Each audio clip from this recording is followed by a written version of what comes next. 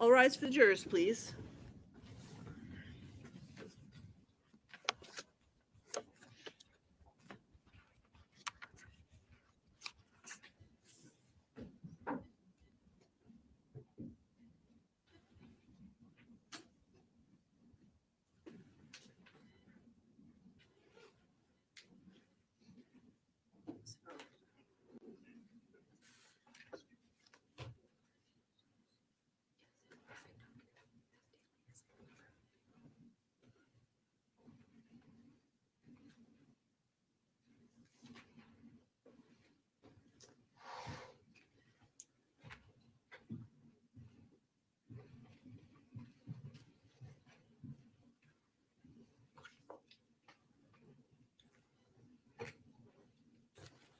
Please be seated.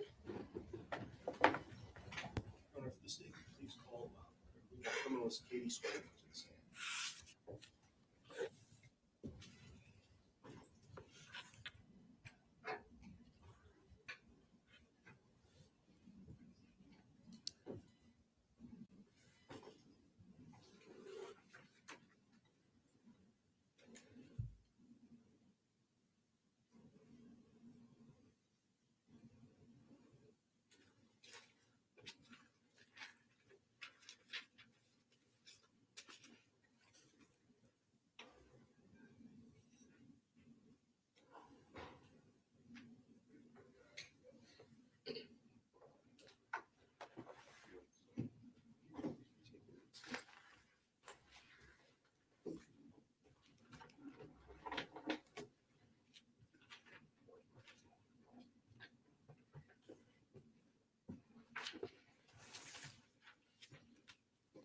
If I could just remind you that even though you did take your oath yesterday, you are still under oath today. Do you understand that? I do. All right, thank you. When we left off yesterday afternoon, at the end of the day, we had been speaking about the DNA profile that you were able to see on specifically the state's exhibit, the pink toothbrush. Do you recall those questions? I do. All right. And I believe you had given us a statistic recently about a 1 in 100 sextillion. That sounds correct. Okay. And so if you could just clarify one more time for the jury to understand, what does that 1 in 100 sextillion mean in terms of the profile, and comparing the profile that was seen on that toothbrush to the known profiles you were able to generate from Adam Montgomery and Crystal Sorey?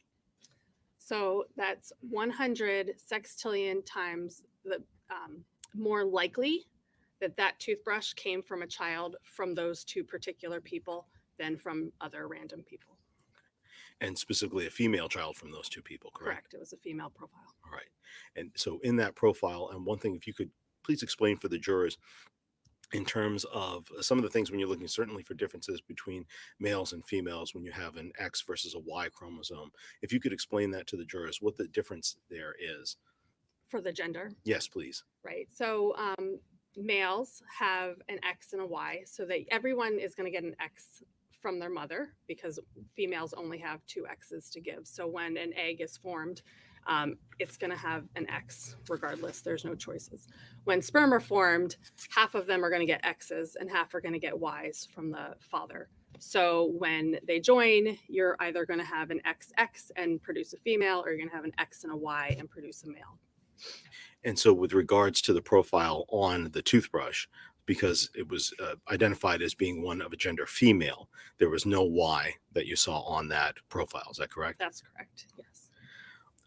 It's separate from the toothbrush and being able to come up with that profile and see it there. Separate from that, did you also test a number of different swabs or cuttings as part of your work? I'm sorry, I did. Yes. Okay. And with regards to those, I'd like to ask you about a couple of specific ones, and by the initials that they came to you under. Specifically, I'd like to ask you about swabs that you received that were labeled JMT 1, 2, 3, and 4. Okay. Do you recall being asked to test those? They sound correct. I do believe one of my reports had those numbers. If you had a chance to look at that report, would that help? That would be lovely. I know you said yesterday, I believe you said you write over 60 of these per year. Is that correct? Correct.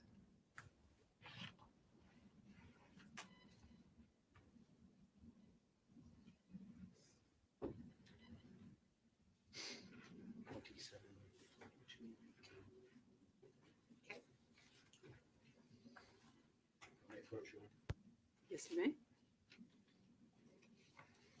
Ms. Swango, I'm handing you a document. Can you tell me what that document is? Yes, it's my January 19th, 2022 report.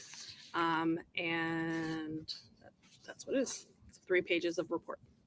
When you generated that particular report, was the information fresh in your mind from the work that you just completed on those swaps? Yes. So I've asked you to review it for a quick moment. And then afterwards, I'm going to ask you a series of questions about a couple of different swabs that you tested on that day. Okay? Okay. Just the JMT 1 through 4 swabs? That's correct. Okay.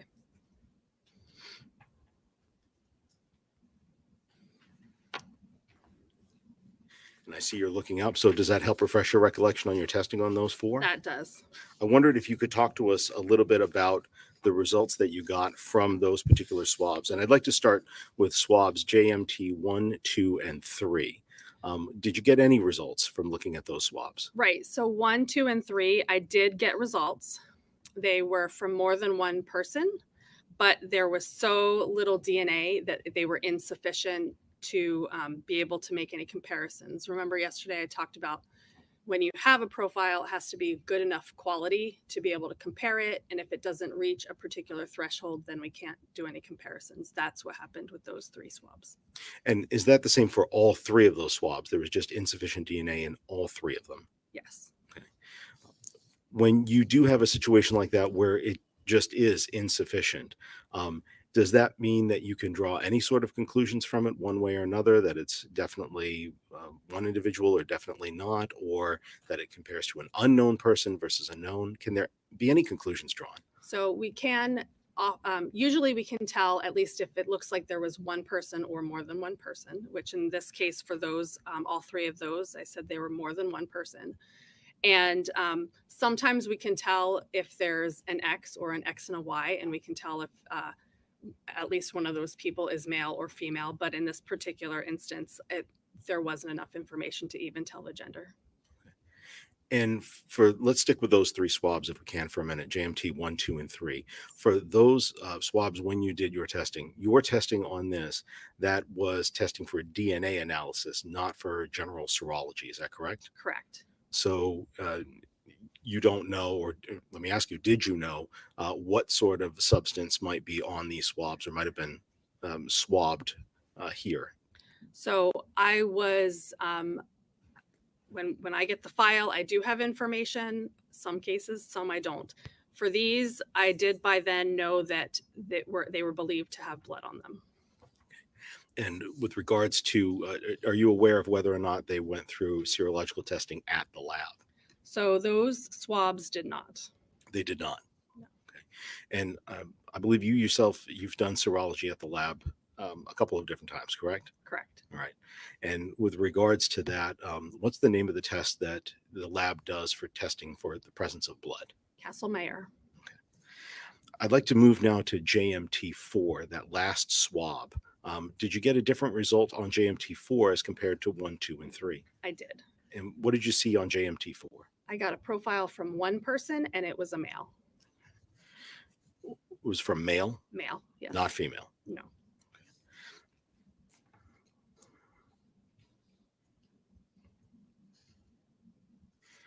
And let me go ahead and ask you, were there several other swabs that you tested in this matter? There were.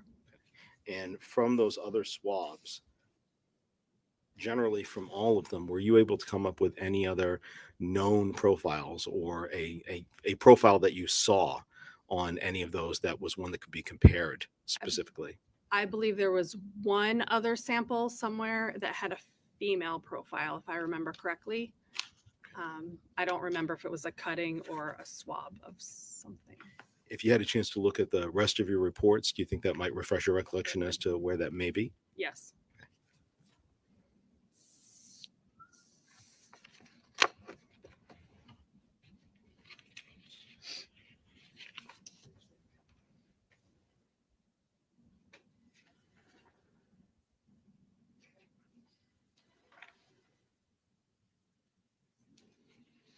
Let me hand those to you from this one. That particular one that you talked about, that's not within the report that you were reviewing a moment ago, dated January 19th. No. All right. Do you recognize the three documents I've given you there? Yes. And what are they? My February 1st, 2022 report, my February 20, oh, sorry, they're out of order. A June 29th, 2022, and a February 21st, 2023 report. Would looking at those reports possibly help refresh your recollection as to the other profile that you were able to see? Yes. Yes. Feel free for a moment to review. And then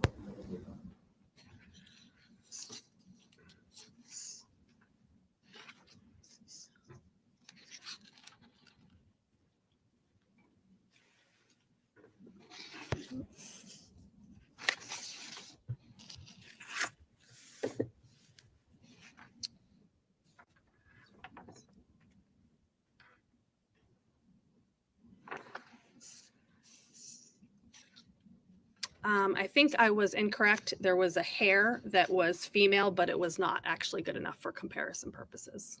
okay, so there was a hair that you looked at, but it was not suitable for comparison purposes. Right. And everything else, it does look like you're correct. They were not anything that I could compare.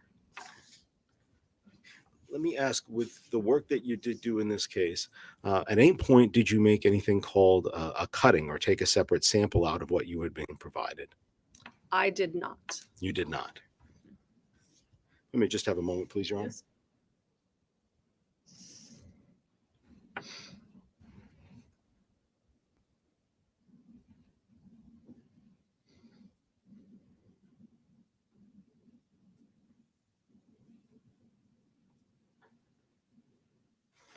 Ms. Swangel, one more quick series of questions. With regards to the known profiles you were able to develop, not only the one for Adam Montgomery, but also the one for Crystal Sorey, and then with this profile that you were able to see on the toothbrush, the one in 100 sextillion. With those three profiles, what were you able to do with that information? Is there a place where that goes, or is there a place where that type of information is shared? The only place that we would have to share anything would be with the national database, and I believe the profile from the toothbrush was sent to them for the missing persons portion of the database. That's my recollection. That was not something I did, but I believe that is what happened. And then the profile from Adam Montgomery was put in. Was put into that the database. Yes. Okay. Thank you very much, Ms. Swangel. I don't have any further questions for you. I believe defense counsel will have a few. Okay. Thank you. Good morning. Good morning. How are you? Fine. I do have a few questions, and you clarified a few things for me. Sure, if you don't mind. Okay. Just let me know when you need to look at a report, and then the jury will understand that you're reviewing your report when you testify. Okay. So one of your first duties, you said that you had two sort of roles in this case? For the most part, I did just DNA, but there was one report that I wrote that was serology. And that was in the beginning of January of 2022. That sounds correct. I believe I started it actually on the 9th of January that year. Okay, and that was because a whole bunch of stuff went to another criminalist who normally does serology. So you checked a few things to get them done quickly. Correct. So all the evidence came in and they were asked to rush it, and it was a Friday, which is when they all happened to happen. And because I was planning to come in on Sunday, he did what he could on Friday, and on Sunday I was tasked with trying to get these couple items in particular tested and started for DNA. Okay, and so one of the things don't simply, let's take swabs where people think the collector thinks it's possible blood. Okay. Yes. Somebody at a scene has collected a swab and thinks it's possible blood. Doesn't go right in for a DNA analysis, right? Not usually, no. Okay. It often goes to serology for intermediate test to see if there's a presumption that it's blood. Correct. And if it turns out that it's presumptively blood, it goes on to the DNA lab. Correct. And it may turn out to be DNA and it may not.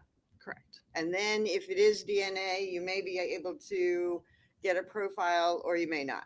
Correct. And if you get a profile, it may be sufficient to compare to a known sample or it may not. Correct. Okay. So these are all the steps that are generally happening in the lab in a case where swabs and samples go to the DNA lab. Absolutely. Yes. Okay. And when you did your serology testing in this case, and I think the numbers on them were swabs BEO5 and BEO6. Yes, they are the correct numbers. Okay. And one of those swabs was negative for blood. I believe they were both negative for blood. Okay. One of those swabs was negative for blood and sent on to the DNA lab. They were both Okay. negative and both sent for DNA. All right. So let's talk about, let's do them both together. You're right. BEO5 or 6 was negative for blood, but sent on to the DNA lab. Both of them were negative for blood and were sent to the DNA lab. Yes. Okay. But BEO5, Those are the correct numbers.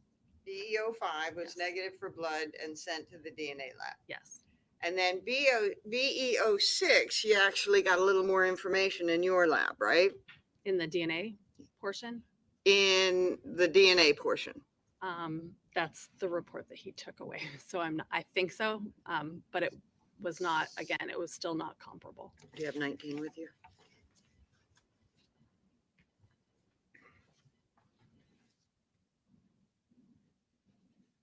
Okay, so I have messed this up and I don't mean to repeat, but I'm going to back up so that we have it. BEO 5 and 6 were both negative for blood, but sent to the DNA lab. Correct. Okay. And at the DNA lab, you got DNA from BEO6? I got nothing at all from 6. Okay. BEO6. So correct. here's something that was sent to the lab, found not to be blood, but still sent on to DNA in BEO6, right? Yes. And then in BEO6, there's no DNA. Correct. And then BEO5 is sent to the lab, found not to be blood, but forwarded on for DNA analysis. And you did find DNA. I found a small amount of DNA. Yes. And in that small amount of DNA, you found presence of more than one, That's correct. and you don't know how many. Correct. And you found the presence of at least one of those multiple 2 or more DNAs was male. Correct. And the presence of male DNA limited your ability to see female DNA. That's correct. So that that mixture could have been 2 males, Yes. could have been multiple males, Yes. could have been a male and a female, Yes. could have been multiple males and females. Yes. You just have no idea. Correct. So, and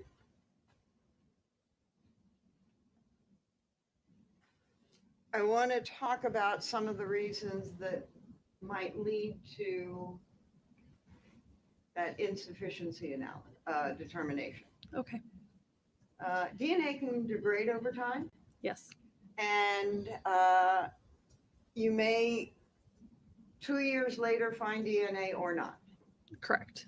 And in this case, when you were talking about JMT 1 through 4, were you aware of where those swabs were obtained from?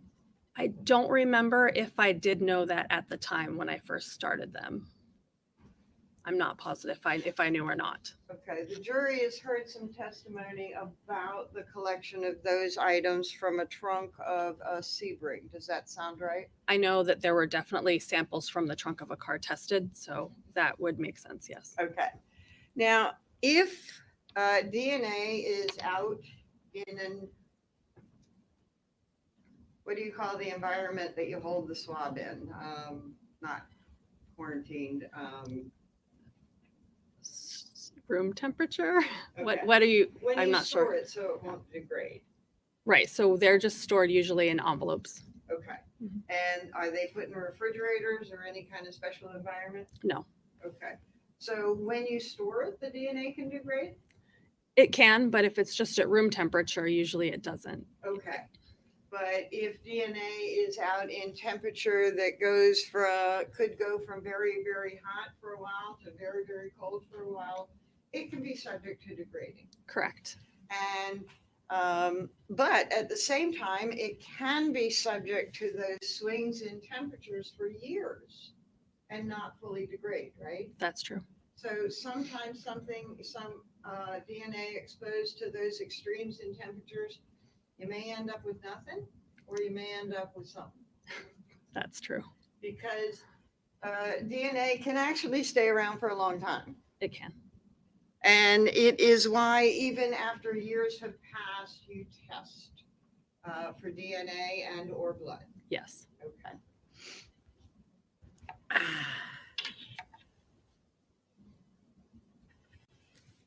Now the JMT 1, 2, and 3 had the DNA, but they were not sufficient quantity.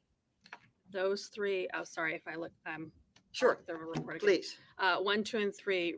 Right. I could tell that there was more than one person, but that was all that I could tell about those 3. Okay, so again, we have that multiple that you had in BE05, right? Correct.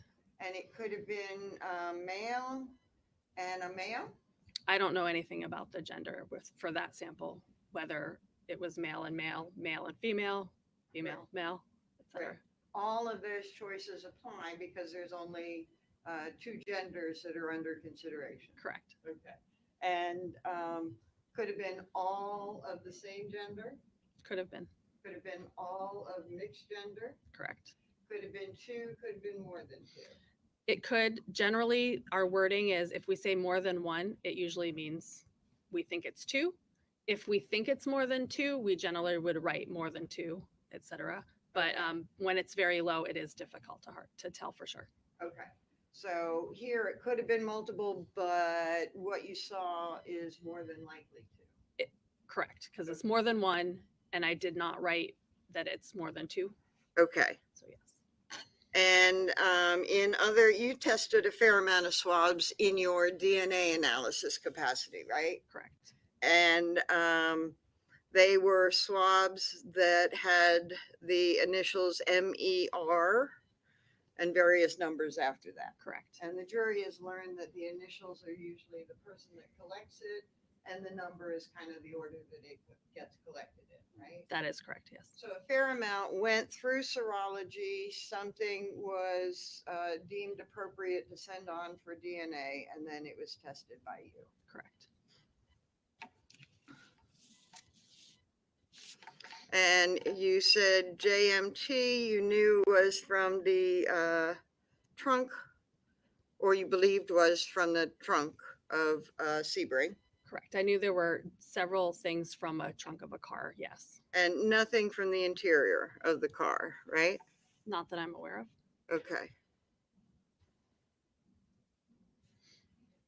Thank you very much. You're welcome. No further questions, Your Honor. Thank you very much. We'd ask for this witness to be excused, please. Any objection?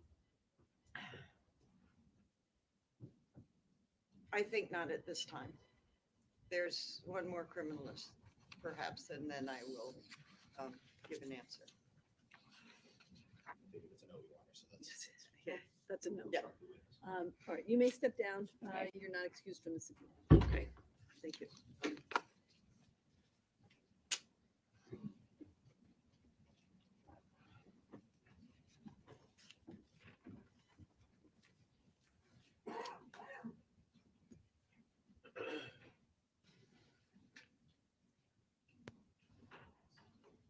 Your Honor, this team calls Scott Ryan. Let me just step out to instruct the last witness. Thank you.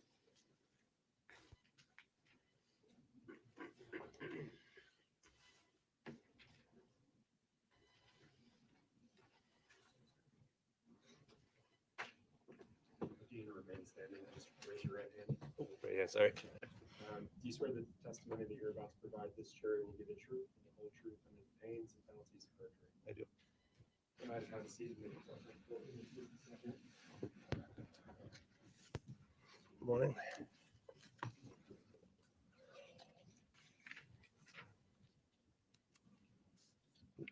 To push that. Yes.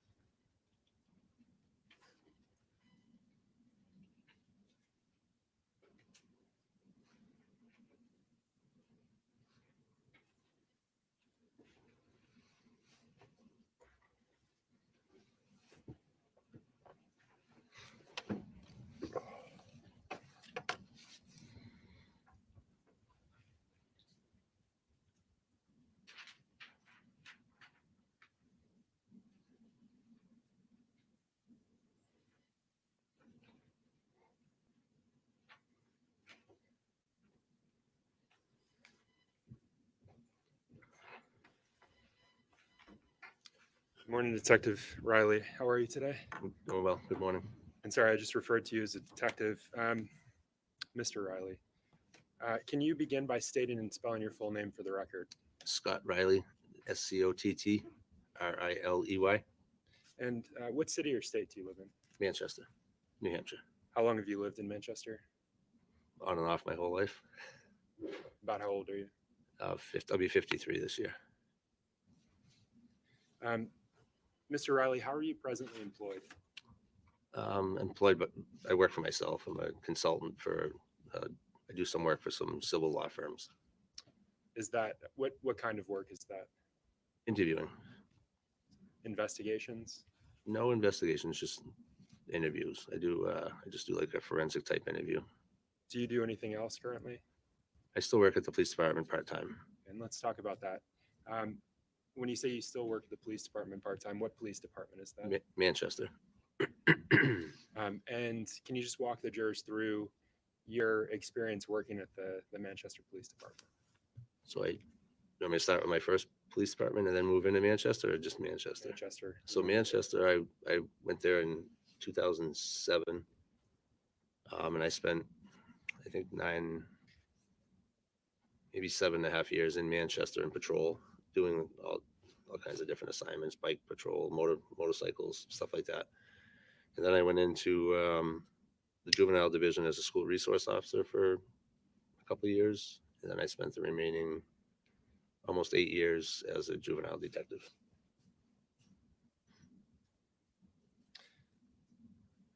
What kind of things did you do as a patrol officer? Respond to urgent calls, anything from traffic stops to urgent, could be bank robberies, anything, whatever's needed at the time. And is it pretty typical for officers that start at the Manchester Police Department to work patrol for some period of time? Yes, it is. You mentioned going into the juvenile division and working as a school resource officer. I did. How long specifically did you do that for? 2.5 years. If I recall, I don't really know exact. I think it was maybe 2.25 years, 2.5 years, somewhere around there. And you also mentioned eventually becoming a detective in the juvenile division. I did. What did you do? What were your assignments and duties in that role? Investigating crimes either against or by juveniles. And how long were you a detective with that division? I was just shy of 10 years by a few months. Earlier, you mentioned prior law enforcement experience prior to the Manchester Police Department. Can you tell the jurors what that is? I worked at Hooksett Police Department. That's where I was originally hired in 2004. I worked there from 2004 to 2007. Then I transferred over to Manchester. Mr. Riley, did you graduate from the New Hampshire Police Academy? I did. What year did you graduate? The 135th Academy, and it was in 2004. I want to switch gears, Officer Riley, or I'm sorry, Mr. Riley. I'm still an officer, so it's okay. Okay. Can you, were you assigned duties in your capacity as a law enforcement officer in the investigation of the missing child, Harmony Montgomery? I was. And can you just describe generally your role and involvement on that case? It began with everybody pretty much in the division because when it first came in, it was fast paced. They kind of grabbed everybody they could to work on it. So the assignments in the beginning were kind of just, they'd have like a morning meeting and they would decide, you're doing this today. There was nothing specific. And then it morphed into, I was assigned monitoring jail calls, jail mail, jail messages. I was involved in some interviews. I mean, I didn't have like a specific assignment. Whatever was needed, they just assigned it to us, and kind of we ran with it. Did you say it was all hands on deck? It was in the beginning, yes. I mentioned a missing persons investigation. Did that change at some point during the course of your involvement? It did. Yeah. What did it change to? It changed to more of a homicide investigation.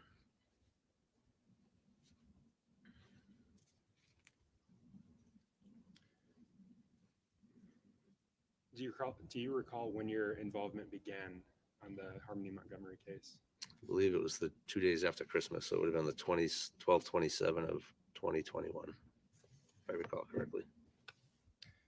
At some point in the investigation, did you and the officers with the Manchester Police Department receive information pertaining to the Families in Transition Shelter, FIT shelter here in town?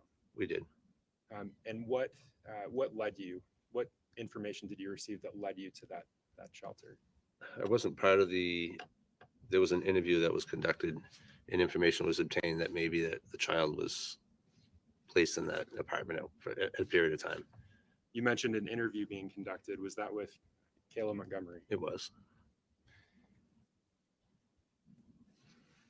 During your time with the Manchester Police Department, were you tasked with processing that room? I was.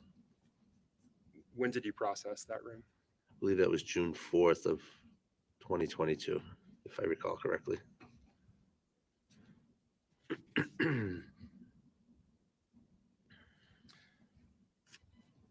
Can you describe your response to the Families in Transition Shelter that day?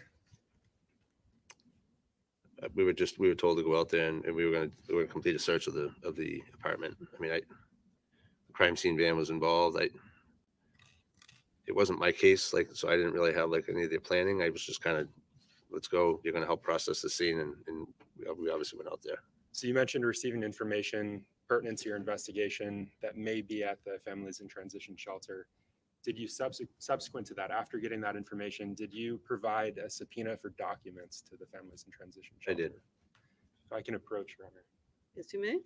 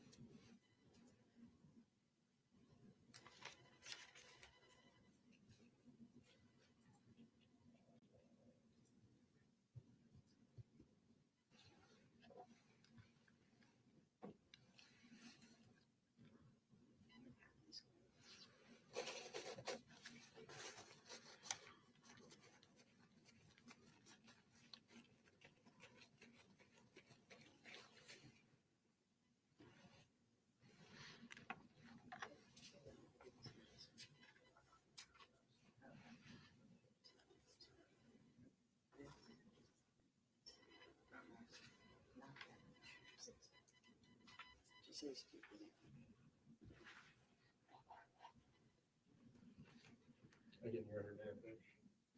you may. So, Mr. Riley, I'm handing you what's been marked as State's Exhibit 93 for identification. I'm just going to ask that you review those items.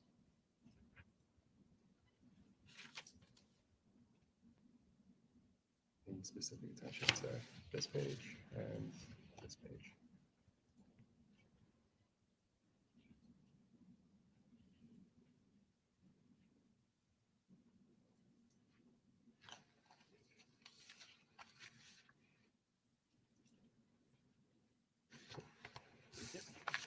Are you aware of what those documents? I am. I've never actually read these, but I am aware of what they are. Yes. Your Honor, the state moves to strike ID of State's Exhibit 93 and Marcus vote. You just do. No, no, so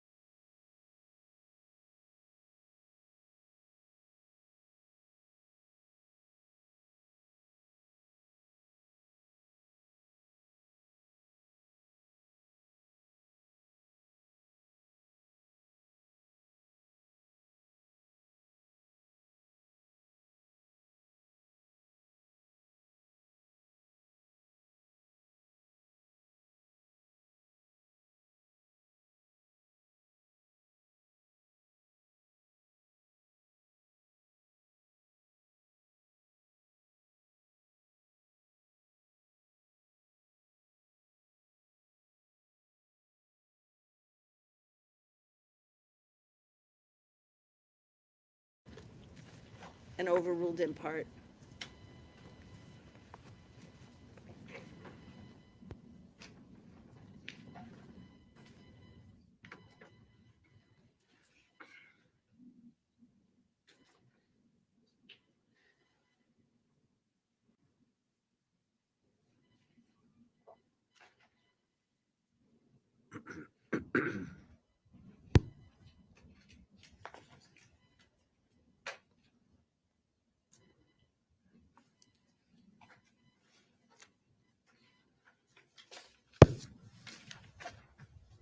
Your Honor, this plan is to publish states of the 93. No objection. I'm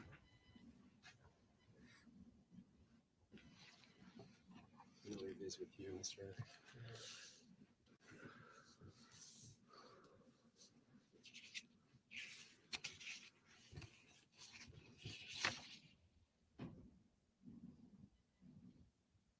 And I'd just like to walk through what those documents are with the jury. If you could start with the first page, the room information.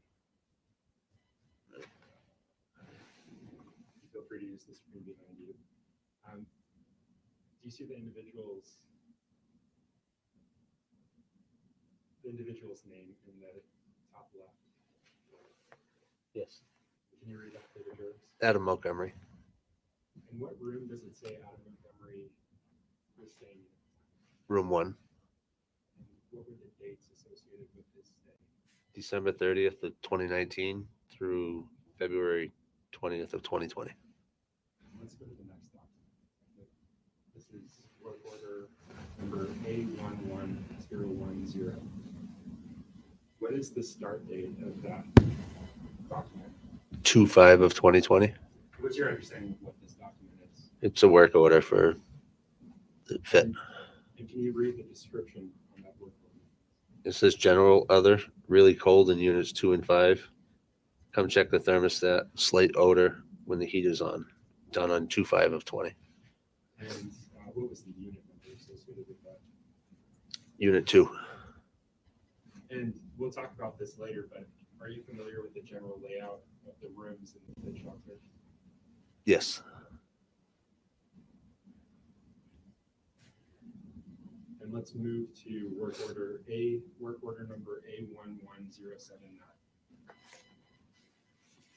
Which unit number is associated with that work order? Unit 1. And that's your understanding of where the defendant was staying. Correct. And can you read the general description? General other, weird smell coming from vents in the unit. Come check it out. What was the date associated with? February 21st of 2020. And you mentioned earlier that the defendant left that room on February 20th. Correct. So this is the day after he left. Correct. If I may approach your Honor.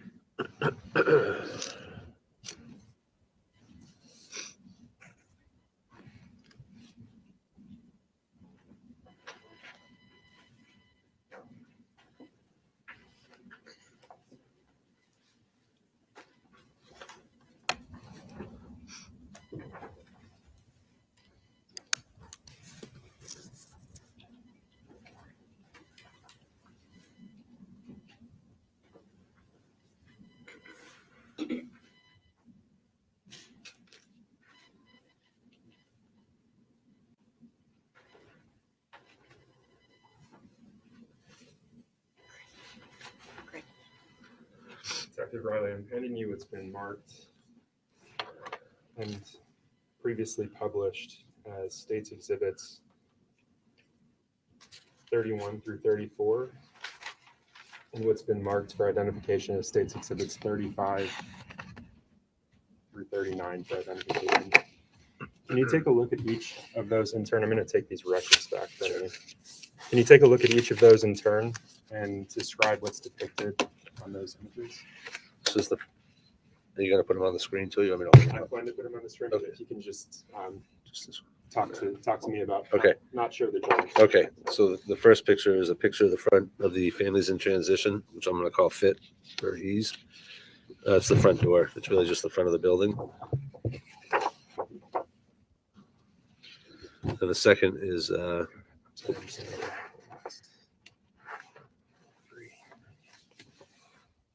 second picture is Hold on. oop. Attorney Knowles, him saying second picture, I need him to identify what he's looking at by the exhibit number, please. Just review the number that's depicted at the bottom. Is it this number right here? Yep. Okay. So number 30 is the front of the building. Number 31 is inside the building, looking at doors, apartments 1 and 2. Number 32 is looking inside unit 1. It's the picture inside the room. Number 33 is another picture inside the room, specifically of the ceiling. Number 34 is a picture of the vent, our area of interest, one of them.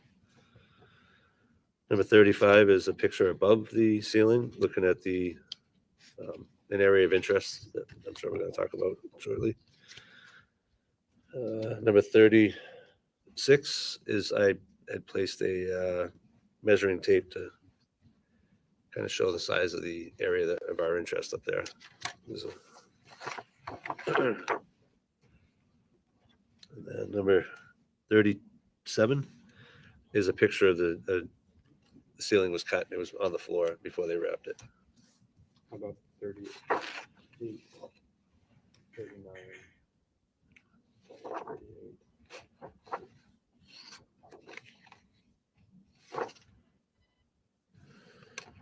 $39, and $39. So 38 is another picture of the ceiling when it was on the floor. It was placed on butcher paper. 39A. 39A is a picture after I cut the ceiling, just the hole and picture of the room. And then 39B is another picture of the ceiling where I cut out the ceiling. And do you recognize the items? I do. Are they accurate representations of what you saw that day? They are. At this point, Your Honor, I move to strike the ID from State's exhibits 35 through 39B. Not 30 through 34, just 35 through 39B. 30 through 34 have been previously published. I see, okay.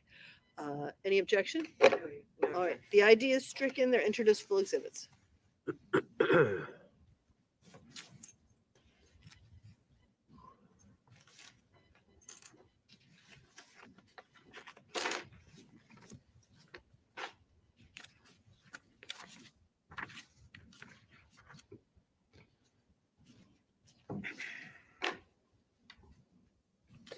Detective Riley, when you arrived at the Families in Transition Shelter, were you accompanied by anyone that day?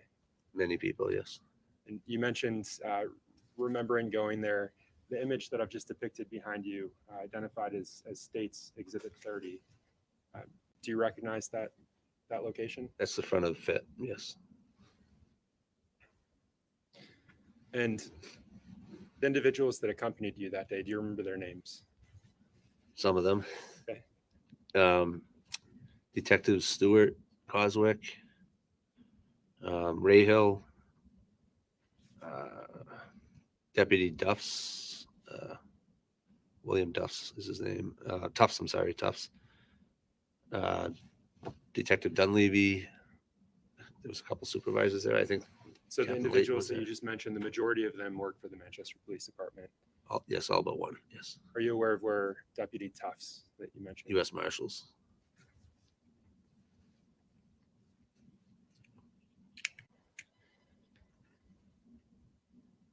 Mr. Riley, what did you do when you arrived at the Families in Transition Shelter, FIT shelter? You mentioned that you did some cutting as you were reviewing those images. Can you tell the jurors what you actually did? So you want me to start from my first observation when I walked in the room or just the actual cutting? Let's talk about walking into the room first. If you'll look at the image that's on the screen behind you, State's Exhibit 31. What are we looking at there? Unit 1 and 2. The doors. Unit 1. I don't know that that's much better, but This is 01. so Unit 1 is on the left, And where's unit 2? Right here on the right. Right down. So they're adjoining rooms. Yes. They're polar opposites from each other.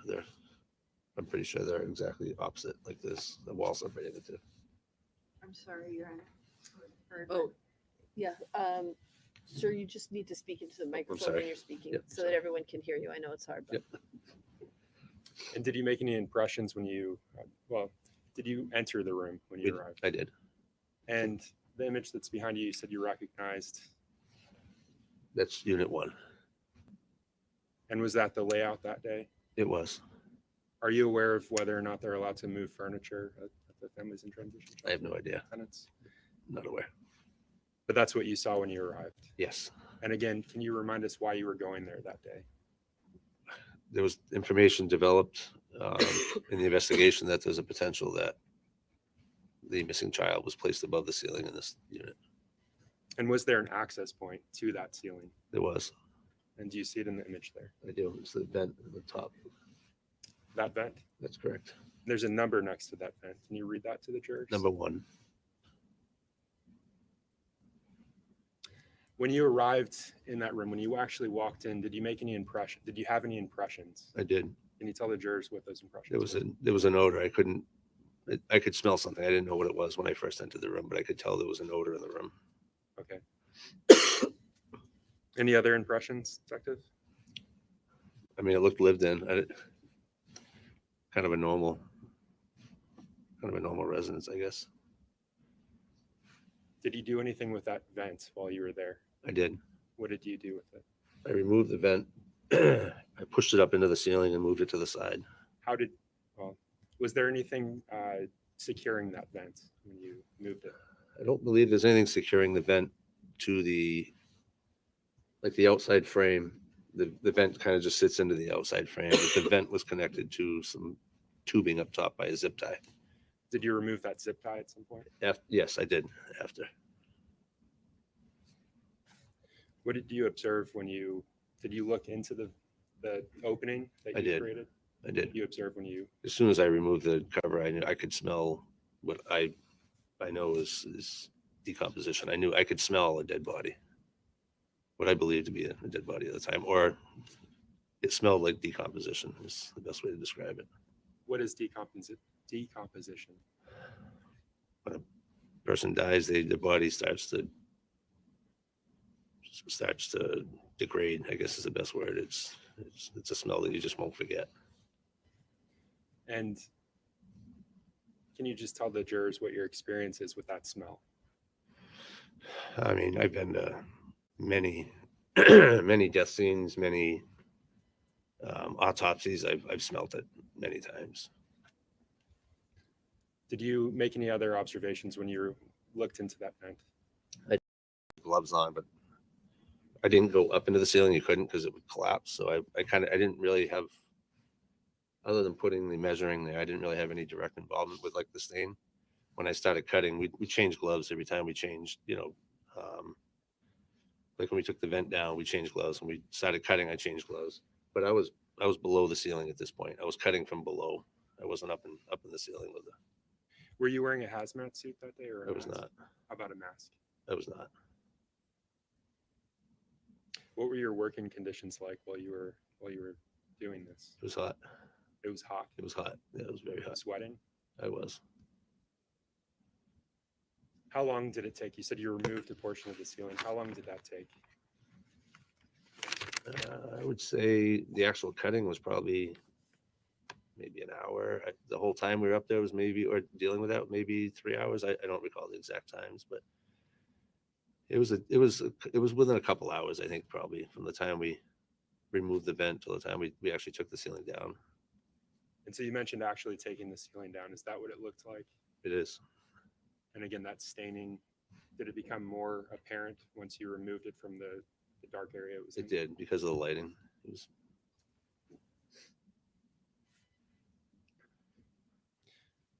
Do you recall whether that item was given an evidence number? I know it was. It wasn't tagged by me. My primary focus was just getting it down, and then it was handed off to the team that packaged it and tagged it. I am helping assisting packaging later, but initially they put it and covered it in butcher paper. Do you recall having it labeled MER3D? It sounds right. Yes. MER, those are initials this jury heard. Do you know whose initials those are? Yeah. Detective Rayhill. That's Max Rayhill. Correct. You mentioned butcher paper. Yes. Do you see that in this image? Yes. You can see it through the hole. It's sitting on top of butcher paper. At what point during your processing did you actually place that butcher paper down? I didn't place it down. The team that was there did. I was standing on. I had the ceiling. I'm not very tall, so I had to stand on a platform to get to cut.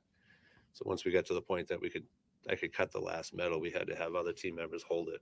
And then once it was detached from the ceiling, I got out of the way and it was put down on a piece of paper. Do you know what the purpose was of putting it on paper? Preserve any evidence that's on it or in it. Would that be including the items that fell during the cutting? Correct.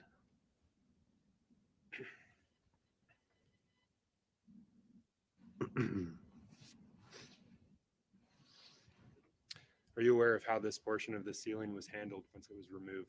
Once you User adaption, so smooth. You have magical powers? I believe I helped carry it up into the evidence room. And then I didn't have anything to do with it for a period of time after that. were you aware of low points in the ceiling while you were processing it? I don't know what do you mean by low points. Was it completely level, or do you know? On the outside, looking up, it was flat. Inside, there was a bunch of different channels because of the metal framing. I want to talk about how large the ceiling was relative to the overall room size. You documented it, is that right? I did. And is that accurate in comparison? It is. How did you actually get up there to cut this out? We used that bed frame. No ladder? No, well, we had a ladder there as well because we had to have multiple people, but I stood on that bed frame, and if I recall, I may have stepped off to the ladder. And I know there was some talk about having other people jump in because it was hot that day and it was a lot of manual cutting, but I continued, and just because I was already covered in sheetrock dust, there was no sense getting anybody else. Mr. Raleigh, I want to switch gears. At some point in your official capacity as an officer with the Manchester Police Department, did you travel to Florida? I did. Can you explain that to the jurors, why you did that? They're trying to figure out how to get this to a lab to test it for DNA or try to figure out what was on this staining. And I know that I didn't myself, but another detective had done some work on this prior to me getting it. I offered to drive it down to Florida because they had it was too big. You couldn't fit it in a plane. It turned into a mess. So I offered to drive it, and they said, sure. So I went and rented a car at the airport. And I know that the size, I remember it being 44 inches wide, and we had to find a vehicle that it would fit in. So we rented a car and it fit, and I drove straight to Deerfield Park, Florida. I think it's DNA Labs is the name of the. DNA Labs Yes. International? Yes, correct. And when you say we drove it, who, if anyone, were you accompanied with? Detective Bergeron Rosa.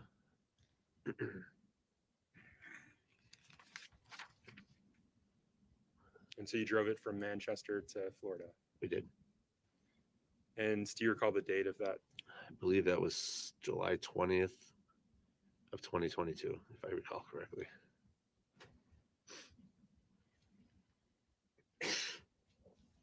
Did you stay in Florida or did you come back to New Hampshire? We stayed overnight. We drove straight through. We didn't sleep on the way down. We drove the whole way. In your career as an officer, have you ever done something like that, such a long trip? Personally, yes, many times. As a police officer, no. Did you eventually come back with that item, that portion of the ceiling? We did. And when you say we did, was that with Adam Bergeron Rosa or was that another officer? That was with Detective Heil. Heil. Yes. Just a timing thing, so they assigned him to go. And how did you come back with the item? We flew down and we rented a car, or it was a Ford Expedition, if I remember correctly, and we came back with that amongst many, many other items. It wasn't just that item, but the vehicle was completely full. Between the time that you took possession of the portion of the ceiling and the time that you got to the lab in Florida, were you able to maintain and secure possession of that item at all times? At all times, yes. And once you obtained it back from the lab in Florida and drove it back to New Hampshire, were you able to contain it, to secure it at all times? We were. If I can have just a moment.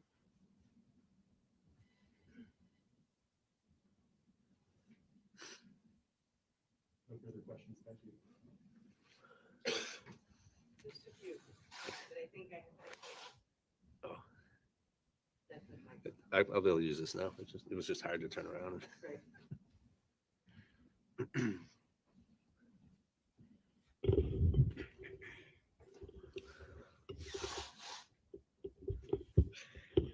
Doesn't have to go high.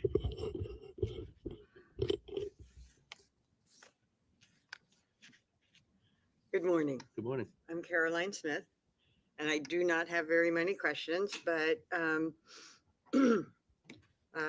you talked about having many different duties in this case, right? Correct. And one of those duties was to talk with Kayla Montgomery. Yes.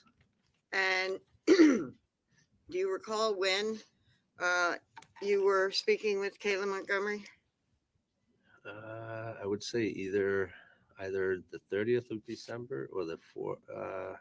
I think 12/30 of 2021 is. I may be wrong, but that's kind of in my head.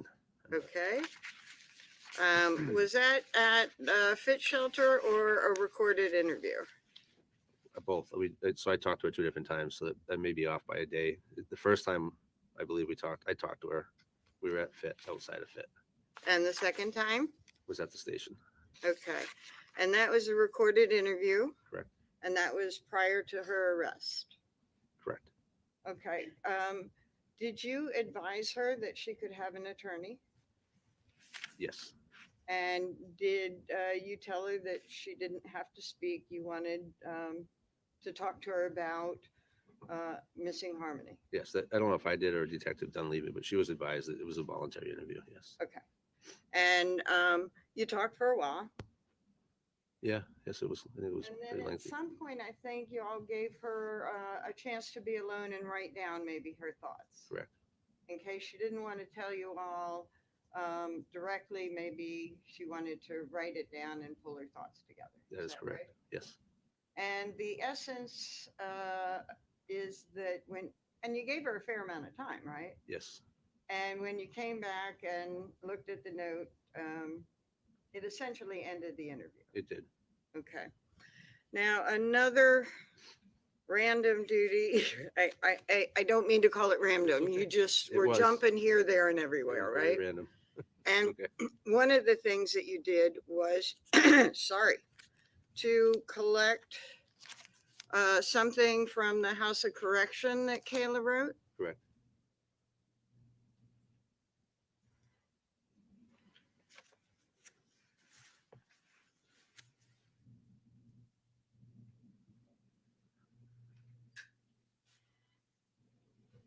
Show you what's been marked as Exhibit G.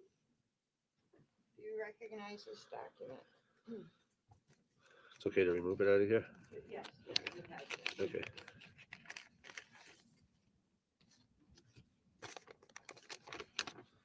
I do recognize it.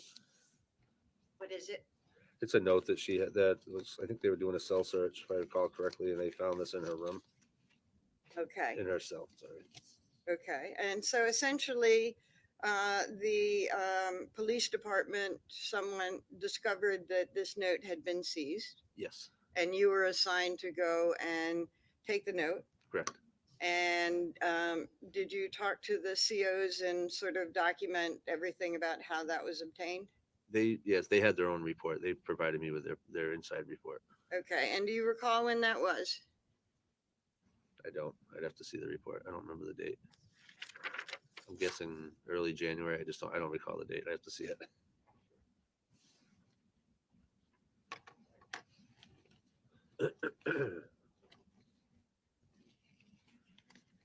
If I showed you a copy of her report, would that help It would- refresh your it would. recollection? It would.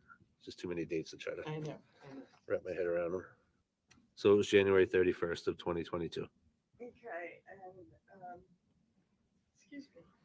From the time that you obtained that note, did you put it into evidence and secure it and all that stuff? I did. Okay. And just very, very quickly, I want to talk about securing evidence and why you do it, okay? Yes. And why you have these initials and all these bags and stuff.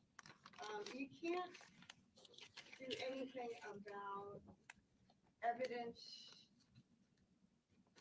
and what happens and who touches it and how it might get transferred and all that stuff until you collect it, right? Correct. If you want to preserve something in the exact condition that you want it to be in, you can't affect what happened before, right? That's correct.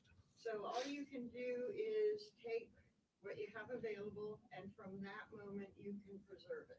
Correct. Any changes an item might have gone through, any transfer of evidence back and forth, you can't affect that. I cannot. But from the moment that you collect it, you're gonna make sure that there's virtually no changes in that item, right? Correct. And one of the ways that you do it is to collect it and put it in a container, Correct. okay? It might be something like an evidence bag, Could be. and it might be something more, it might be an envelope if it's just a document. Could be. Yes. And in that one, you put it in that clear evidence bag? I believe this was their evidence bag, but I don't recall if it's ours or theirs. This doesn't look like our bag, but it may have been. We have many different types, so I don't recall if this was mine or theirs. Okay, It probably was ours because I believe I took copies of this. So I believe this would be our bag. I may Okay. be mistaken. and that's a plastic bag. It is. So you try and collect it and preserve it in the container appropriate for that evidence. Sure. For instance, you wouldn't put the tile in plastic because that might cause Condensation. condensation and Sure. affect the condition of the item within there, right? Sure. So Yes. you're not so worried about condensation with a piece of paper. Correct. Okay. And then when you collect it, the jury has seen items opened and it has red tape. This one is sealed just as a product of the bag it's contained in, right? Correct. But other evidence items might have some tape on it. Sure. And the reason for the tape is that you are securing the evidence and letting anybody know, once this is taped, that nothing is going to change that item unless we can track it, right? Sure. For instance, if evidence has been taped with Manchester Police Department tape, then something might be sent to the lab for checking, right? Sure. And the lab would have to open an item to test an item, right? Correct. And so when the lab opens whatever packaging that you have retained a piece of evidence in, they actually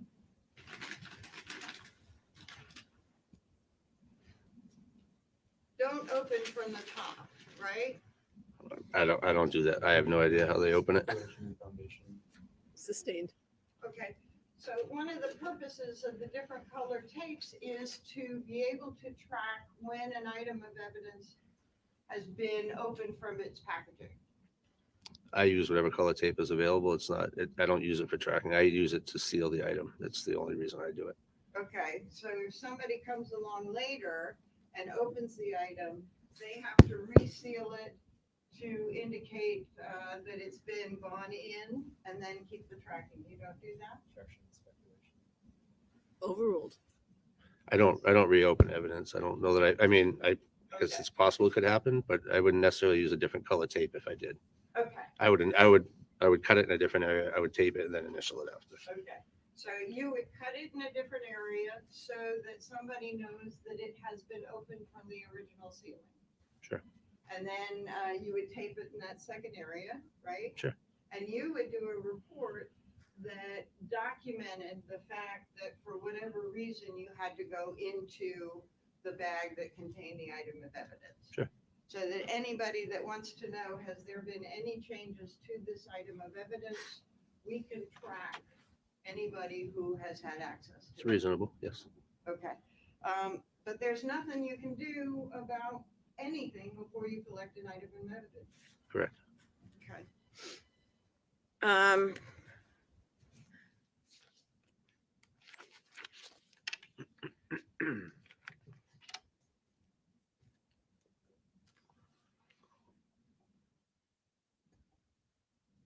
Thank you, Officer. Yes, officer.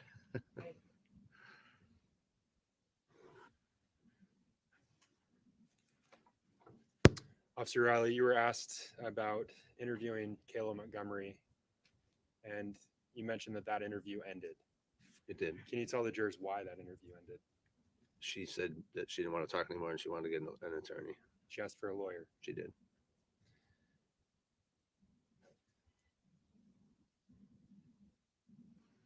Note G, Exhibit G, that note that was collected. Are you sure about who collected it, who put it in that plastic bag? I think I would have, because I believe I took photocopies. I don't recall if I did photocopies or they gave me photocopies. That's why I'm unsure whether I put it in that bag or someone else. When you say they may have given you photocopies, you also said it may have been their bags. Who is they? The They that you're referring Valley to? Street Jail, Hillsborough County House of Corrections. Note G also talks about her wanting to speak to her attorney, right? Correct. You were asked about the handling of evidence, packaging. You were asked about cross-contamination. Do you know what cross-contamination is? Yes. Can you tell the jurors what cross-contamination is? Well, it depends on the item of evidence, but I mean, cross-contamination could be anything from blood to DNA to, I mean, I'm not sure what. Specifically with respect, and let me back up. You were asked about tiles. Did you collect tiles from that fit shelter? Tiles. They were collected, yes. I didn't physically collect them, but yes, they were collected. You collected the ceiling.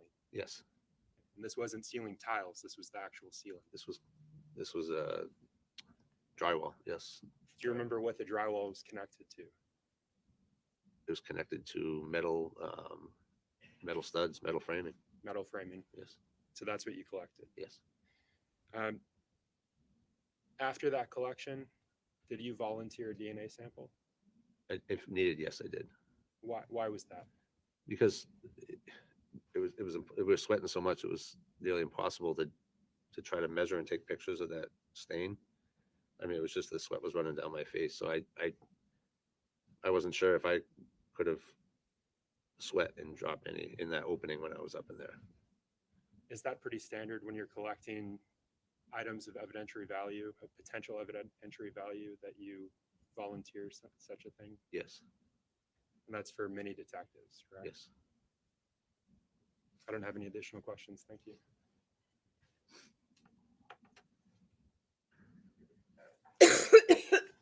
Sorry. The prosecutor asked about how the December 31, 2021 interview ended. And with that note, and you said that Kayla asked for an attorney? Is that the recorded interview? Yeah. Yes, yes, she said it. She wrote in the note that she wanted an attorney. Yes. Okay, but the note contained a lot more than I want an attorney. The note contained what she said Yeah, her story was. yes. That Adam had driven off with Harmony and she Approach.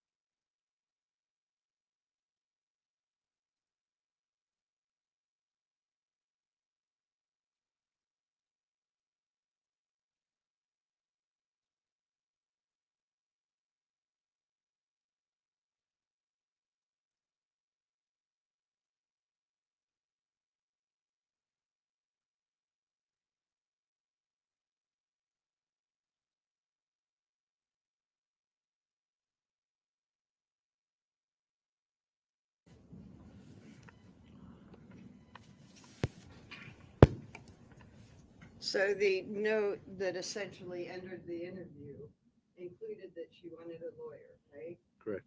But it also included that she didn't know anything more. Go talk to Adam. He wouldn't talk to Yes. her. Sorry about my misreference to the ceiling tiles. So it's okay. Uh,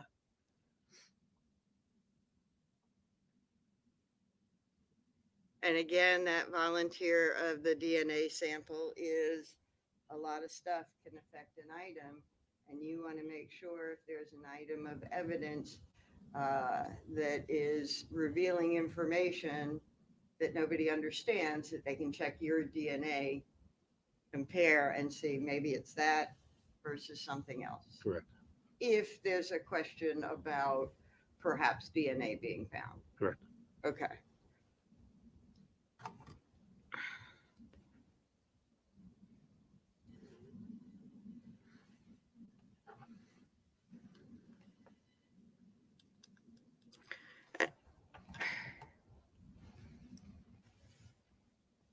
And by the way, note G that you collected from the COs.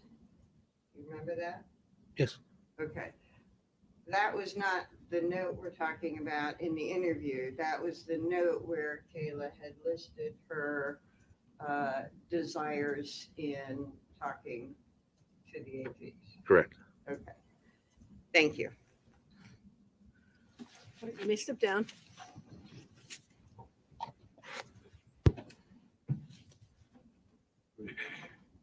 Yes.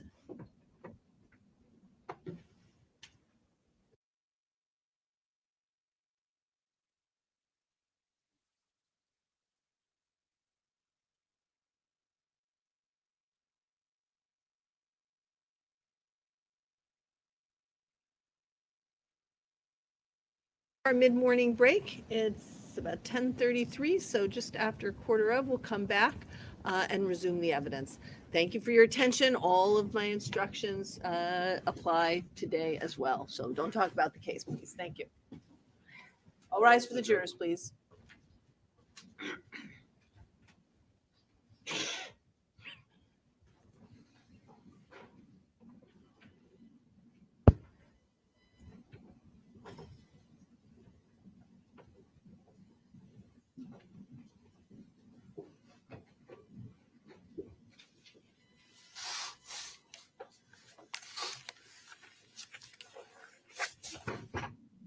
All right, 15 minutes, so 12 for you all.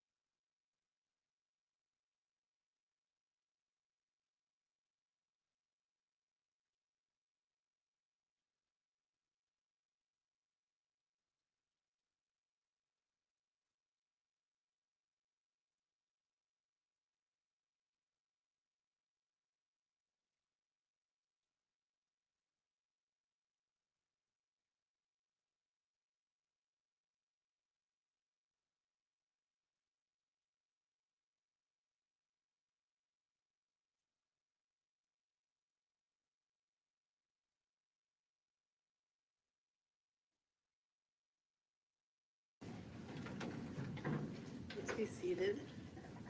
You may be seated.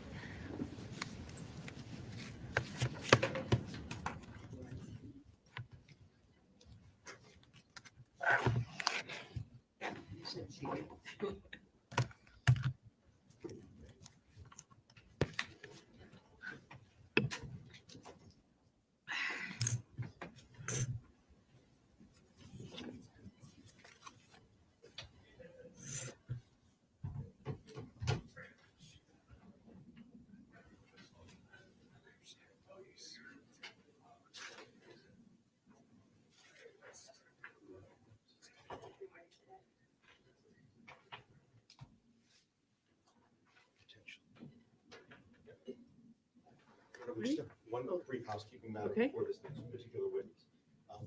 With regards to the next witness, the state's going to intend to call Detective Raymond Lammy from the Manchester Police Department. This will involve some handling of the pieces of evidence, especially some of the larger pieces of evidence. One of the evidence technicians that happens to work in the Manchester Police Department, David Dido, is present in the courthouse today. We would ask if you would be able to just simply glove up and be able to help handle some of those materials for Detective Lammy rather than having Detective Lammy do all of the work himself, because we will be talking about some of the largest items that we have. Any objection to that? I don't think so, no. Okay, and can he stay during cross and Absolutely. Do I this- think that's do the way same to thing? do it, is to be impartial in terms of his ability to assist the jury in understanding.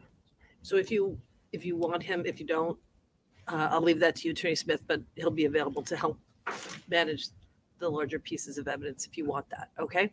All right, that's fine. Maybe just introduce him.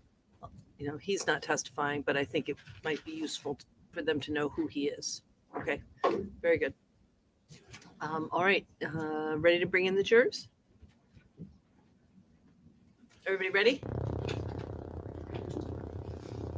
Yes? Yes, Your Honor, sorry.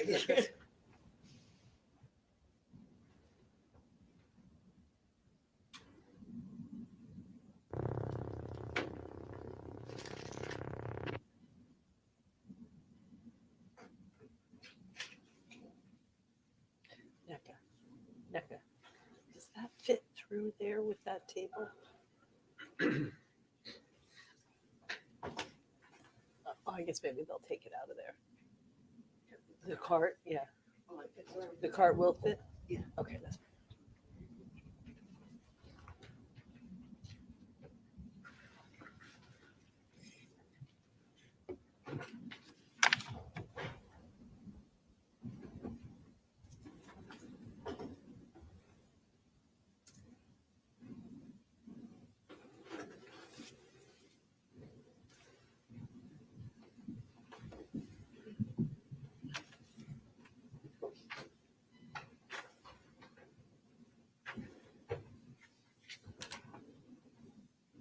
You may be seated. State may call its next witness. Yes, Your Honor. The state calls Raymond Lammy.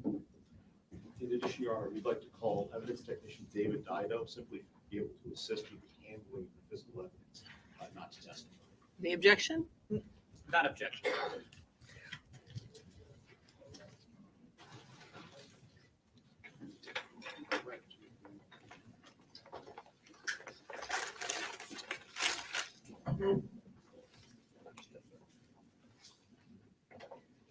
And Detective Lammy, if you can just remain standing, raise your right hand. Do you swear that the testimony that you're about to provide this jury will be the truth and the whole truth under the pains and penalties of perjury?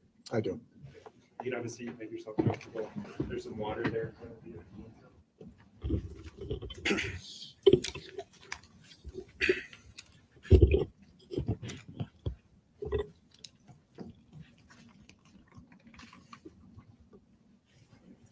And Detective Lammy, if you can get started by just stating and spelling your full name for the record. Ray Lammy, Lamy. And Detective Lammy, how are you presently employed? I'm currently employed as a detective with the Manchester Police Department. How long have you worked as a detective? I've been a detective a little over 5.5 years. And what's your current assignment? My primary function is fraud investigation, and I also am a lead in crime scene processing. What are your current duties and responsibilities, Detective Lemmy? General investigations of any financial crime from start to finish. When it comes to any major crimes in the city, violent crimes, then we all lend a hand and process those and work on those together. Have you ever had any other roles at the Manchester Police Department? I was a patrol officer for just about 5 years. And prior to that, any law enforcement experience? 2 years in Litchfield as a police officer. Did you graduate from the New Hampshire Police Academy? I did class 163, approximately February, March of 2014.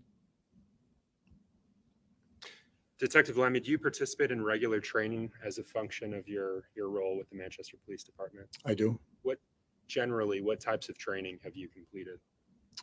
Notwithstanding a litany of financial crime investigations, I've done forensic identification of skeletal remains, blood stain pattern analysis, crime scene processing, death investigations, Faro certified, and crime scene photography.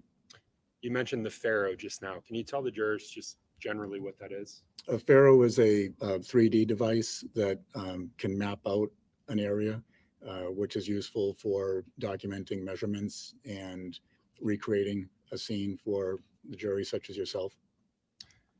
I want to switch gears, Detective Lemmy. Were you working in your official capacity as a detective, rather? Were you assigned to a particular case involving a missing child, Harmoney Montgomery? Yes. And can you just generally describe your role and participation in that case? Majority of my role was helping coordinate evidence processing, liaison between the state lab and private labs, processing of several vehicles for evidence, and also some other various items that were processed. Did you coordinate with a lab in Florida during your participation? I did. And when did your involvement begin in this matter? The beginning of January, we had some initial tips that were phoned in that we went and investigated in Haverhill, Mass. And then a vehicle was processed middle to the end of January. You mentioned the beginning of January. Do you remember what year that was? 2022. You mentioned tips, and I want to discuss that. Are you aware of a tip line related to the disappearance of Harmoney Montgomery? Yes, I am. Had you worked in your career as a law enforcement officer, as a detective, had you worked on a case involving a tip line before? I've had tips come in for some of my own cases and financial crimes. I guess I'm referring to a specified tip line associated with this case. I did not field the tips or the calls. I was just asked to follow up on them. You were directed to follow up on them? Correct. And you said one of those was in, did you say Haverhill, Mass? Yes. You mentioned processing vehicles during your participation in this case. Was one of those vehicles a blue Audi AS4 bearing New Hampshire registration number 4569334? I can tell you that it was an Audi AS4 blue. I can't tell you the exact plate without referencing my notes. Your Honor, if I may, if I may approach. Yes.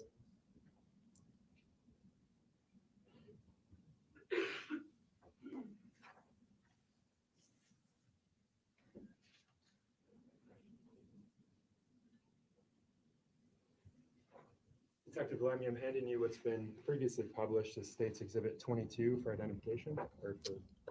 Yeah, I do recognize that vehicle. It's the one that I processed here at Manchester Police Department, New Hampshire plate 4569334. And that's the Audi that you processed. Yes.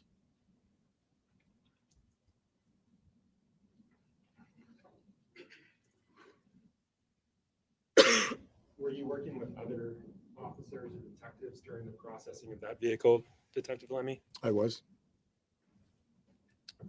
And how many days roughly did it take for you to process that vehicle?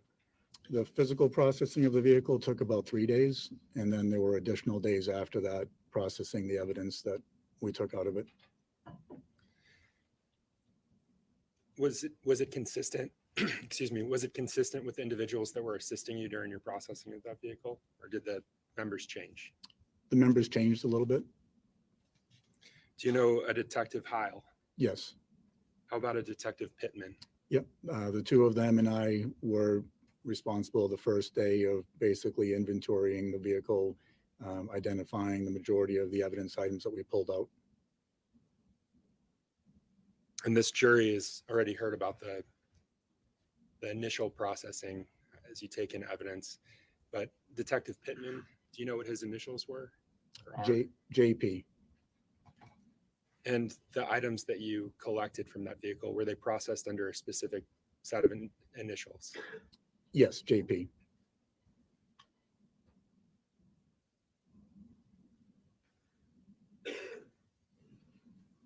About how many pieces of evidence, potential evidence, were labeled with initials during those your time working on that body? Under the, I would say it's approximately 271.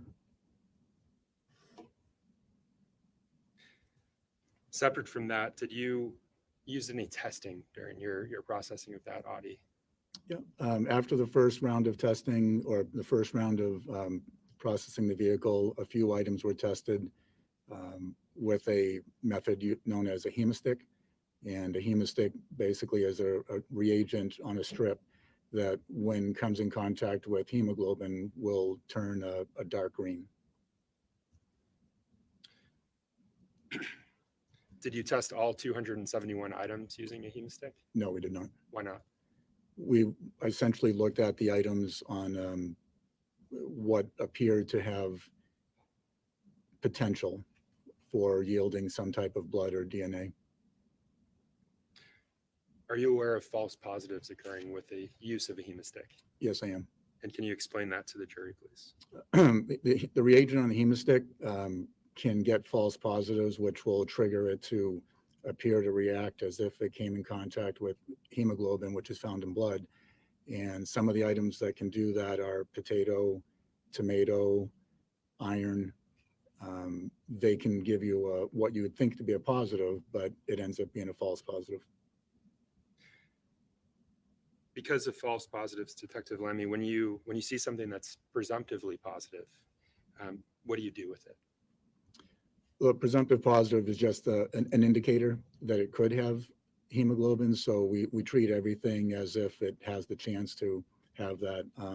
In this particular case, the items that tested positive were sent up to the New Hampshire State Lab for processing. And I guess let me ask this, do you take additional swabs to send up to the New Hampshire State Lab? Depending on the item, I believe in this case, the items were small enough that we were able to send the whole item up to the lab.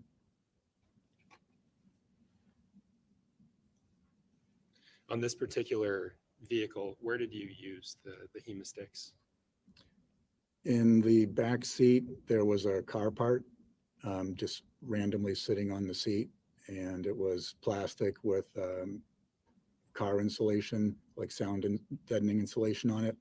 And there were a couple of spots on that looked suspicious that I tested. How would you describe, excuse me, how would you describe the condition of the vehicle when you examined it?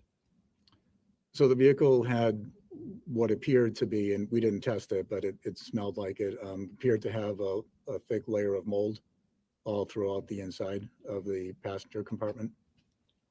And you previously mentioned working on that vehicle for several days. Did you take any precautions because of that?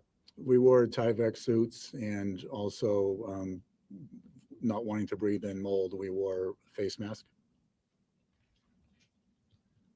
Of the items that were pulled from that vehicle, did you send any off to the state laboratory?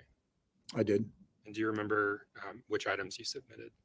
The first three items that we did initially were, I believe, JP 55, which was the car part, JP 120, and JP 122, which were carpeted floor mats. Do you recall submitting item JP 119, 153, 195, 224, 251, 216, 225 to the lab as well? So those were sent several days or a week later when we processed outside of the vehicle area. And I actually used a different testing method for that one. What was that testing method?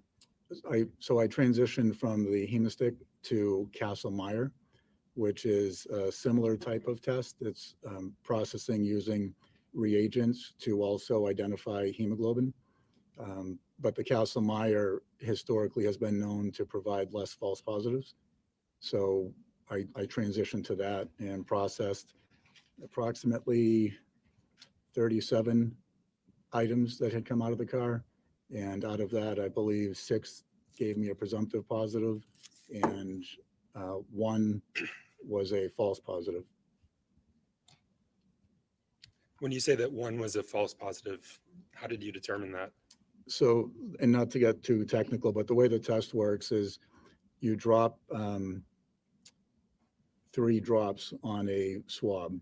So the swab is used to collect the evidence off of the item. Sometimes it's a dry swab, sometimes it's a drop that's been dipped in sterile water.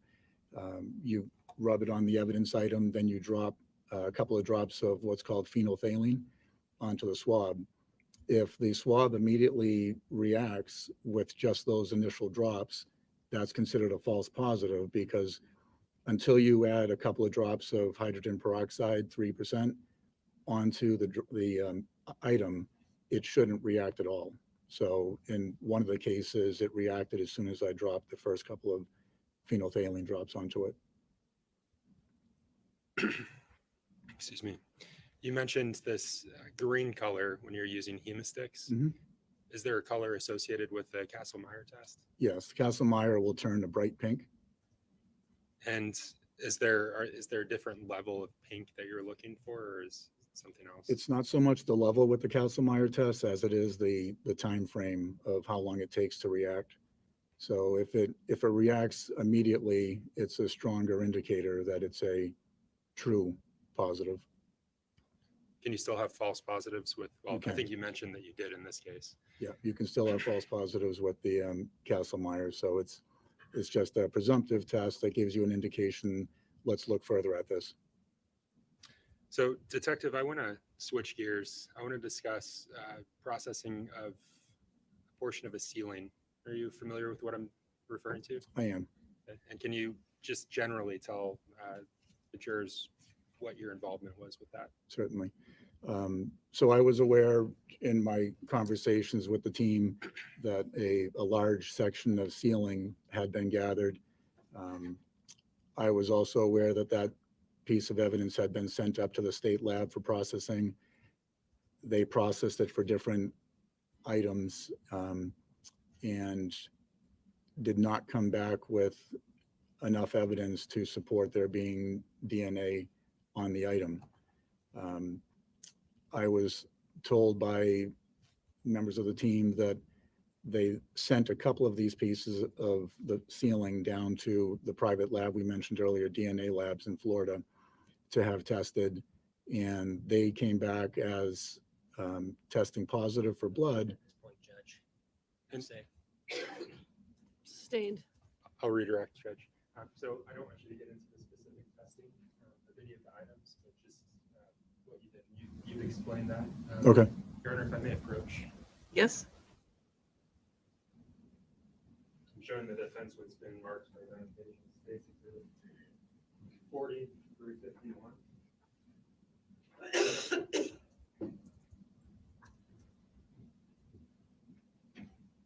Detective, I'm handing you what's been marked for identification. Identification is States Exhibit 40, Exhibits 40 through 51. And I'm just going to ask that you review each in turn and then look up when you're ready. Okay.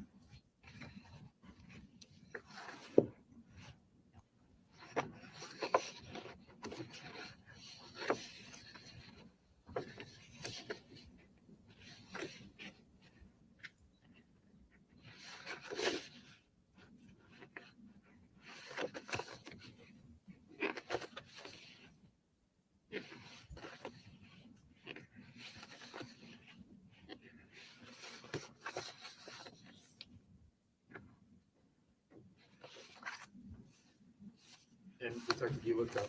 So are you familiar with those images as well as what's depicted therein? I am. And how are you familiar with them? I took the photos.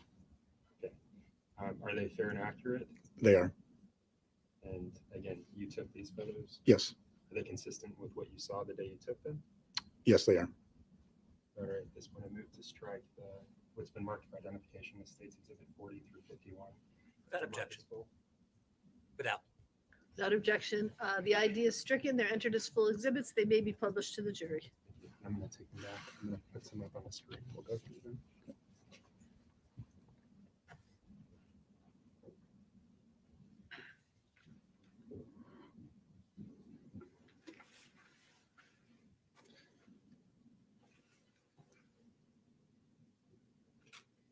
So you mentioned being tasked with processing this item. Are you familiar with the item number associated with it?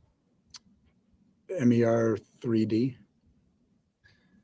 And when did your processing occur? July 15th, 2022. Specifically, what was the item that you were tasked with processing? The MER 3D was a large section of ceiling tile, which was sheetrock with some metal strips on the top of it. And so those images that I asked you to look at, I've put one up on the screen behind you. Can you explain to the jurors what they're looking at? Yeah, this is the whole piece of evidence as I examined it that day.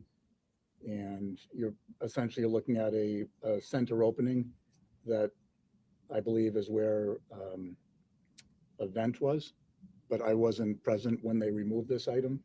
And the metal pieces you see are the strips on the top part of the ceiling.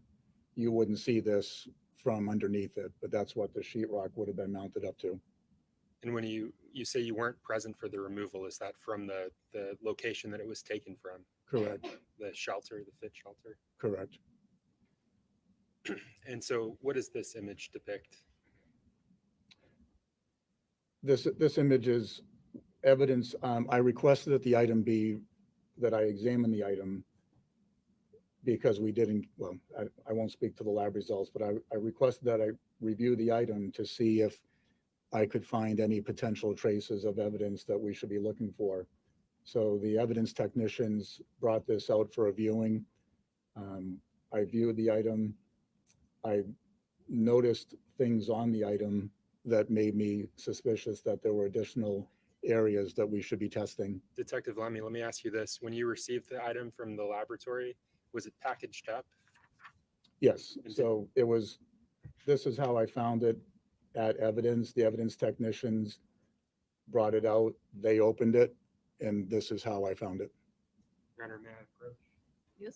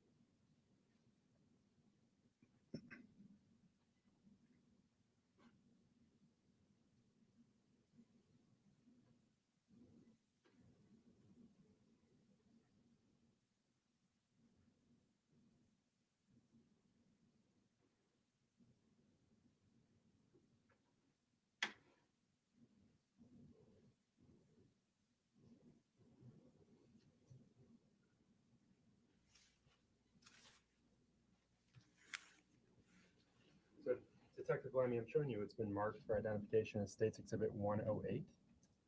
Are you familiar with this item? I am. And what is it? It's a hand sketch that I made of the ceiling.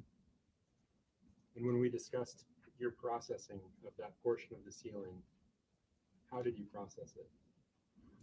So the entire physical piece, as you see it here, was brought into our training room at the police station. It was placed on 2 work tables with that side face up. It was removed from the evidence bag that it was in and placed on butcher block paper on the tables. Then we went through the process of basically dismantling the metal pieces from the sheetrock. And let me stop you there. Mhm. Going through that process of dismantling the metal framing from the sheetrock, Was it important to keep track of what was coming from where on this object as a whole? Yes, so because the whole piece was entered into evidence as one evidence number, once I was going to start dismantling it, I attached my own initials and numbers to each piece that was then separated. So when you attached your own initials, did you still preserve the earlier initials? So MER 3D and then your initials following that? Correct. And so this item that I've just shown you, why did you create this? Well, other than having photos of it, this helps to show where the positioning of each of the items was. It's not to scale, but it shows where the items were so that we could have a better understanding. Did you create this as a demonstrative to show where each piece came from? Yes, Each of the pieces, I think you mentioned this, but you gave a specific evidence number of its own with your own initials attached. correct. Is this a fair and accurate representation of the sketch that you created? Yes. And at this point, I move to strike the ID of State's Exhibit 108. Mark is full and published. to the jury. No objection. The ID is stricken, it's entered as a full exhibit. It may be published.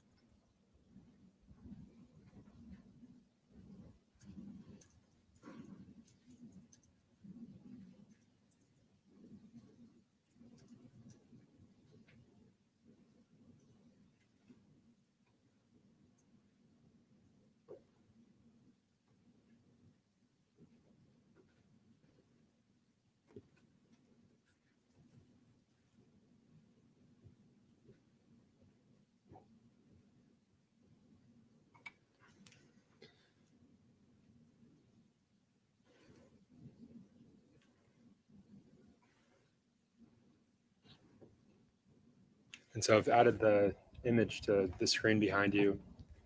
That's State's Exhibit 108.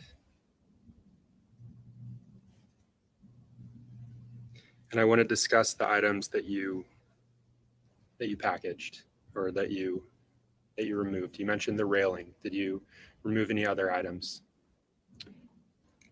We separated several of the pieces of the sheetrock from the main unit. There was one large piece that I ended up keeping intact, but then we separated off parts that didn't appear to be important as far as any potential evidence items on it.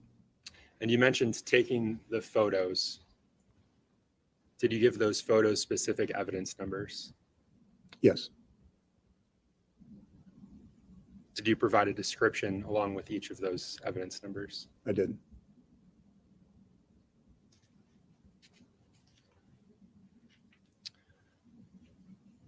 And so can you explain to the jury what they're looking at here?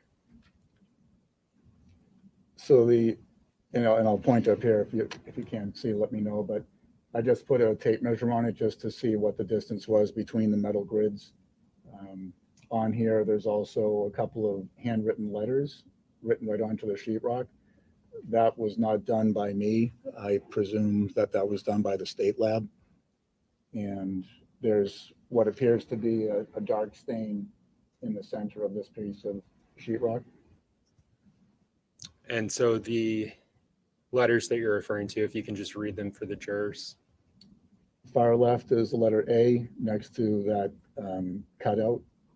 B cutout. C and D are in the stain area. And when you received this item back from the state crime lab or the state forensic laboratory rather, that had already been done. That's not something that you did during your processing. That's correct.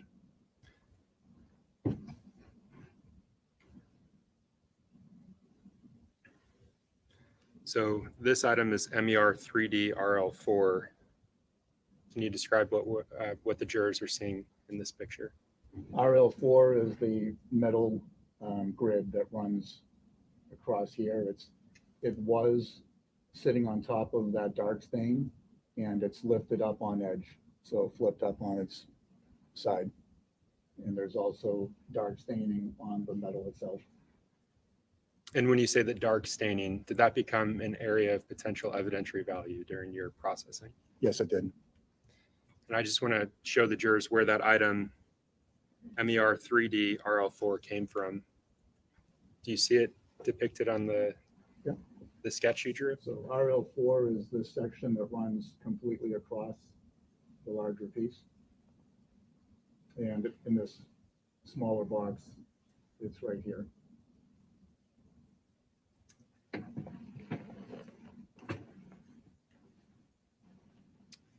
And what's depicted in this image?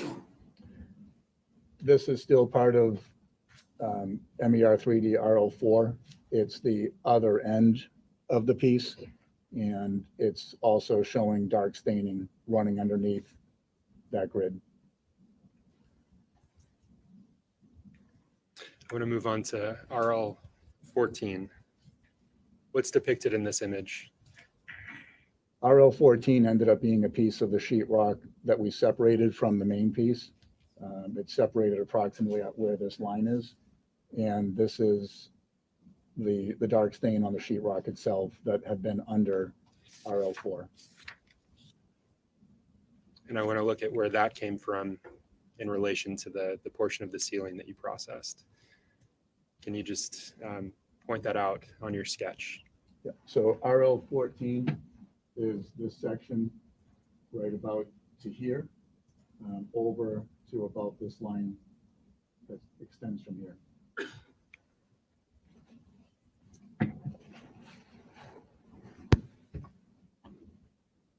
And what does this image depict?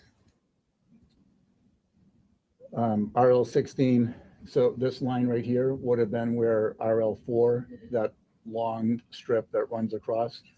And then RL 16 is another section of sheetrock that we separated from the main piece of interest, and approximately at where that thin line is going across, that's where we separated that piece from. During your processing of MER 3D, did you become aware of low points in or warps essentially in the drywall and framing area? I can't tell by looking at it the way it's laying on our workstations if the item would have been angled when it was sitting on the ceiling itself.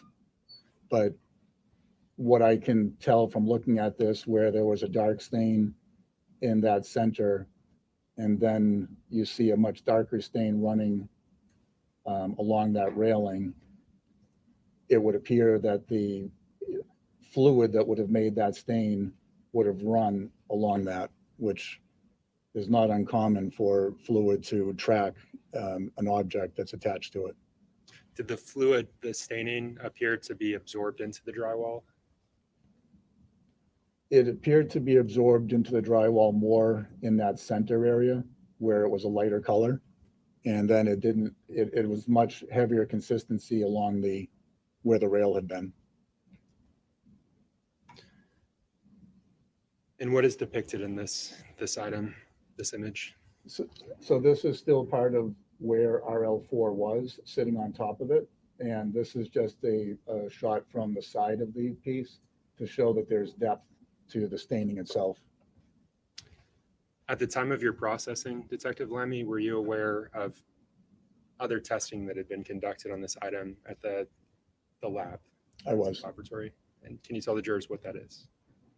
So those two square cutouts that you saw on the sheetrock itself where the paper was missing, those two had been cut out and sent down to the lab as part of the state's processing of the item. And the results came back. Objection, you're saying? Sustained? Not asking you for the results, but you were aware of other testing that had been conducted. Correct. Were you aware of fingerprint testing, latent print testing conducted on the item? I hadn't reviewed results of that, but I was aware that some had been attempted. What does this image depict? It's just another more direct on from the side of where RL4 had been sitting, the kind of the thick layer of staining. And again, this item. Again, this is RL4 going across, and then this section that goes up, that's where RL3 railing had been.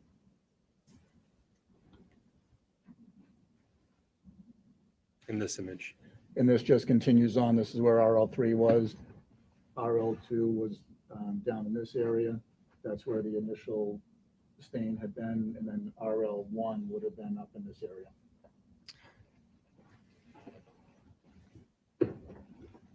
Are you aware of whether there was a vent involved in the processing of this item? I was aware just from the team, but I had not viewed it. Are you aware of where the opening to that vent would have been? Yes, the opening of the vent would have been in this area. There was metal grids coming out this way in the initial photos. You mentioned the Castle-Meyer testing. Did you swab? Did you test? Did you use the Castle-Meyer test I did. during your processing? And what's depicted in the image? So again, this is the part of RL4 that we were looking at predominantly. It's showing my sample swab, and it's showing a bright pink result. So essentially, the swab was used, it was dipped in a sterile water, it was rubbed on the staining itself in that area, and then the Castle-Meyer test was applied to it. And once the the couple of drops of the hydrogen peroxide were applied to it, it was an immediate pink. And can you remind the jurors what that immediate pink, what it told you? The faster it reacts, the more likelihood it is that it's a positive versus a false positive. Detective Lemmy, based on your processing of MER 3D overall, the portion of the ceiling that you processed, did you submit any of those items to DNA Labs International? I did. And what of those items did you submit? That whole piece of sheetrock that remained after those other few that we looked at were removed was sent down as one item. The rails that came off, RL1, RL2, RL3, and RL4, those were packaged separately and sent down as well. And let's talk about those rails, Detective Lemmy. When you removed the rails from the drywall, did you have any observations? So other than the darker staining like this that was present under a couple of them, once RL4, which was the long piece, and over the part that was more heavily stained, as soon as that piece came up off the sheetrock, there was a noticeable foul smell. And what was that smell associated with?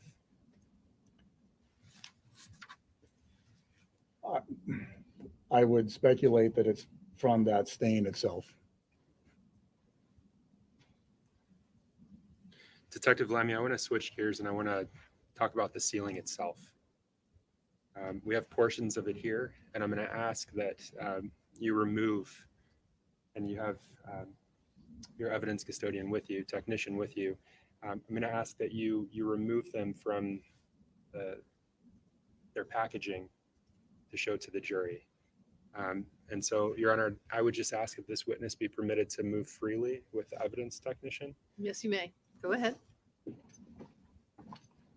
So, Detective Lemmy, I'm just going to ask that you remove certain items, and then I'd like you to identify where that specific item would be in relation to the scale that you Do that is to maintain individual drugs for each piece, each item, or you want?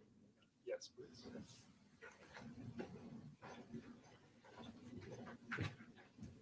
And Detective Lemmy, if you can start with Exhibit 74, identified as MER 3D RL13.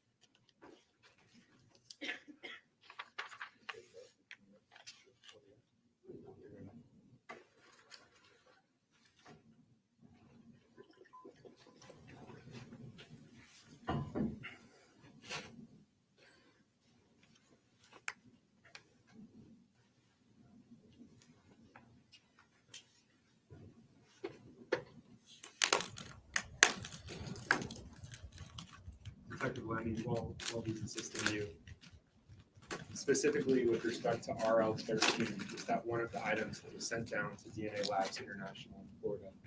Yes, it was.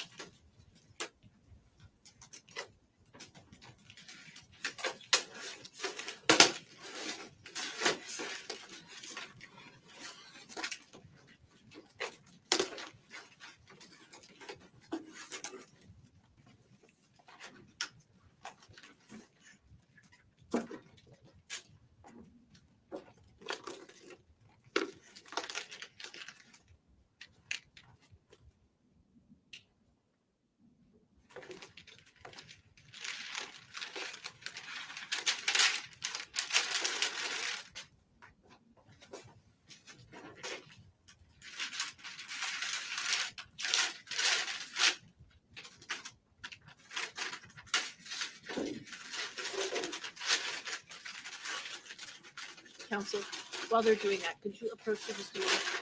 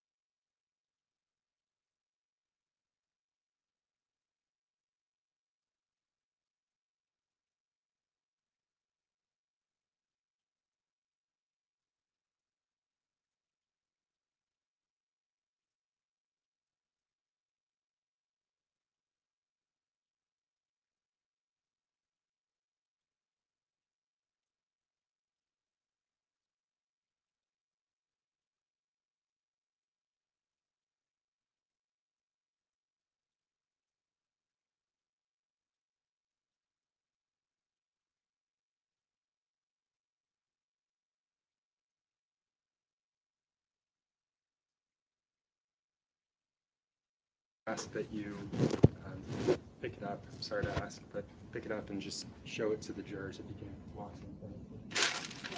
Actually, when you pick it up, I don't think it needs to be.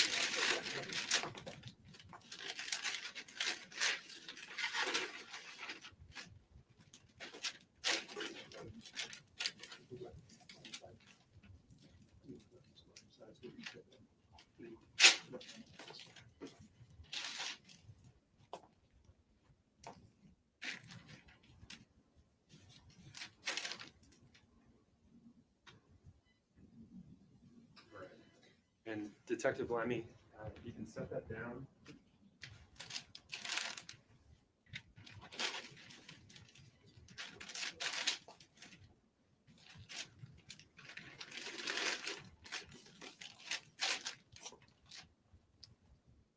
Your Honor, I would move to mark what's been marked for identification as State's Exhibit 74 as full, so strike the ID and publish. I missed doing that prior. There's no objection. No objection. All right, the ID is stricken, it's entered as a full exhibit. So Detective Lemmy, if you can just identify where RL13 is in relation to the sketch that you've drawn. Sure.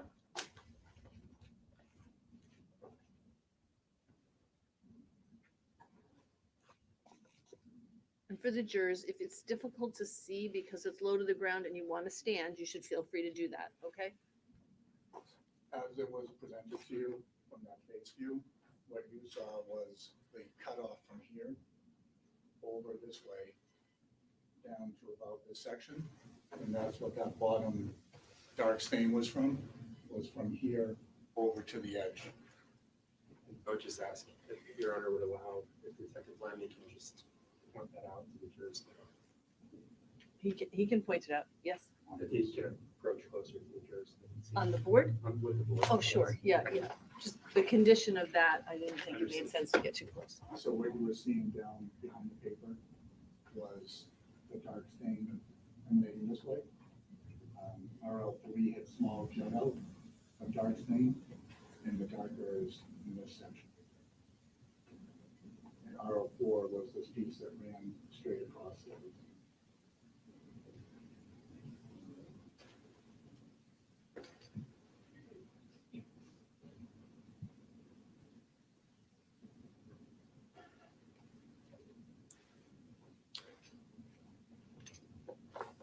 And if we could just move Exhibit 74, I want to move on to Exhibit 75, which is RL15.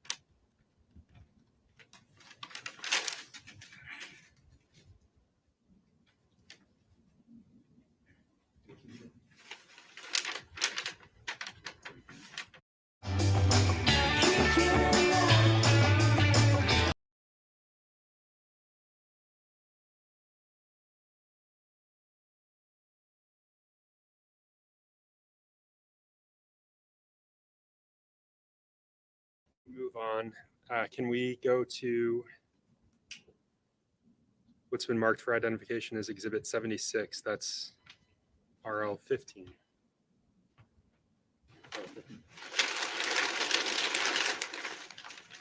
So just to be clear, that item was the original packaging that MER 3D was in. So the butcher paper that we saw in the exhibit, that's what it was set on? Yeah, the first photo that showed it sitting on the table, partially open. All of that paper is what is in there. Was that also submitted to the lab in Florida? No.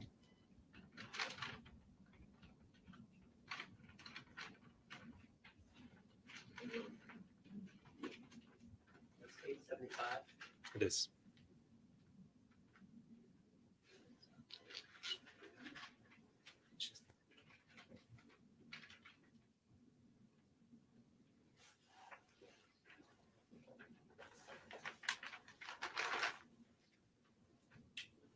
And Detective Lemmy, while you're opening that, can you just describe for the jurors what this item is, RL 15?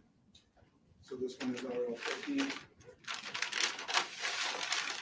The way I showed it to you earlier. RL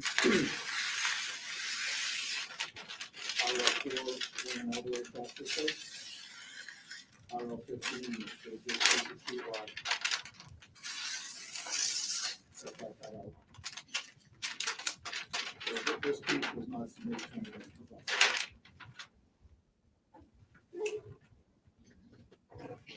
And if you could just hold it up for the jurors to see. Your Honor, I would move to strike ID and mark as full, States Exhibit 76. Without objection. Right, the ID is stricken, it's entered as a full exhibit.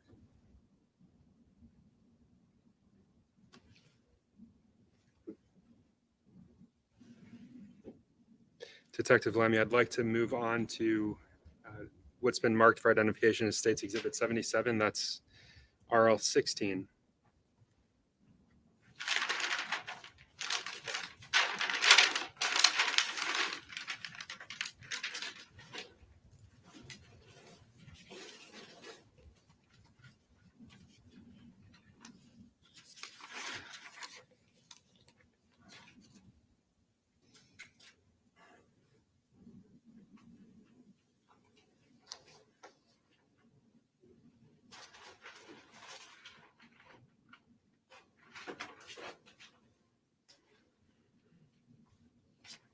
While they're working on that, counsel, do you want to approach?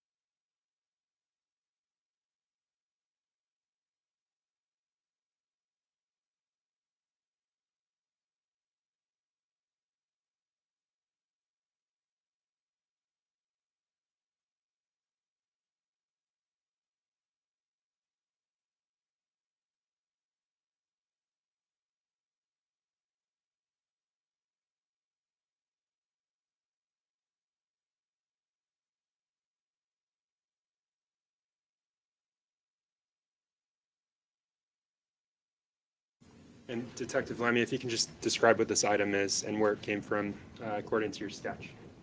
So RL 16, I'll keep it consistent as far as how I was calling it for you. That item is running from here up to the end, approximately down this way over. And RL1 railing has not been touching that particular piece because RL 16 is this area right here. And on your sketch, where's the vent area located? That's down here. So this would have been the void, essentially. Yes.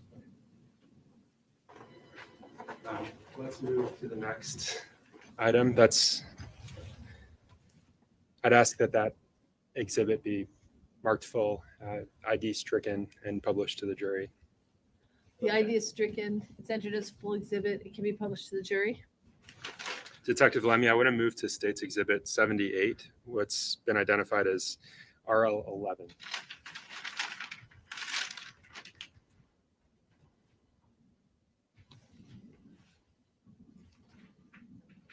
Your Honor, the same with that item. I ask that State's Exhibit, what's been identified, marked for identification as State's Exhibit 79, that the ID be stricken, it be marked as full and published. Without objection. Sorry, you said 79. I'm sorry, 78, Okay, 78. RL 11. The ID is stricken. It's entered as a full exhibit, and it can be published to the jury when it's taken out.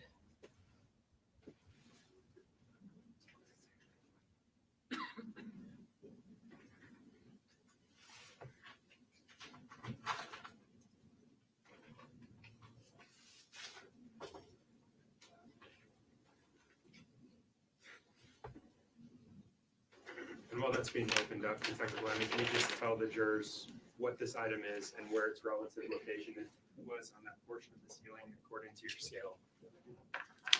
So again, same place, the building, where the building is on, RO 11.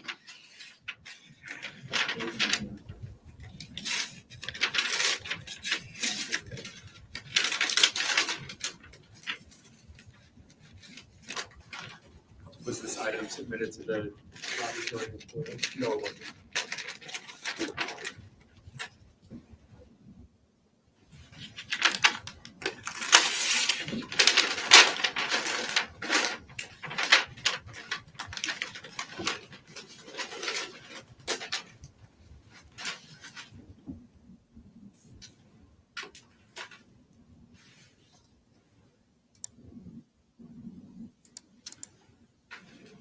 Thank you, Detective.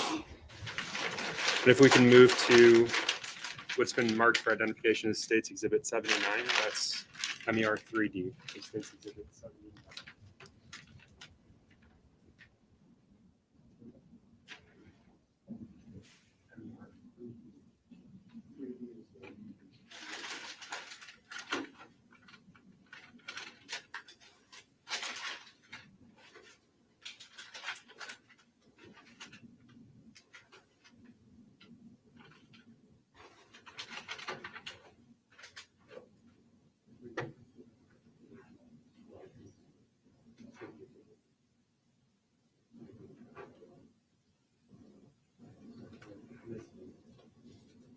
State's Exhibit 80 for identification.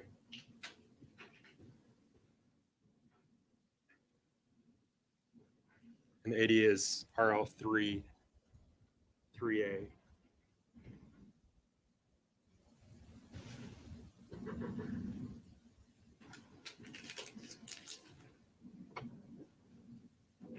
So 79 remains for identification. Is that accurate? So I have 75, 75, and 79 remaining for ID, correct? Correct. That's your understanding, Attorney Brush? Judge.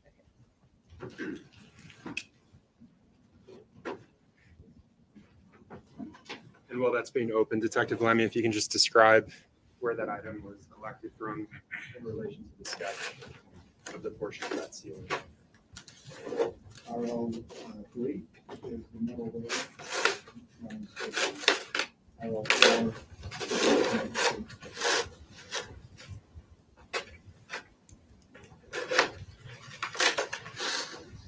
Again, Your Honor, I move to strike ID, mark as full, and publish. Objection? No objection. The ID is stricken on Exhibit 80. It's entered as a full exhibit, and it can be published to the jury.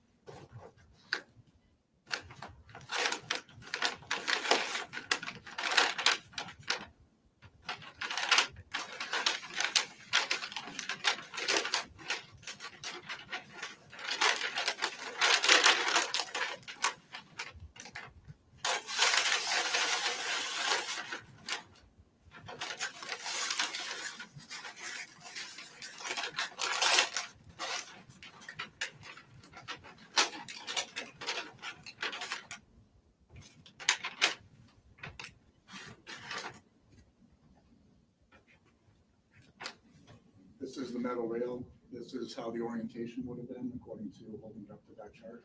Running down, RL4 was running across this way. And Detective Lamy, if you can just show them the underside of that rail. This is the side closest to RL4 that was running across. And was this item submitted to the lab in Florida? Yes, it was.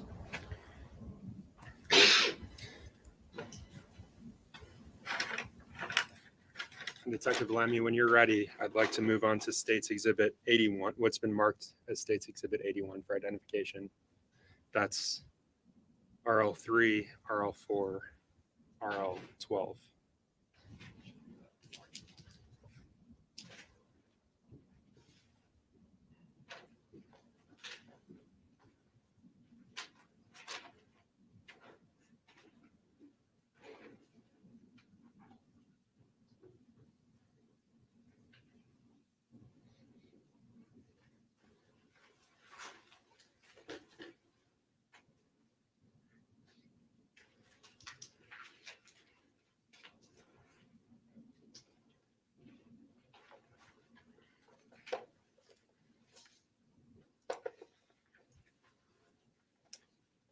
Your Honor, I'm moving to strike ID and mark as full State's Exhibit 81 and publish it.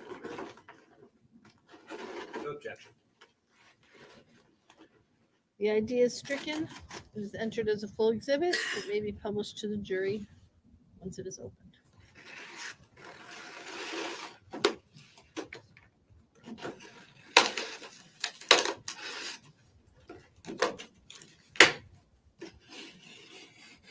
Detective Lamy, while that's being opened, can you please describe for the jurors where this piece of evidence came from in relation to that portion of the ceiling using the sketch that you found? This was actually. I'm sorry, he needs a microphone, please.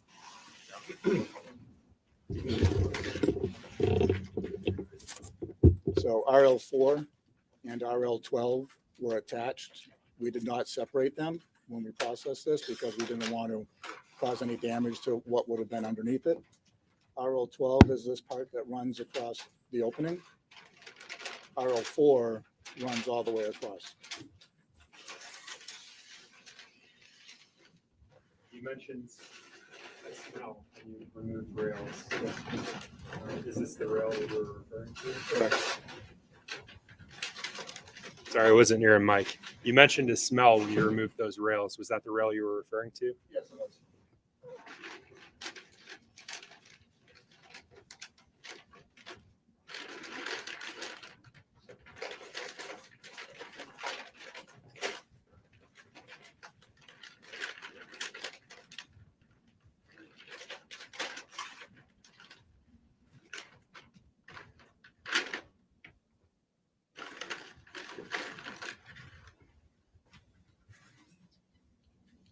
This would be the orientation as we found it.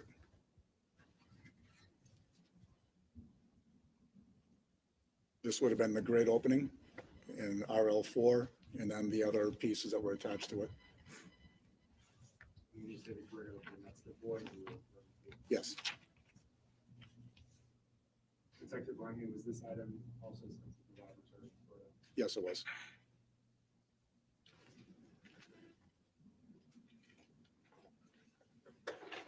Detective Lamy, thank you. I have no additional questions. The defense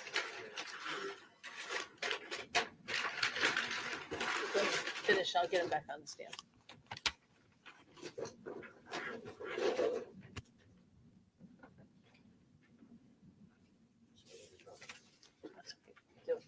you. And sir, when you're ready, if you would just retake the stand for cross-examination.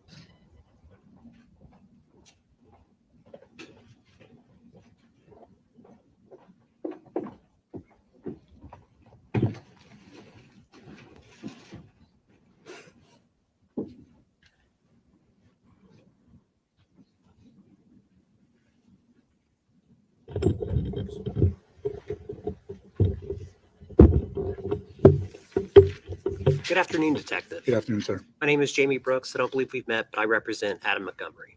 I also have a few questions for you. I want to go back, though, to what was addressed during the beginning of your direct examination. That's the blue Audi. Mhm. You were involved in the processing of that, Yes, I was. and you mentioned earlier that there was evidence that was collected from the Audi. Correct. There, and that evidence was also submitted to the lab. Some of it. Let's talk about that, some of it. And again, how does a piece of evidence get labeled? We typically have one of the detectives use their own initials, and then we'll start if it's the beginning of the project and they haven't labeled anything yet, usually starts around 1 and then works its way up from there. And when it came to the collection of evidence from the Audi, there were a fair number of JPs, correct? Yes, JP standing for, James Pittman. and a number of those pieces of evidence collected by Penman, you decided to have submitted to the lab. Yes, And could you please tell the jury what particular items you had submitted to the lab? if I could review my report. You most certainly may.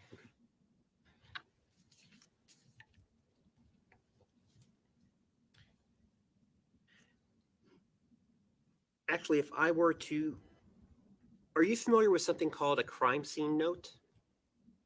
Yes, And what is a crime scene note? well, a crime scene note is typically an overall write-up of the processing of a scene. I am going to, may I approach, Your Honor? Yes, you may.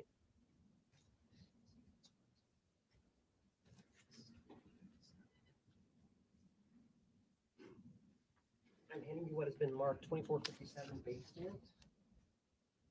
Do you recognize that document? This was not created by myself. Not created by yourself, but it was a crime scene note from the collection of the Audi. Yes, And does that include a list, an exhaustive list of the items collected from the car? it should. Would reviewing that help you recall which items you had submitted to the lab? Probably not, because this wouldn't pertain any of the processing that was done after the collection. There would be a lab submittal that I probably created, and that would list the items that I sent up. And that lab submittal would assist you. Yes.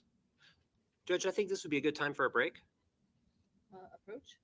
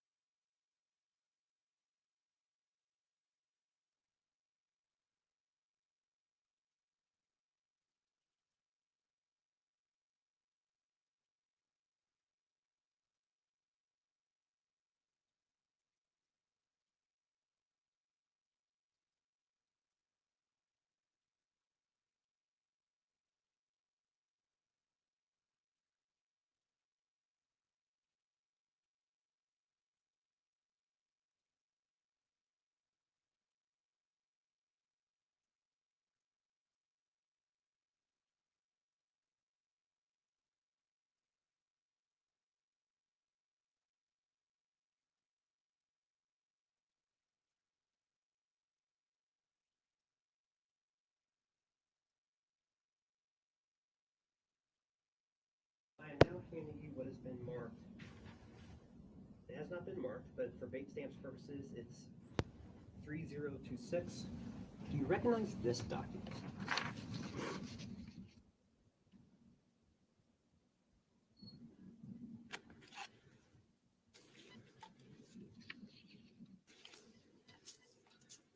Yes, sir. Would looking at it for a minute or two help refresh your recollection? Only in terms of the actual evidence item numbers, what the physical piece is, I can't tell from here without Okay. looking at photos or additional documentation. So, well, let's stick with the numbers then. Okay.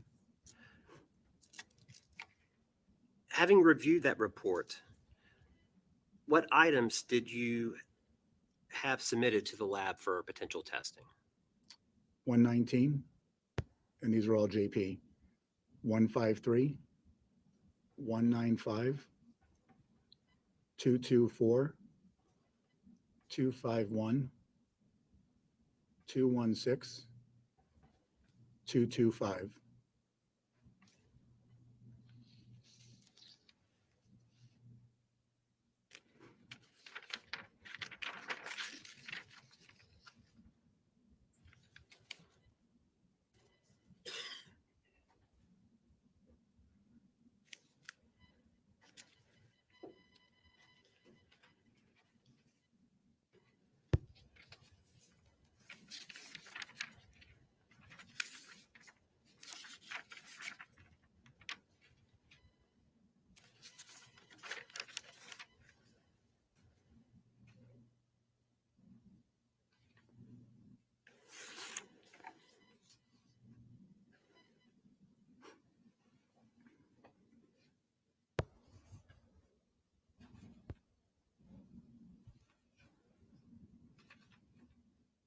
So I understand that you may not be able to recognize, for example, specifically what 119 was or 195, but those samples, the JPs collected from the Audi, did some of those include specimens from the floor mat?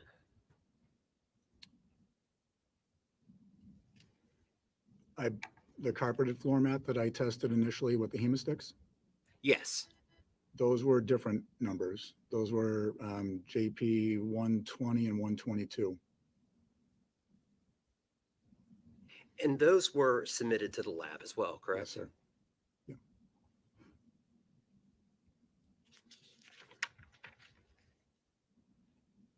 Do you recall a cash register receipt? I do. Could that have been one of the items submitted to the lab for analysis? I believe so. A shoebox? Yes. Blue bath towel? I would have to jog my memory about the bath towel. Detective, do you still have up there the casing note? Yes.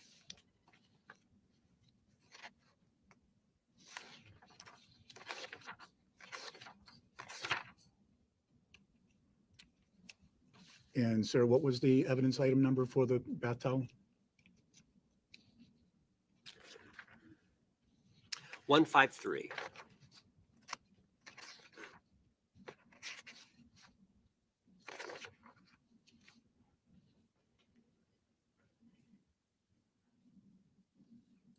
Would you like me to read the listing as far as how Detective Heil listed it?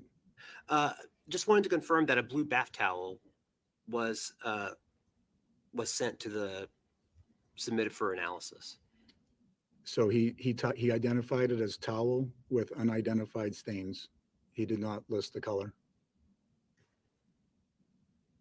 Cash register receipt. Do you recall having that submitted? I do. A pink sweater, women's? Yes, sir. A folder with papers?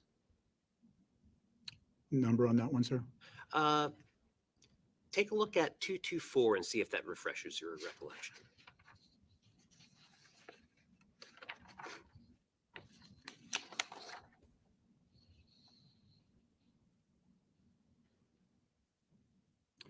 Yes, sir.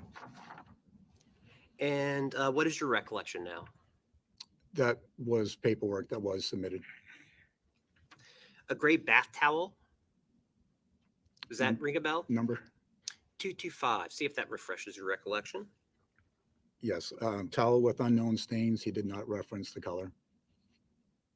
My photos would show it though. I apologize. I didn't hear that last response. The photos that I took during the processing would also help if you wanted me to clarify the color. Fair to say, though, that 2 bath towels were submitted for analysis. Yes, sir. Finally, do you recall a length of twine? Yes, sir. And again, that was collected and submitted to the lab. Correct.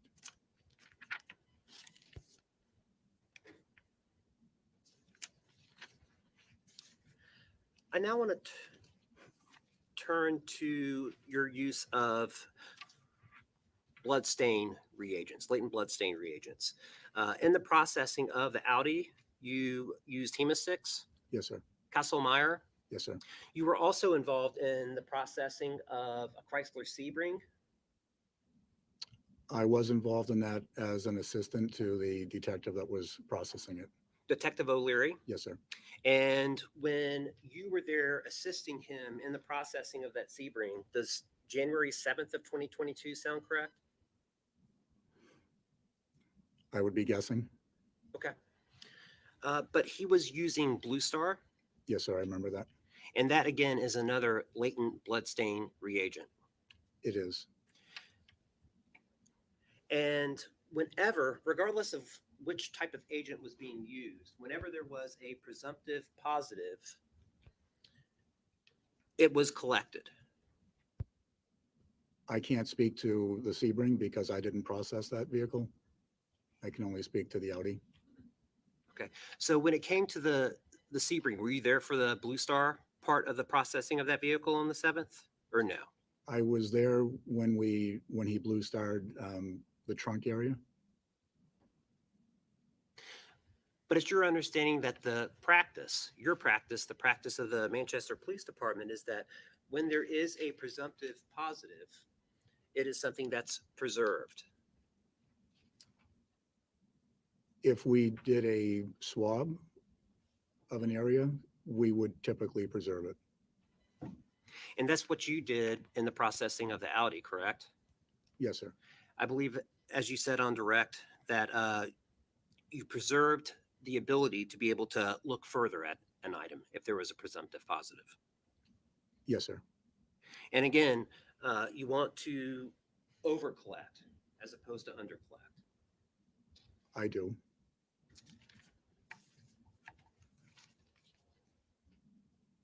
I don't have anything further. Thank you, Detective. You're welcome, sir. Anything further? Just briefly.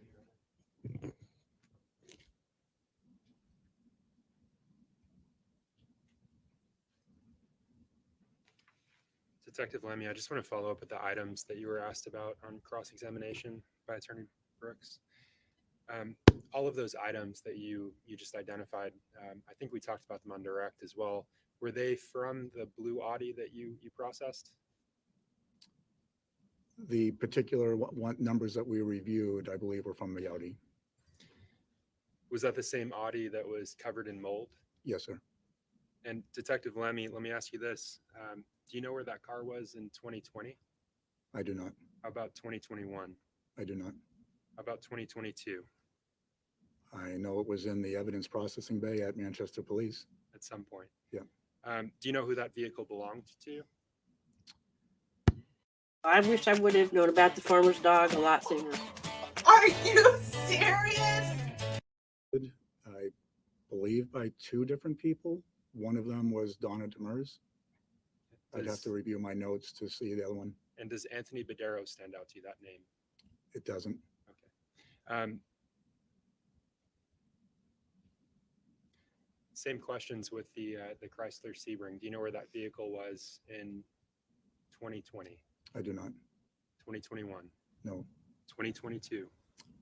It had been in the evidence processing bay at Manchester Police.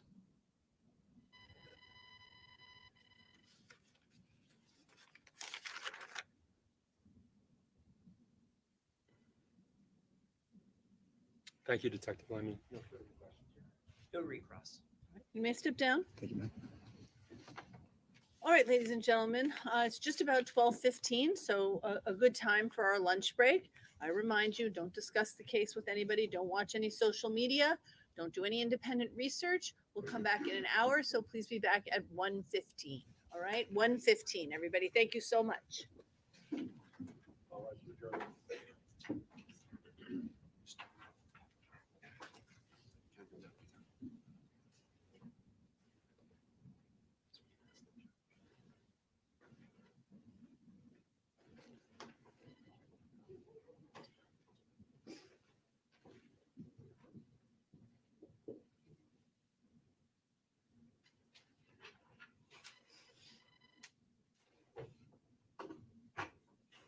Do we need to rewrap, or what do you need to do processing wise?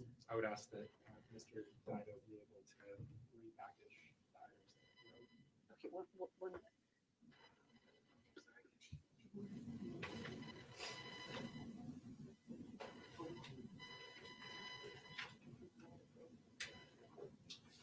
All right, they can do it now. I just asked them to do it expeditiously so the court staff can have a break as well. Okay, very good. Thank you. Dave, right now.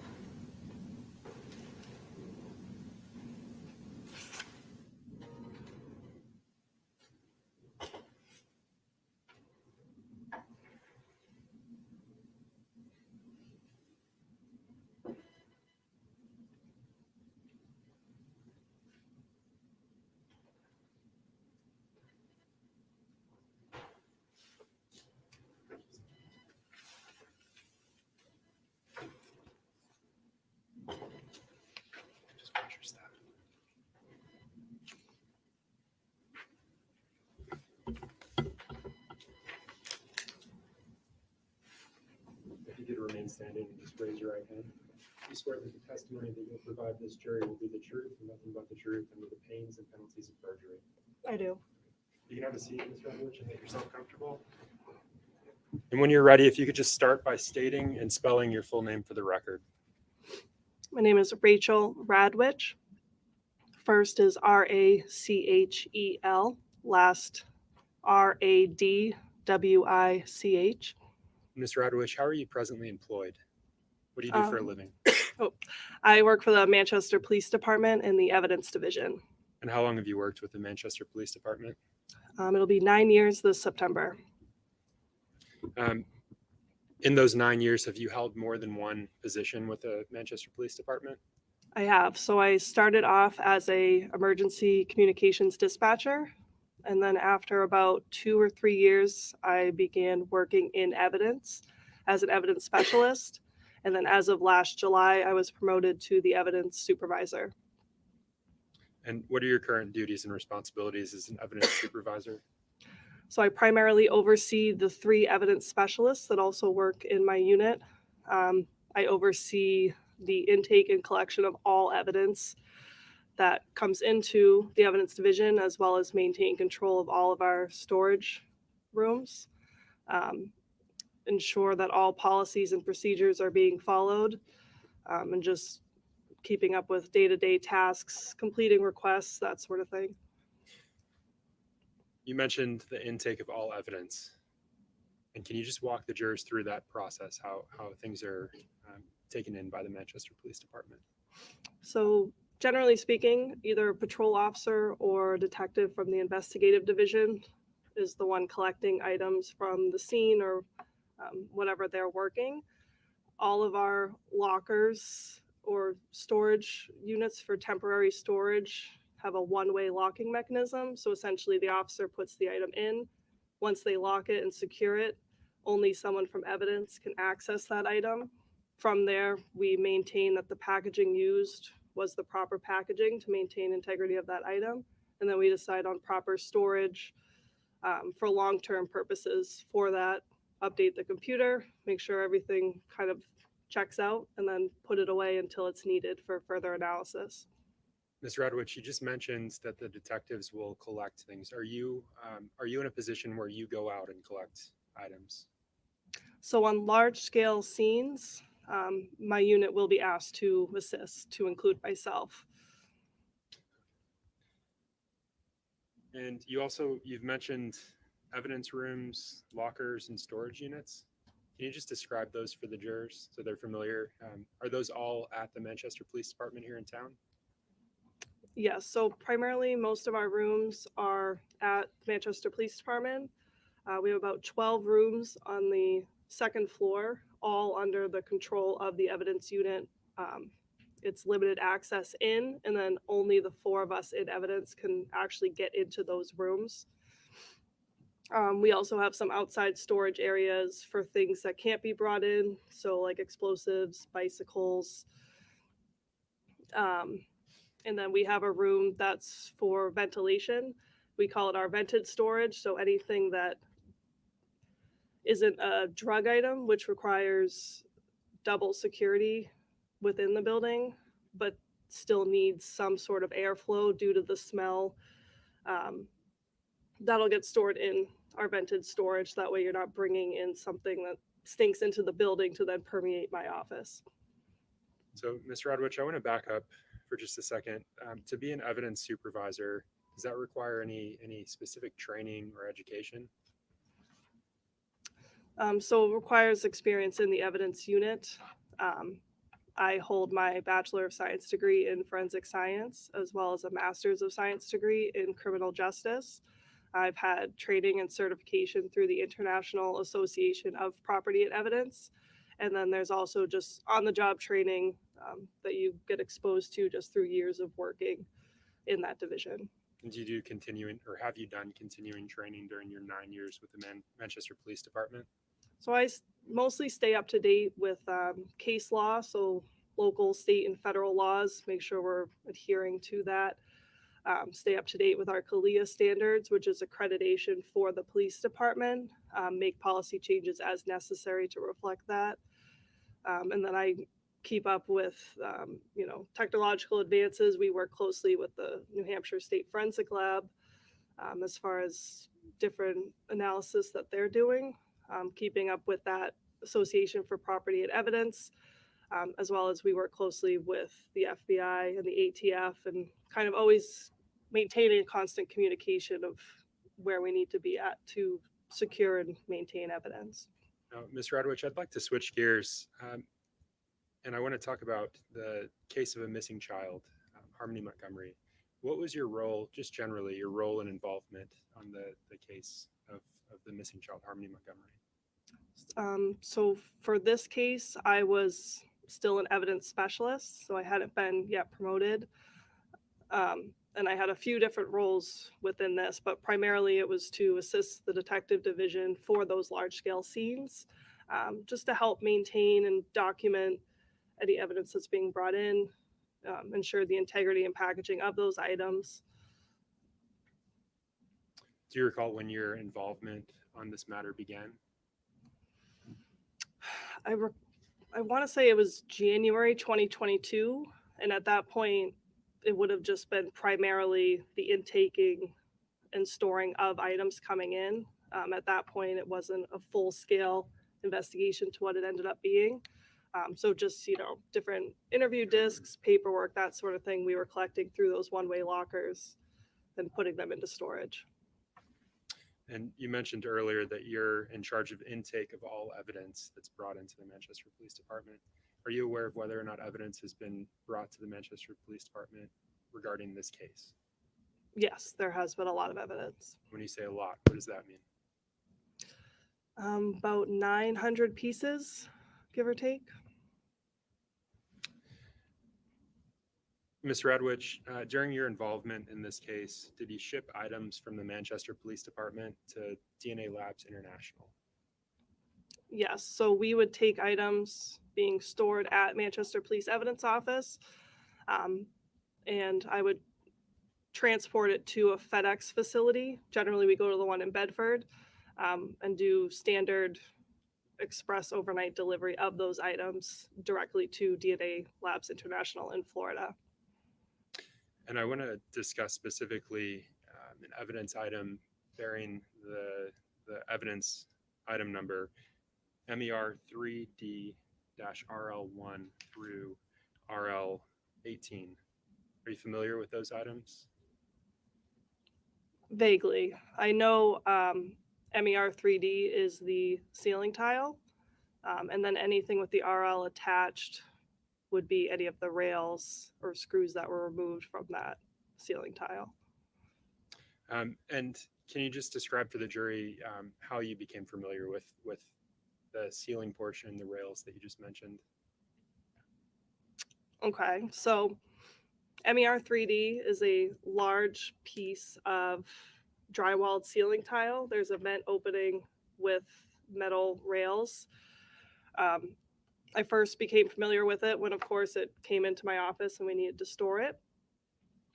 I was also part of transporting that item to and from the lab being the state forensic lab.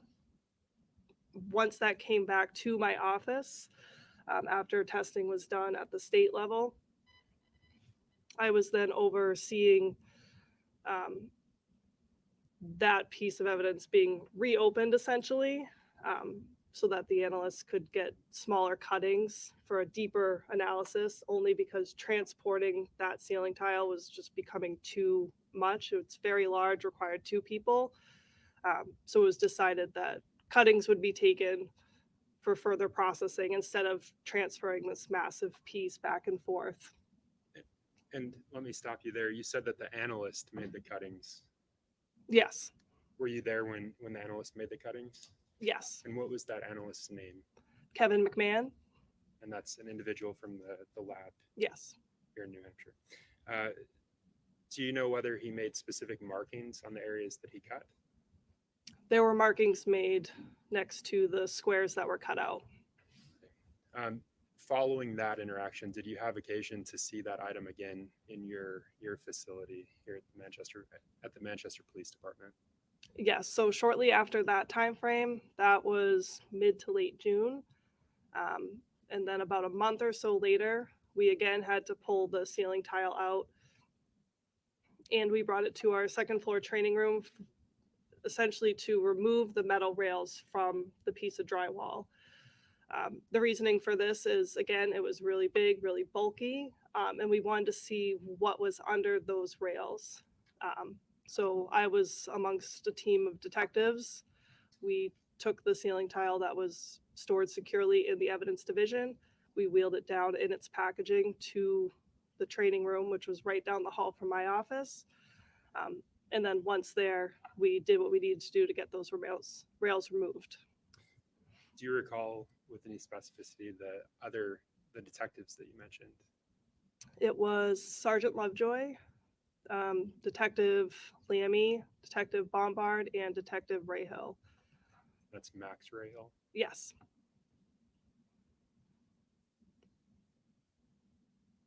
And so did you unpackage the item that day?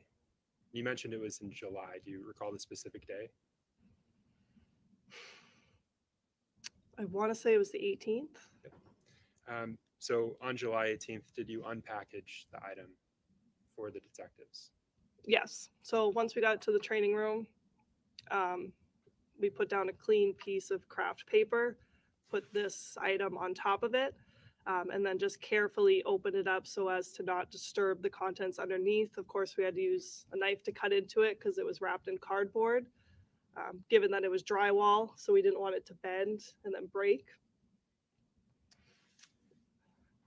Did you have any impressions when the rails came off that item with MER 3D? Yeah, so first looking at the ceiling tile, you could see some like dark staining on the drywall backing. And then as the rails were being removed, you could see dark red, like crusted staining along the rails as well as slightly underneath. And as the rails were being removed by the detectives, I could smell just a foul odor coming from that piece of drywall as the rail was being lifted. And were you familiar with that foul odor that you smelled? Yes. And can you explain that to the jurors? How are you familiar with it, with the smell? So the smell, I would call it like a pungent rotting smell. And I'm familiar with that, and I would associate that with decomposition. I know what that smell is like. I've worked on numerous crime scenes in which there was a body present. I've attended an autopsy, and I've also regularly handled evidence that comes in from death scenes. At the Manchester Police Department, do you have a specific location for such items with body fluids decomposition? So yes, that would be the ventilated storage, but given the importance of this piece of evidence and the amount of packaging that was wrapped around it, again, there was layers of cardboard. It was really maintained and sturdy. We kept that in our upstairs evidence room. That way it would be better preserved and the integrity would maintain through different weather changes, that sort of thing. If I can have a moment.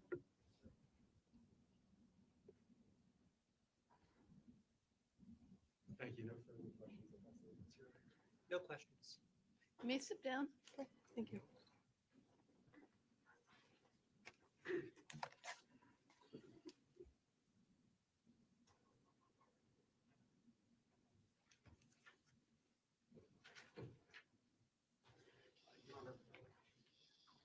Sometimes we have to take witnesses not necessarily in order that we would like. We'd like to call a particular witness, Mr. Jared Mondrag, to the stand, please, to take advantage of the translation services that are available to us today. All right. The witness is coming, and then I'll ask the interpreter to please step up as well. Thank you, Your Honor.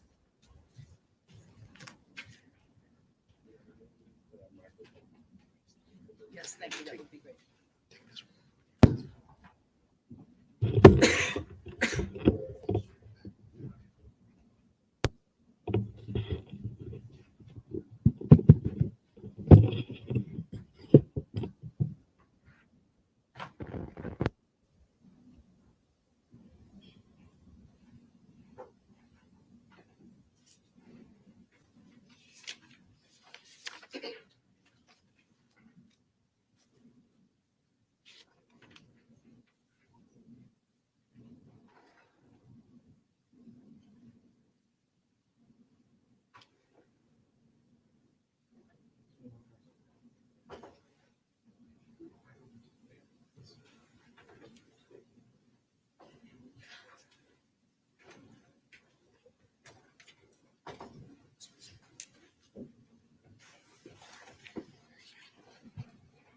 Sir, And the interpreter has been placed under oath A la intérprete se, to interpret to the best of her skill, knowledge, and ability. a la intérprete se le ha puesto bajo juramento para que interprete a lo mejor de sus habilidades. good afternoon, Mr. Mondrag. Buenas tardes, señor Monroe. If you could please stand up for a moment, Sí, por please. favor, se podría poner de pie. And if you would please raise your right Si puede hand. alzar la mano derecha. Do you solemnly swear Usted jura solemnemente testimony you give this jury que el testimonio que usted va a dar ante este jurado will be the truth, va a ser la the verdad, whole truth, la verdad completa and nothing but the y truth? solo la verdad, So help you God. bajo la ayuda de Dios? Sí. Yes. Thank you, sir. Please feel Gracias. free to have a seat. Puede tomar asiento. Mr. Mondrag, as we're being recorded here today, Señor Mondreg, ahora nos están grabando, would you please state your name and spell both your first and your last name? por favor, nos podría decir su nombre y también deletrear su primer nombre y su apellido. Jared Brian Lujano Mondragón. Jared Brian Lungano Mondragón. Y-A-R-D. Y-A-R-D.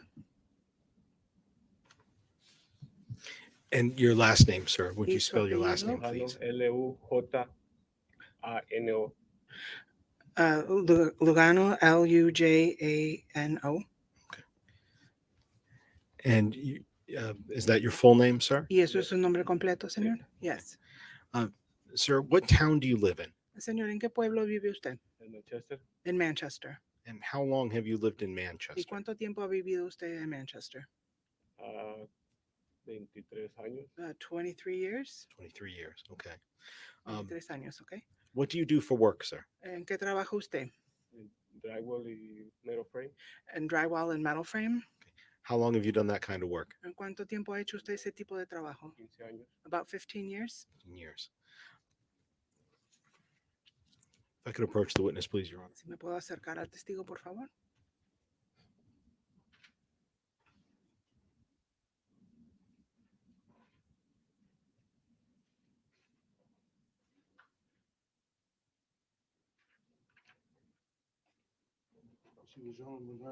Here to show you what's marked States Exhibit 30. Señor Lugano Mondrag, estoy aquí para mostrarle lo que se llama la prueba número 30. Do you recognize this building? ¿Usted reconoce este edificio? Sí. Yes. Have you ever done work at this building? ¿Usted alguna vez ha trabajado en este edificio? Yes. What kind of work did you do there? ¿Qué tipo de trabajo hizo usted allí? Sí, rocky frame. Sheetrocking, framing.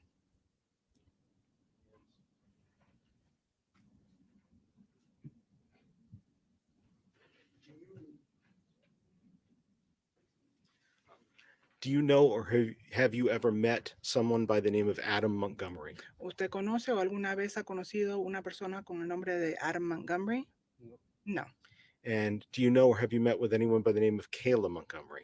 ¿Y usted conoce o ha conocido a alguna persona con el nombre de Kayla Montgomery? No. No. And that location where you did work installing sheetrock, ¿Y ese lugar donde usted hizo trabajo instalando el sheetrock? did you ever live at that address? ¿Usted alguna vez vivió en esa dirección? No. And other than doing the work for the sheetrock, have you ever been back to that address? Fuera de hacer ese trabajo con el sheetrock ahí, ¿usted ha regresado a esa dirección? No. No. Thank you, sir. I don't have any other questions for you. Defense counsel may Gracias. have No a few. tengo otras preguntas para usted, la defensa. And I have no question. Y yo no tengo preguntas, su señoría. Your Honor, we'd ask the witness to please be excused then. A su señoría pediríamos que excusen al testigo. You are excused, sir. Está excusado. Okay. Thank you, sir. Gracias, señor.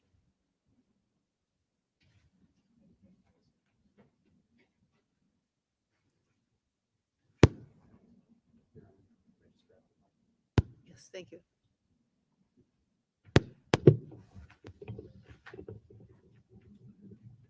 And Your Honor, at this time, the state calls criminalist Kevin McMahon to the stand.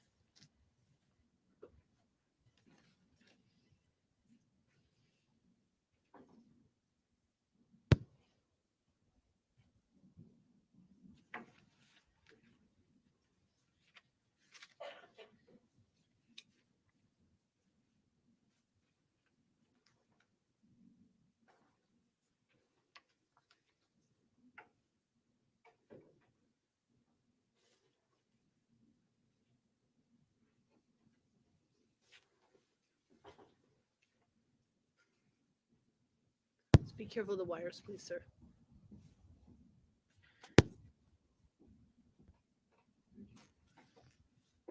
And Mr. McMahon, if you would please remain standing for a moment and please raise your right hand. Do you solemnly swear that the testimony you give this jury will be the truth, the whole truth, and nothing but the truth? So help you God. I do. Thank you, sir. Please feel free to have a seat. Good afternoon, Your Honor. Yeah. Good afternoon. And Mr. McMahon, there's some water up there for you if you need it, or if you need a break at any time, please let us know, okay? Thank you. Would you please, because we're being recorded here today, state your full name, spelling both your first and your last name for the record? My name is Kevin, Kevin, middle initial G, and my last name is McMahon, capital MC, capital MAHON. And Mr. McMahon, up until last year, where did you work? I was formerly employed by the New Hampshire State Police Forensic Laboratory in Concord, New Hampshire, How long did you work for them? for over 40 years. And it's my understanding that you retired last year from there. Yes, I did. What was your position while you were working at the lab? I was assigned to the Forensic Biology Unit, And was there an official title that you had? Criminalist 2. And what does that mean to be a criminalist 2 at the New Hampshire State Police Forensic Lab? Well, a criminalist 1 is an entry-level position. Criminalist 2 would be more of a journeyman level position, where you have more responsibilities or more duties assigned to you than a criminalist 1 would. I understand you said that you were there for 40 years. What were the different units of the lab that you worked in during those 40 years? I worked primarily in the forensic biology unit, although way back when it was just forensic serology. I was actually hired as a drug chemist, but then was transferred into the serology section. But over the years, I took on additional responsibilities, most of those dealing with the analysis of items of what are known as trace evidence, which would include the examination of hairs and fibers, the examination of paints and plastics, and the examination of automobile lamps, specifically the filaments in a lamp for purposes of determining whether a taillight or a headlight was on or off at the time of a collision. And Mr. McMahon, let me ask you, can you go through a little bit of what your educational background was, specifically in the area of dealing with serology and the identification of bodily fluids? Well, I hold both Bachelor of Science and Master of Science degrees in forensic science from the University of New Haven in West Haven, Connecticut. And both those programs were overseen by fairly well-known forensic biochemists at the time. And so it would be difficult for someone to go through that program without having a lot of experience and exposure to forensic serology. And so in addition to what I learned about forensic serology while undergoing my education, I underwent extensive on-the-job training soon after transferring to the serology section of the lab back in 1983. And could you please explain what forensic serology is? What is that the science of? So forensic serology is that area of expertise within the field of the forensic sciences that deals specifically with the identification and the characterization of blood and other body fluids as they are associated with physical evidence. And it's the screening process which in modern times immediately precedes DNA testing. In addition to your educational background, have you received any specialized training after you obtained your degrees within that field of serology? Well, over the years, I've had a number of opportunities to attend various schools and workshops and symposia dealing with various aspects of forensic science, some of those specifically dealing with forensic serology. Are you a member of any professional organizations when it comes to serology or to detection? Well, I'm a member in good standing of the Northeastern Association of Forensic Scientists.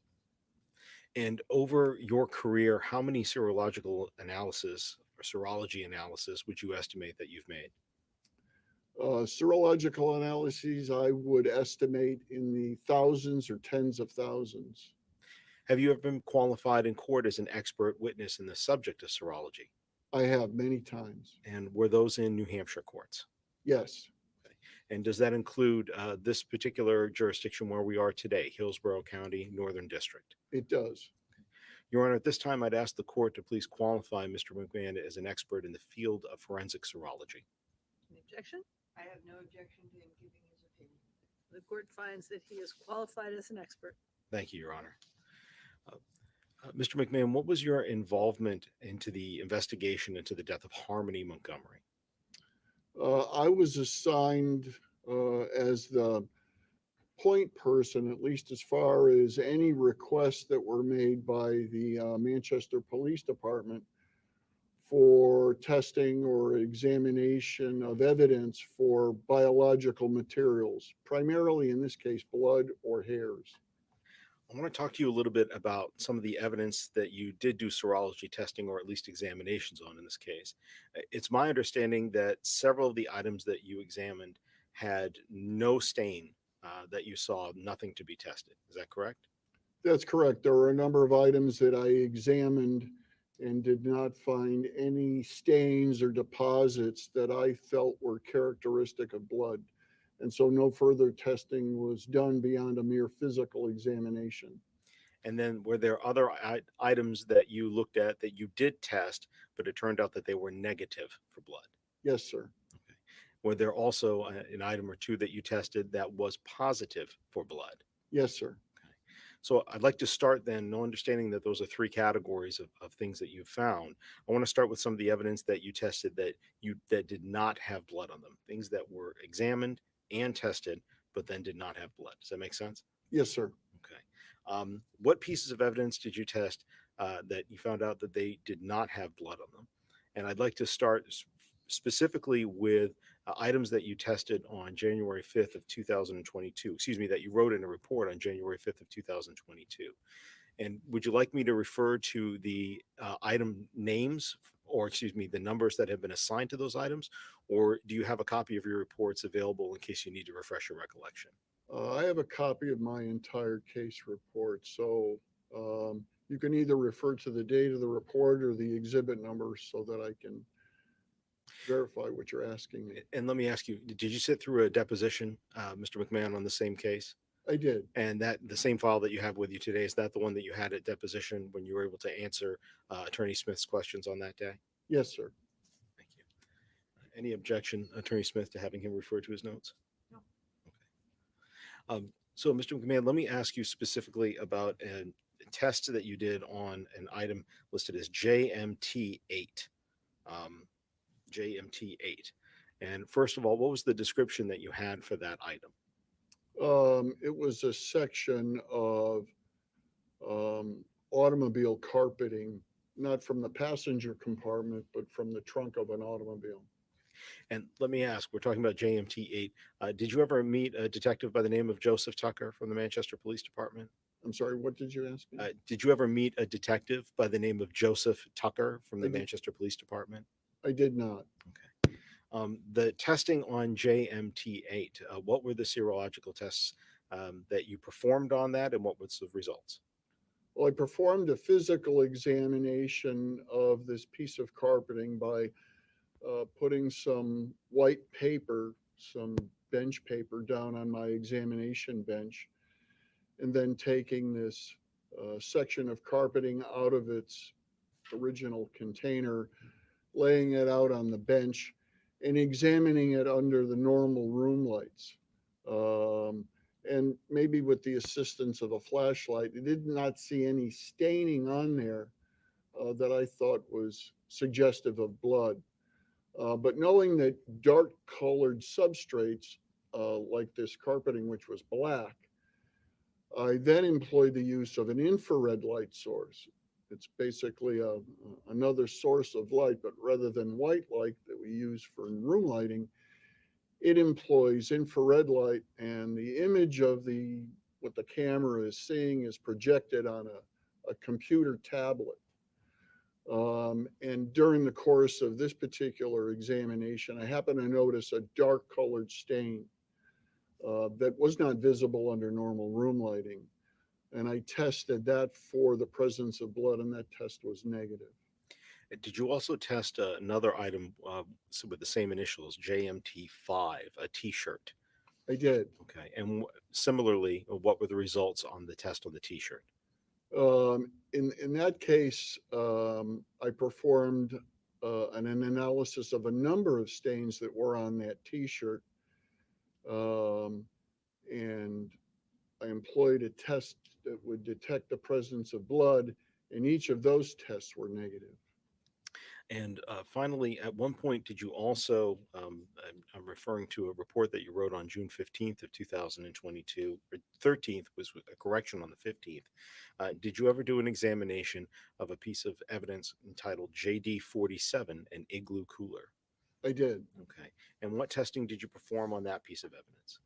Again, the testing always begins with a physical examination for deposits which you believe are reflective of or suggestive of blood. There were a number of stains on this particular cooler that seemed to resemble dry blood stains. Each of those was tested chemically in the laboratory by myself, and each of those tests were negative for blood. With regards to that cooler, could you generally describe what it looked like? It's a large red igloo portable cooler. It has wheels on it, so it can easily be transported if it's full of ice or other things. And it has a red body. It has a white lid on it and a white liner. And I believe it has like a retractable black metal handle on it, like a wheeled suitcase would. Yes.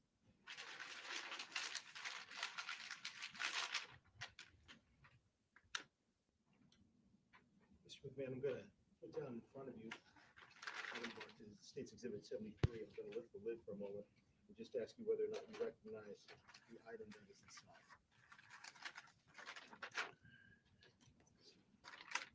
Yes, I do. What do you recognize that item to be? That is Exhibit JD47, the igloo cooler. So this is the one that you tested. Yes, sir. And could you please just tell us generally, where did you test this item? If I might refer to my notes. Yes, please.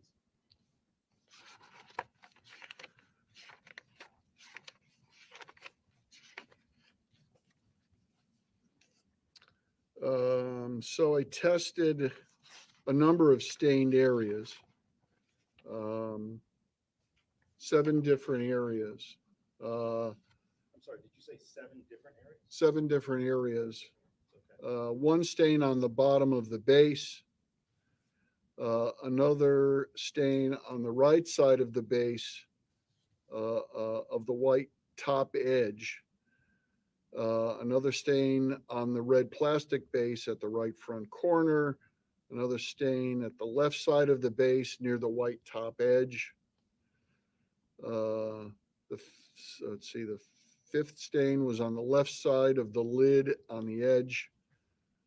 6th was on the right front of the lid at the edge, and the 7th stain was on the right side of the lid at the edge. I drew a diagram to assist me in detecting where on the lid I actually. And with regards to each one of those tests, were all of those in fact negative for the presence of blood? Yes, sir. What was your conclusion with regards to the test on those 7 areas? Each of the results of each of the tests that I performed on those 7 areas were negative for the presence of blood. Thank you. In this case, did Manchester Police Department ever inform you that some of the items that had been treated, for example, let's say JMT8, the stain in the trunk, did they ever tell you that some of these had been treated with a product by the name of Blue Star? Yes. And let me ask, does Blue Star interfere with the serological testing that you do?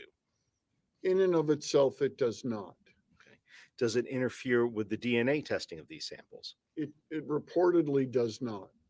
What's the testing method that you use when you're testing for the presence of blood? Well, in the laboratory, I would use a test that's known as the Castle-Mayer test, Kastle-Meyer,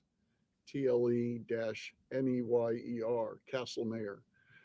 What advantage, if any, does the Castle-Mayer test have over a test like Blue Star?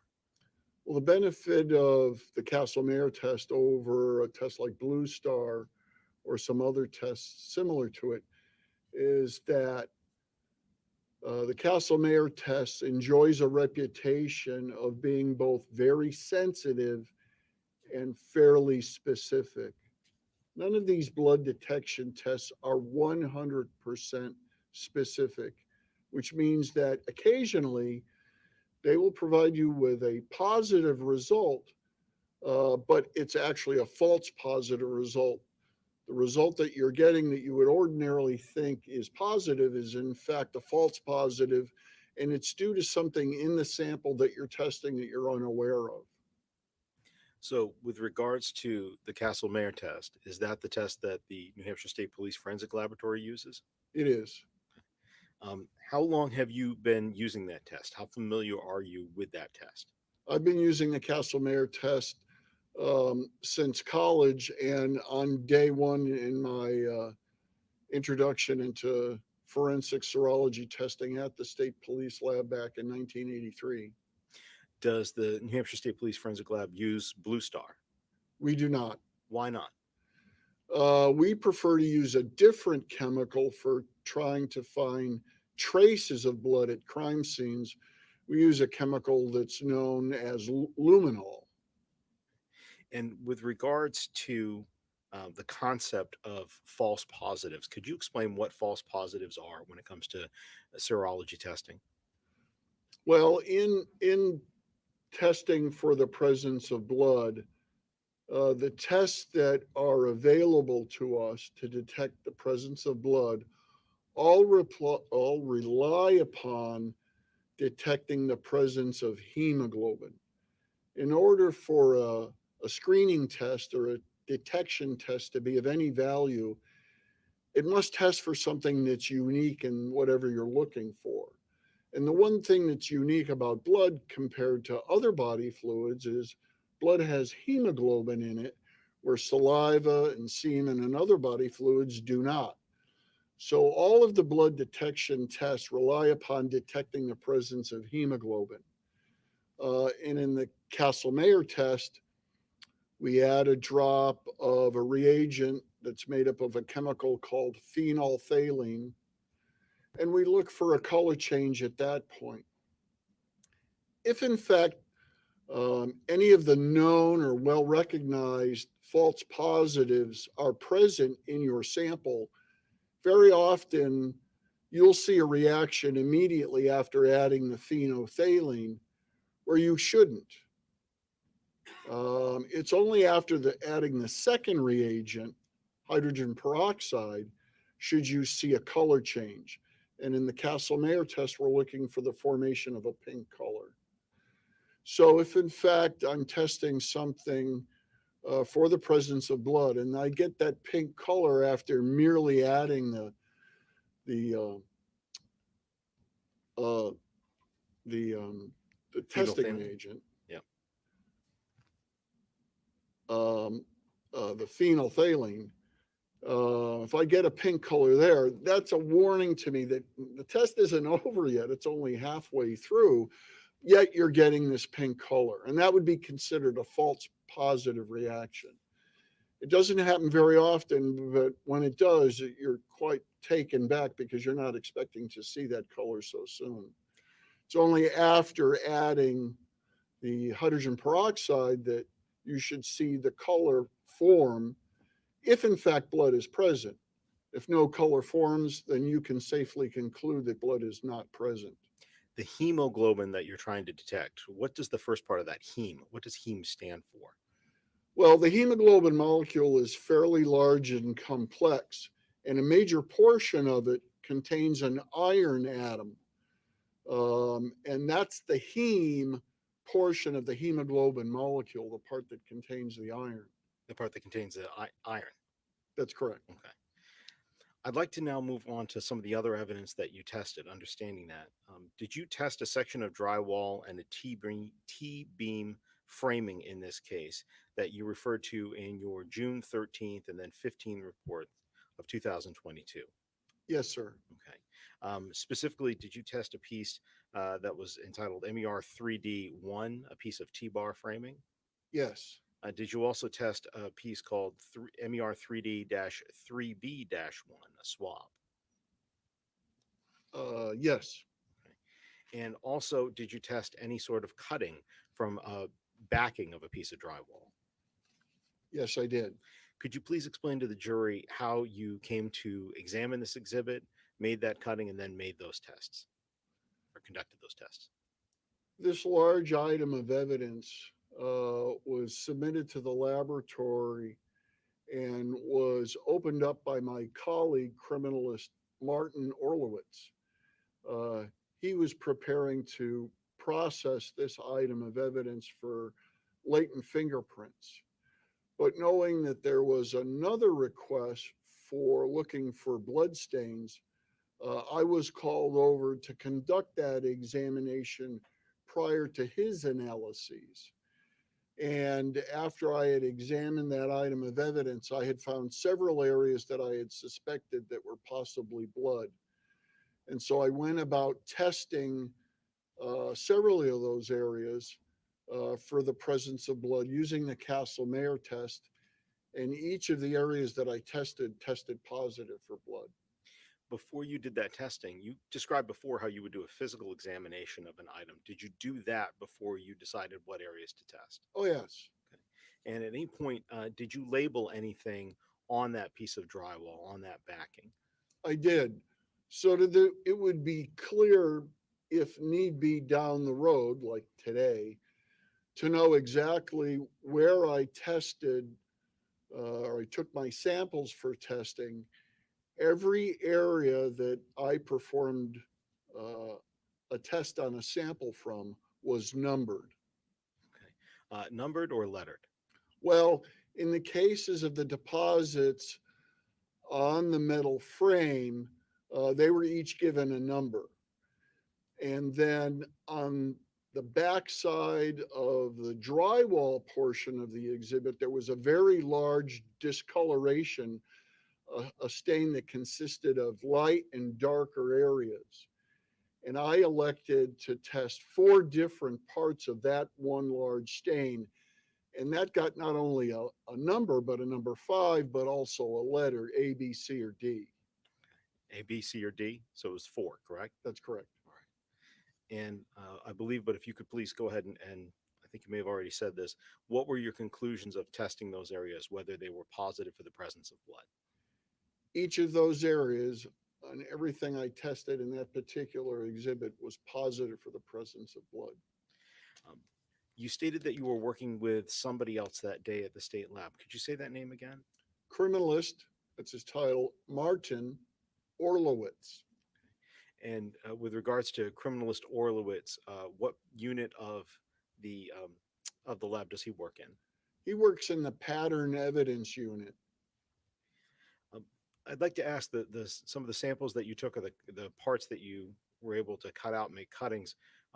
Did you submit those for further DNA analysis inside the lab? Yes, I swabbed the blood deposits that were on the metal frame because that was the most effective way of removing the blood from that metal surface by transferring it to a swab that had been moistened with something called digest buffer. As far as the stained area on the backing of the drywall, that had soaked into this very thin cardboard backing, and swabbing it would not have been as effective. And so what I did was I took a sterile scalpel, and I very carefully cut out a small square of the darkest stain on that cardboard backing of the drywall. I put that cutting into a coin envelope, and that coin envelope and the swabbings from the metal parts of the exhibit were forwarded to our DNA unit for DNA testing. How did you label that cutting that went to the DNA unit for DNA testing, and how did you label the swab that went on for DNA testing? So the cutting would have been labeled, if I might refer to my notes again. Please do.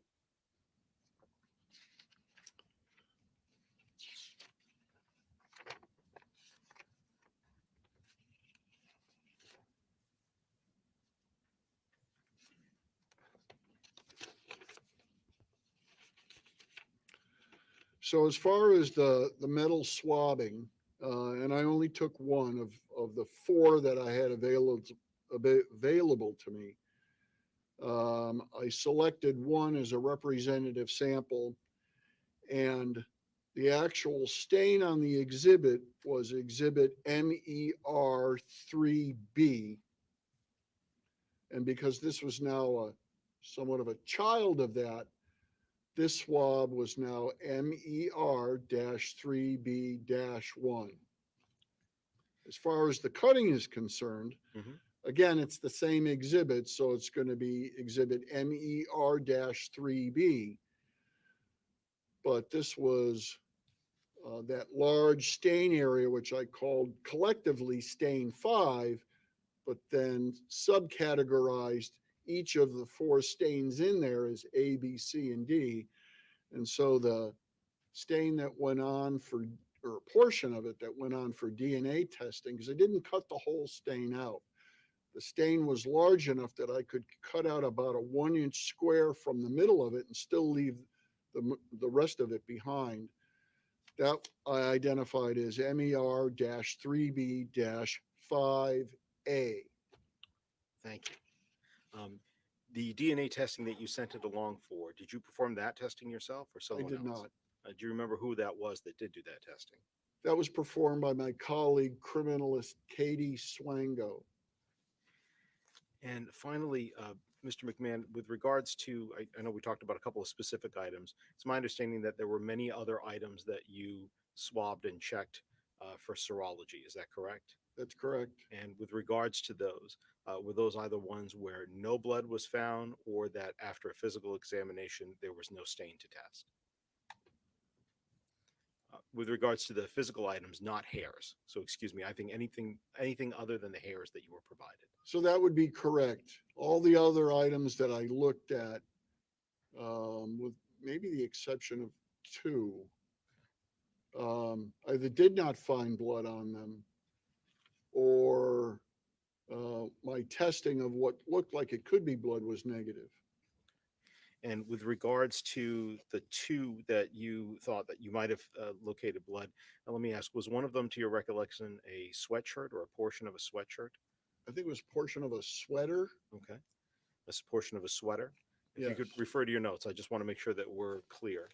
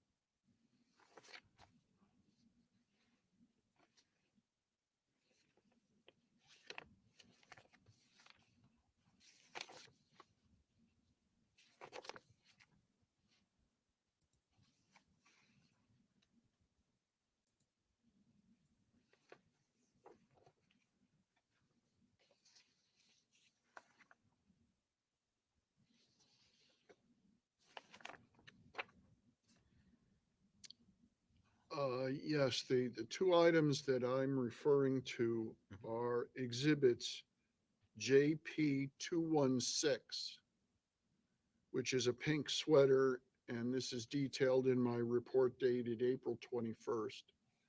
And JP 216, so that's the first 2 initials there are JP. Is that correct? That's correct. Okay. And with regards to that sweatshirt, Do you know what kind of vehicle that came out of, whether or not it was an Audi that came out of? Are I you do- aware of that? I don't know what the source of where the item was collected from, but it's a sweater. Sweater, okay. And was there, you said there was one other item. Could you please Right. tell us what that one The was? other one was JP 251, which was a length of twine. And that also was a JP, I believe you said, those initials? Yes, sir. Okay. And do you know whether that came out of a blue Audi, or do you, similar to your last answer, you don't know where that item came from? I do not know. All right. If I can just have a moment, please, Your Honor. Yes.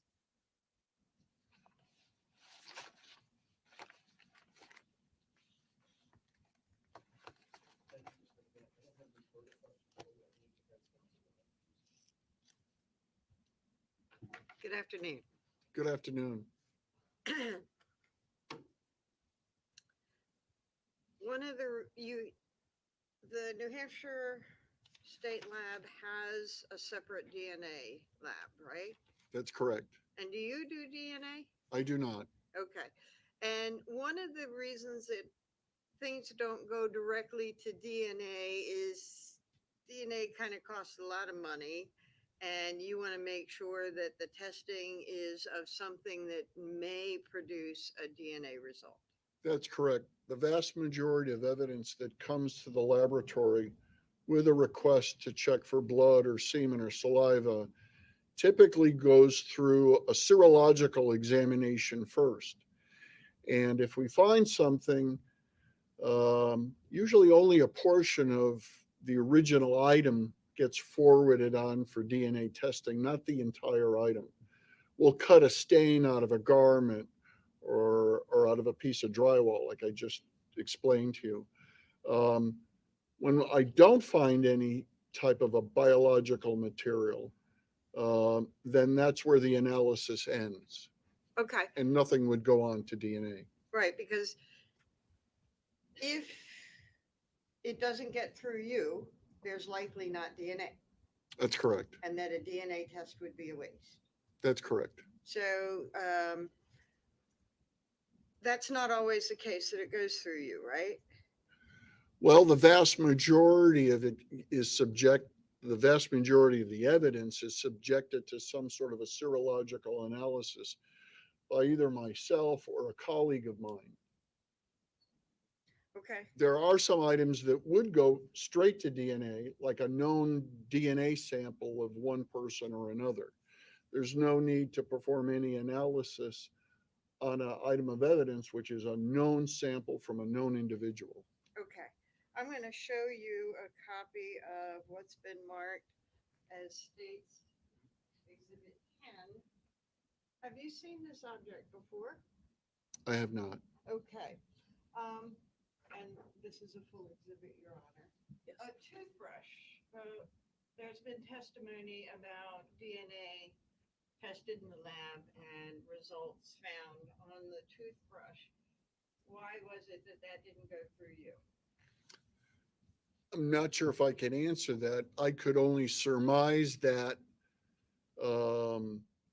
for serological or biological testing, the area of interest in that particular item is so small. We're not looking for DNA on the parts of the handle. We're looking for DNA only on the part that goes into the person's mouth and makes contact with their teeth and gums. And that was so small.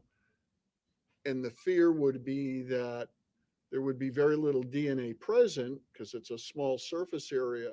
And so rather than wasting sample on a serological test, because we're going to do DNA testing regardless, let's just reserve all of the sample for DNA testing.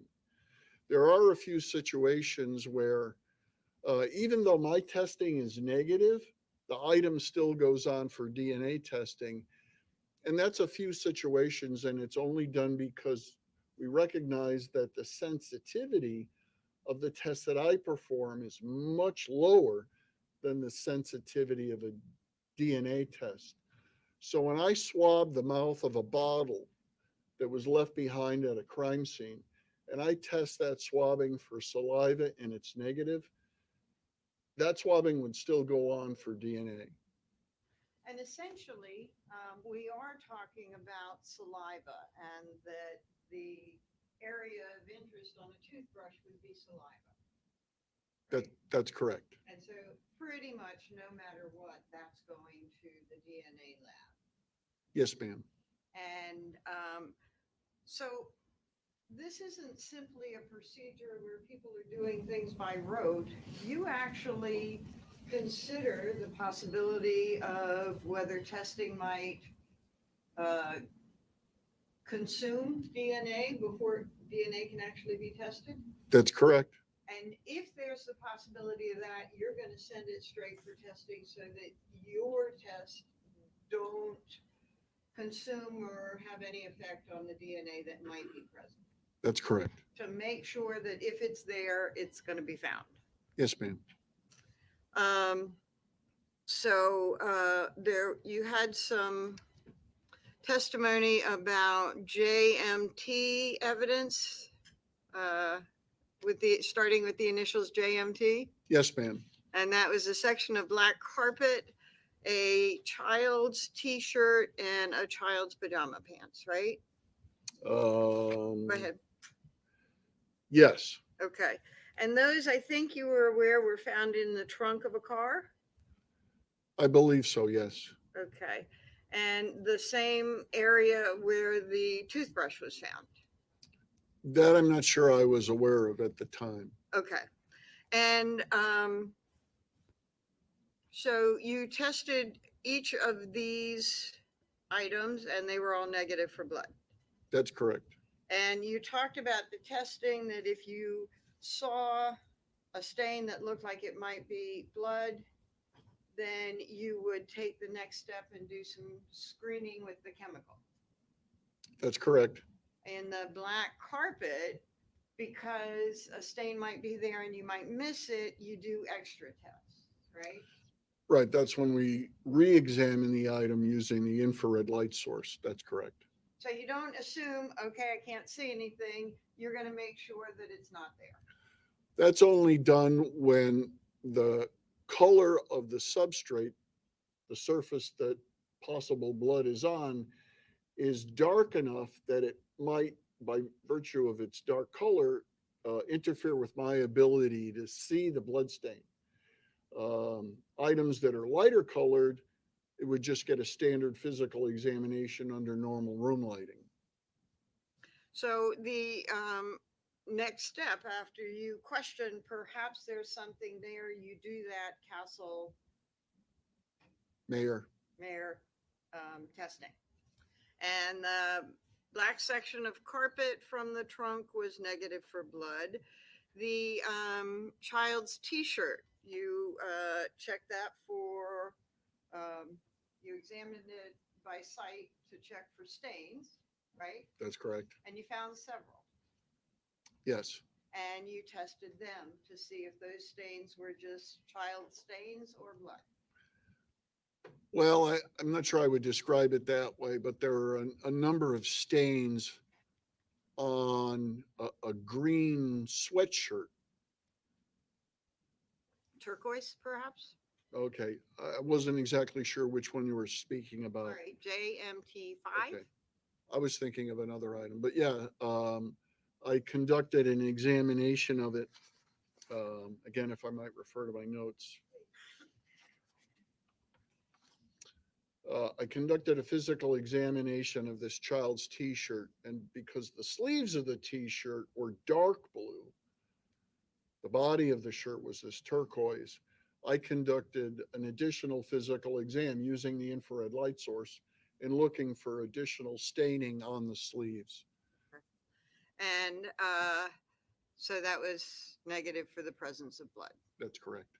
And then there was pajama pants, a child's pajama pants found in the same area. That's correct. And Well, I'm not sure where it was the collected location. from. Okay, sorry. JMT6. That one you didn't have to go to the Castle-Meyer testing, right? I did not. Because you could see the item well enough to determine if there were stains characteristic of blood. Well, in this case, like some of the other items, these pajama pants were dark gray in color. And so after examining them under normal room lighting, I conducted a re-examination using the infrared light source. And I didn't find any staining on these pajama pants at all. So it's pretty fair to say that if there's a question in your mind, you take another step. If one is available. So then you did several items that had the initials at the beginning JP.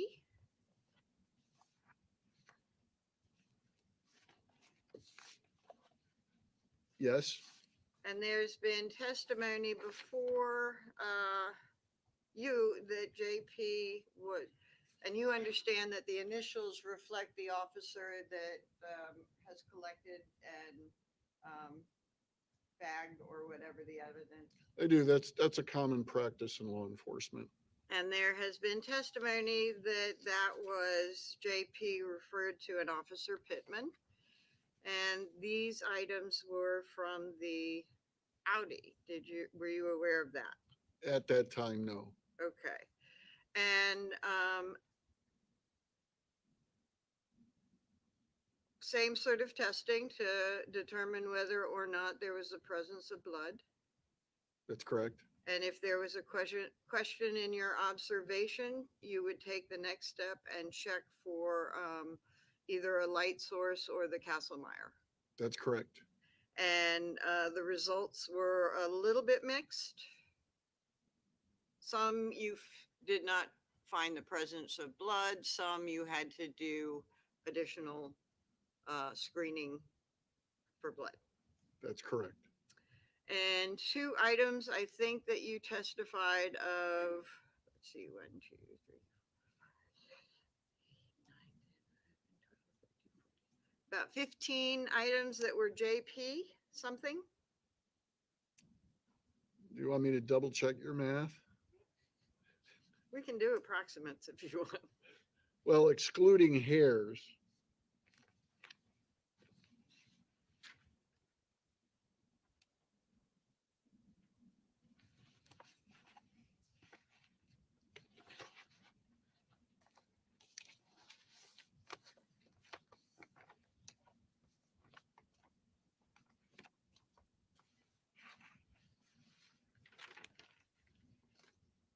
I can only find 9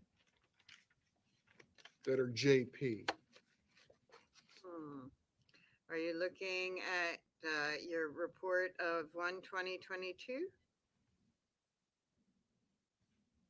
And then Yep, there's 2 items 4/20 there. Pardon? 2 items there. 4/21/22? Oh, the next one's 1/26/22? Yep, those are the hairs. Okay. And then 4/21/22.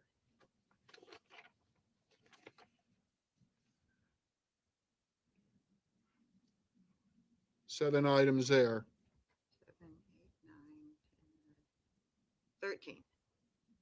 Total. But you're including the hairs. Yes. Okay. 14. Okay. Good thing. 14 in total. Okay. And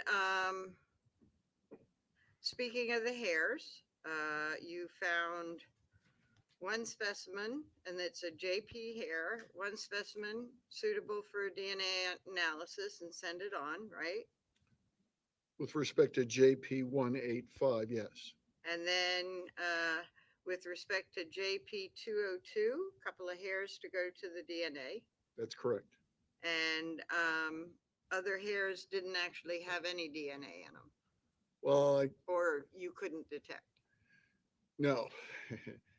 I guess for the remaining hairs, based upon my microscopical examination of the hairs, I had determined that they were likely unsuitable for a DNA analysis. Okay. So then you also testified on direct about a pink woman's sweater, screening positive for blood, right? That's correct. A length of twine, which was JP 251, screening positive for blood. That's correct.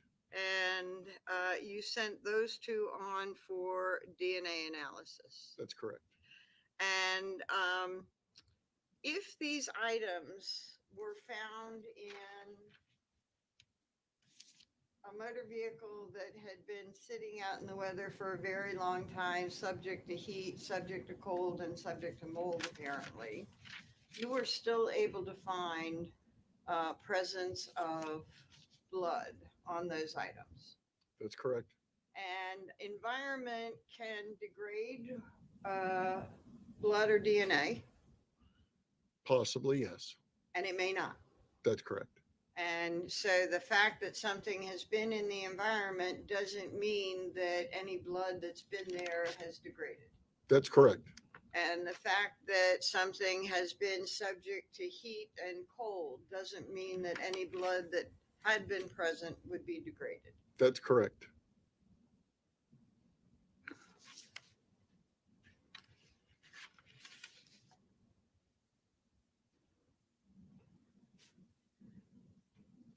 Thank you.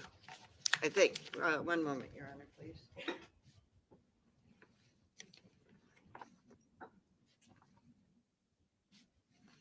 Oh, and one more thing was you talked about the area of dry paneling that was sent on to the DNA lab as well. Drywall paneling. Yes, ma'am. Paneling, ceiling, I don't know what to call it. Drywall, you have it as drywall paneling, right? Yes, ma'am. And if there's testimony that this was taken from a ceiling, would that be consistent with your description? Yes, although I couldn't describe it in my notes or in my report as a part of a ceiling because that's assuming I knew where it came from, and I can't take that assumption into account. So I just describe what it is as it's presented before me. Thank you. Very briefly, Your Honor, just, I could, just from the table. Mr. McMahon, just on that last line of questioning you were just asked about not being able to take it for granted that the drywall that you saw necessarily came from the ceiling. Is that something where to be able to say that you'd have to talk to the person that actually took it from the ceiling or took it from a wall or nowhere?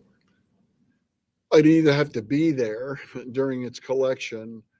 I'd have to get its source or from where it came from someone whose opinion I trusted. Or a third option would for it to be described that way when it was submitted to the laboratory on the paperwork that's submitted with evidence. But I'm still the final say for how an item is described. That may have come from a ceiling, and I'm certain it probably did. It's just that that wasn't so apparently obvious to me that I had to describe it as what it actually was. Thank you for that. Two other quick questions for you. You were asked a moment ago about JMT5, the T-shirt, and I believe you described how on cross-examination that the sleeves were darker, that dark substrate that you talked about earlier, and that's where you used the infrared light. That's correct. Did you make any notation the fact that that T-shirt was sized for an 18-month-old? I did make a notation in my notes where I can about the garment manufacturer's name and the size.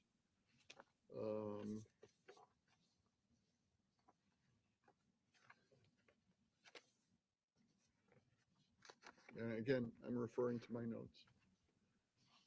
I described exhibit JMT5 as a blue/teal long sleeve t-shirt. And furthermore, it's a children's long sleeve t-shirt with a turquoise colored body and dark blue sleeves. The brand name is Just One U, and the size was 18M.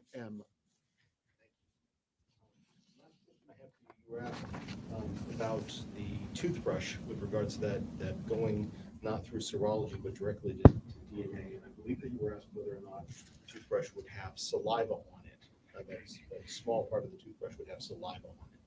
Do you recall that question a moment ago? To some degree, yes. In addition to the saliva, would it also have cheek cells or other cells from the gum or the line? It's inferred that it would. I mean, it's a motorized toothbrush.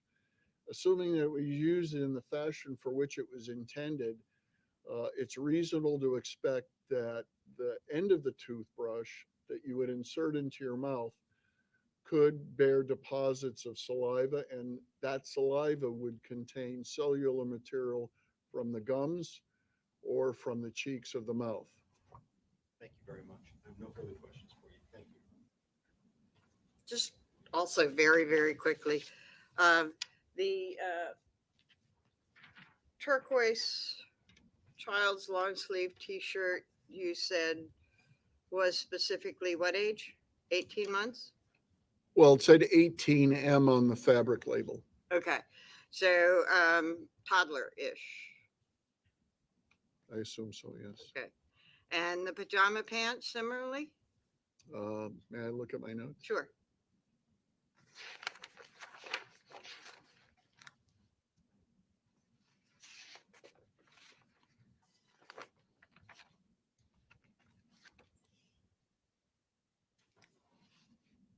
One pair of dark gray fleece children's sleep pants with a red, white, and black winter holiday pattern. The brand was Holiday, # or hashtag, if you will, Fam Jams, FAMJAMS, size XS 4/5. And I take it you're not going to interpret what that size means, but it's Extra small. okay. And I'm guessing 4 or 5 in children's clothing typically refers to the approximate age Okay. of the child that would wear that size clothing. Okay. And the pink sweater was an adult woman's sweater. I believe so, yes. Okay. Thank you.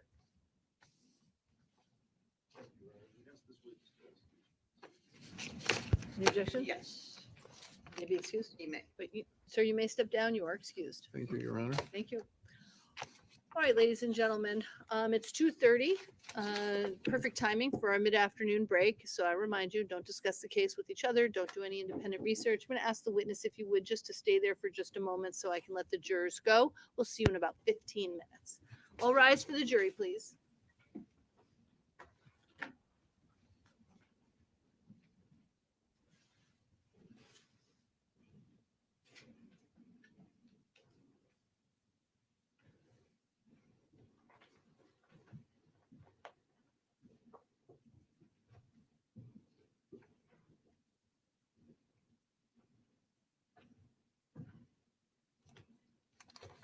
Thank you, sir. You can step down. Counsel, you, please, for Your just a minute.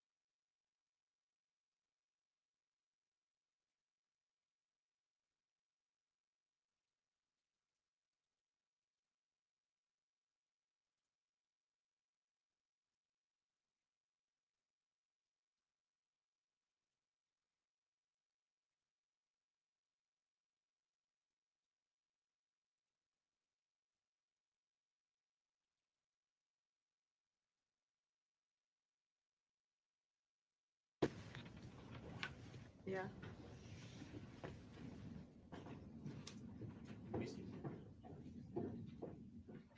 We're back at 2:45.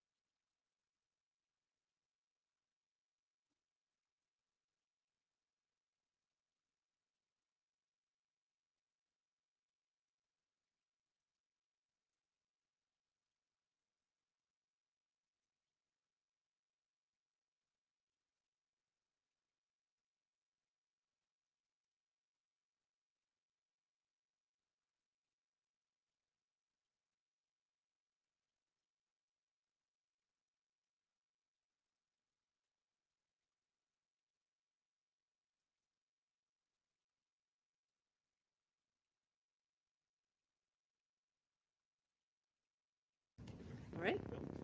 Please rise for the jurors.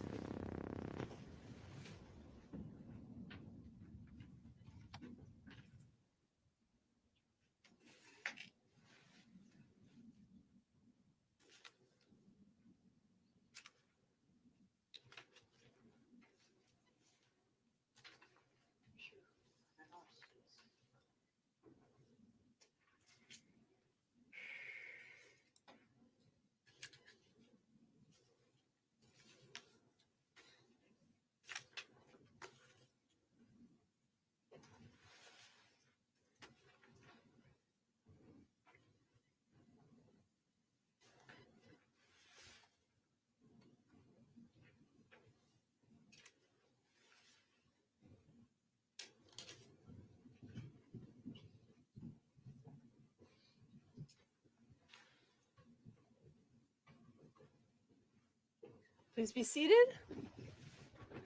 State may call its next witness.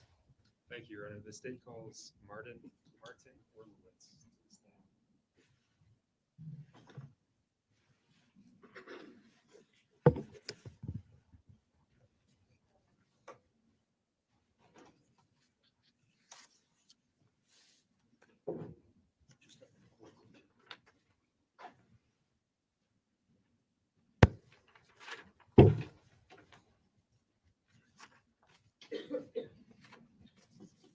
Mr. Orlowitz, to remain standing, raise your right hand.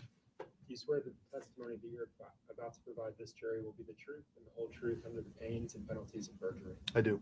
Thank you. You have a seat. Make yourself comfortable. Mr. Orlowitz, can you start by stating and spelling your full name for the record? My name is Martin Orlowitz, Martin Orlowicz.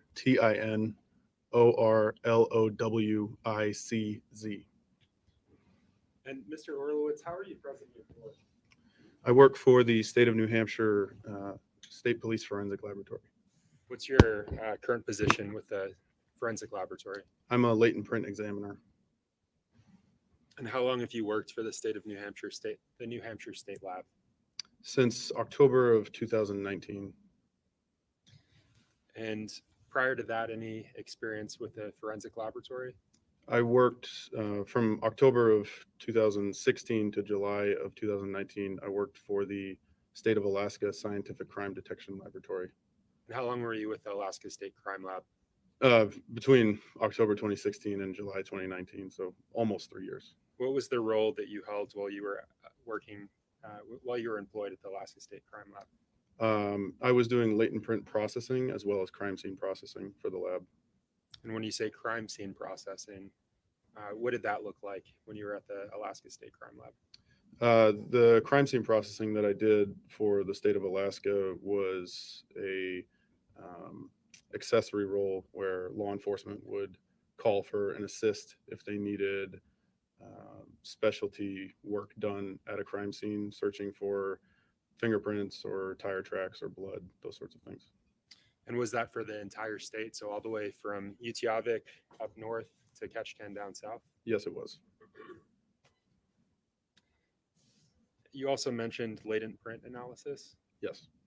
And did you do that in your current role or in your role with the Alaska State Crime Lab or both?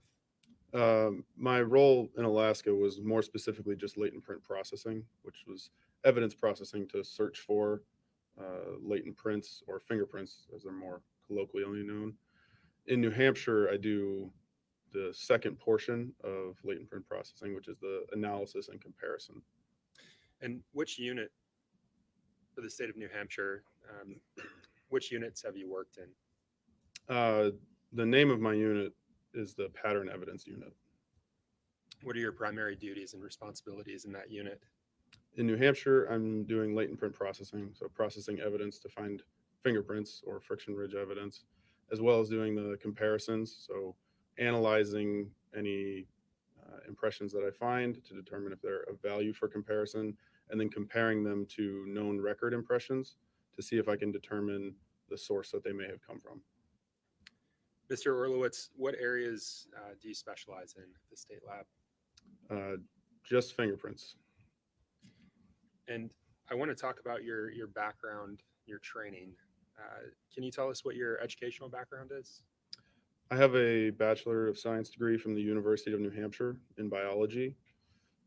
That's my educational experience. Outside of that, my training specific to my duties, um, I went through roughly a 6-month program in the state of Alaska to learn how to process evidence for latent prints. And then when I moved to New Hampshire and started at the lab here, I went through roughly another 10-month training program to do the analysis and comparison portion. This training program is sort of like a residency program. So it's shadowing personnel who are already employed at the laboratory while doing my own independent research and study in those areas to become competent. And then there's final competency exams before I'm allowed to do any independent work. You mentioned your Bachelor's of Science. What year did you obtain that degree? 2015.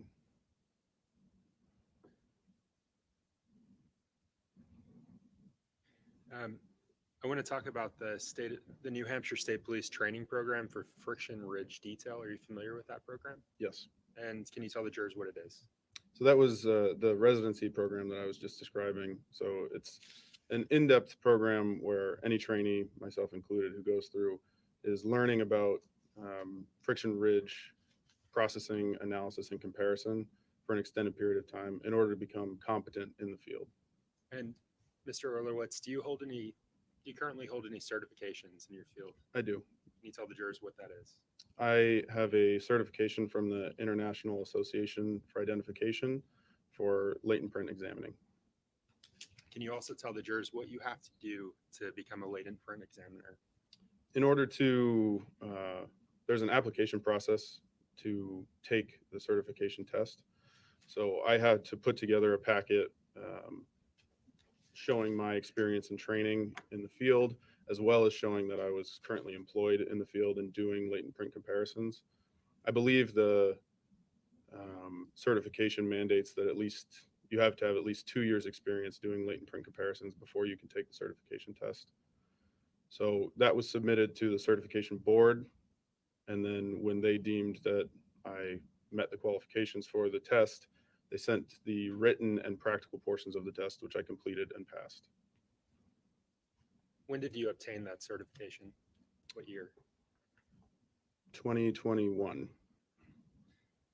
And Mr. Orlowitz, about how many fingerprints would you say you've personally examined over the course of your career, both here and in Alaska? Thousands. Is the New Hampshire State Police Forensic Laboratory accredited?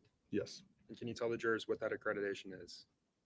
Our accreditation is through the American National Accreditation Board. It's a third-party company, essentially, that reviews any work policies at our laboratory and makes sure that they are meeting industry standard, and then also makes sure that we are adhering to those policies in our day-to-day work. They come through every 4 years for an on-site review and every 2 years, I believe, for a document review to make sure that we can hold our accreditation for the laboratory. And Mr. Orlowitz, as part of your role with the lab, do you have to undergo continuing education? Yes. And can you tell the jurors what that is, what that requirement is?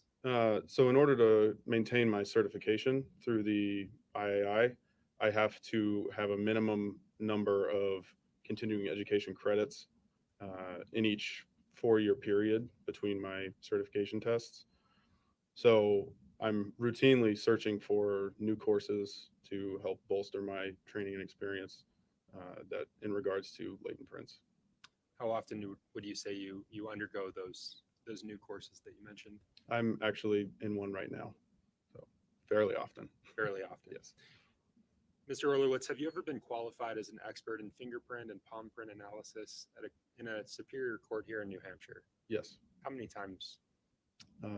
Once that I remember off the top of my head. And how about a superior court in Alaska?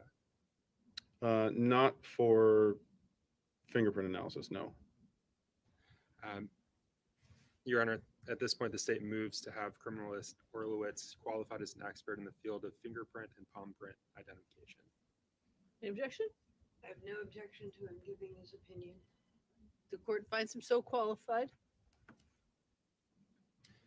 Mr. Erlowitz, before we move on, I want to talk about, I want to teach the jurors exactly what fingerprint palm print analysis is. Okay. Have you had an opportunity to look at several slides, demonstrative slides? Yes. Do you feel like those slides would aid the jurors in understanding what you do, exactly what it is that you do? Yes, I do. Your Honor, at this point, permission to publish several slides. May we approach? Yes.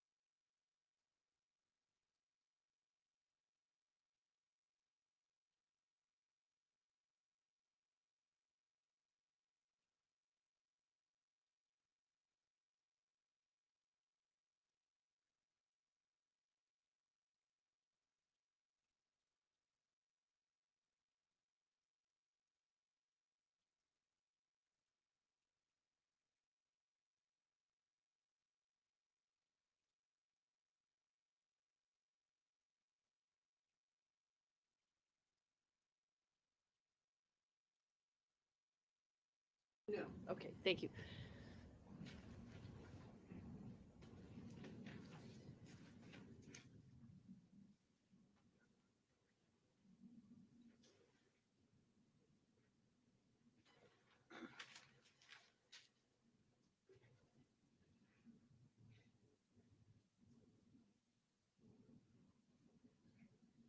And Mr. Erlowitz, just to clarify, the demonstrative photos that you reviewed prior to testifying today, nothing to do with this case. Is that correct? No, as far as I know, they're just stock images of fingerprints or friction-ridged skin. So, Mr. Erlowitz, what is a fingerprint? A fingerprint or friction-ridged skin is the skin that's on the grasping surfaces of your palms and your fingers, as well as on the bottoms of your feet and your toes. Its name implies its function. Friction-ridged skin provides friction to those surfaces of your hands and your feet in order for you to be able to better grab things. And what are some of the basic fundamentals in fingerprint, in the science of fingerprint and palm print analysis, identification and analysis? So two of the basic fundamentals in fingerprint analysis and comparison are that the friction ridge skin that you are born with is unique to you. So any individual has unique patterns and flows of friction ridge skin across their hand. And then the other fundamental is persistency of that detail. So the details that are present in your friction ridge skin should persist throughout your life, barring any catastrophic change. And the images that are depicted on the screen there, what do they depict? These two images, the image on the left shows a fingerprint, specifically the distal phalange of a finger, the one furthest from the palm. It's showing the friction ridge skin present on that. And then the photo on the right is showing a palm print, or a portion of the palm print. This portion of the palm is called the interdigital palm. It's just underneath where the fingers meet the palm, and it's showing the friction ridge skin there. Can you tell the jurors what a latent impression is? Latent impressions are, rather than your physical skin, your friction ridge skin, a latent impression is a chance impression that might be left behind when an individual touches an object. So the residue that is present on your skin may deposit itself onto a surface, leaving a copy, essentially, of your friction ridge skin on that surface. It can also be the inverse, where if a surface is dirty, your friction ridge skin could lift up the contaminant that's on that surface, leaving almost a negative image of your friction ridge skin behind. Can you tell the jurors what a known impression or known print is? Known impressions they're also referred to as exemplar impressions or record impressions. So these impressions are taken anytime someone is fingerprinted. These are a known recording of an individual's friction ridge skin. Traditionally, these were done with ink, by rubbing ink onto someone's finger and then rolling that finger on a piece of paper to record that. Now there's digital systems that capture the same information. And how are fingerprints deposited onto an item? So again, latent prints, it's a chance recording. So there's a possibility of when someone touches something that friction ridge detail can be left behind if some of the residue that's on your hand stays on the surface, or if residue that's on the surface comes away on your hand. So is it like what you'd see on TV, where if someone touches something, it always leaves a fingerprint? Not always. There's a variety of factors that may inhibit deposition of friction ridge detail. The easiest one that I can think of is if someone was wearing gloves. When I work in the laboratory, I wear gloves so that I don't leave fingerprints on the things that I'm working on. That's the easiest way to inhibit deposition. What determines, other than the gloves, what determines whether fingerprints are left on an object? There's other types of surfaces that are very difficult for fingerprints to be left behind on. So for instance, clothes, these types of porous surfaces, they don't hold friction ridge detail or fingerprints very well. Surfaces that do hold fingerprints very well are nice, smooth, non-porous surfaces, or things like pieces of paper, the adhesive side of tape.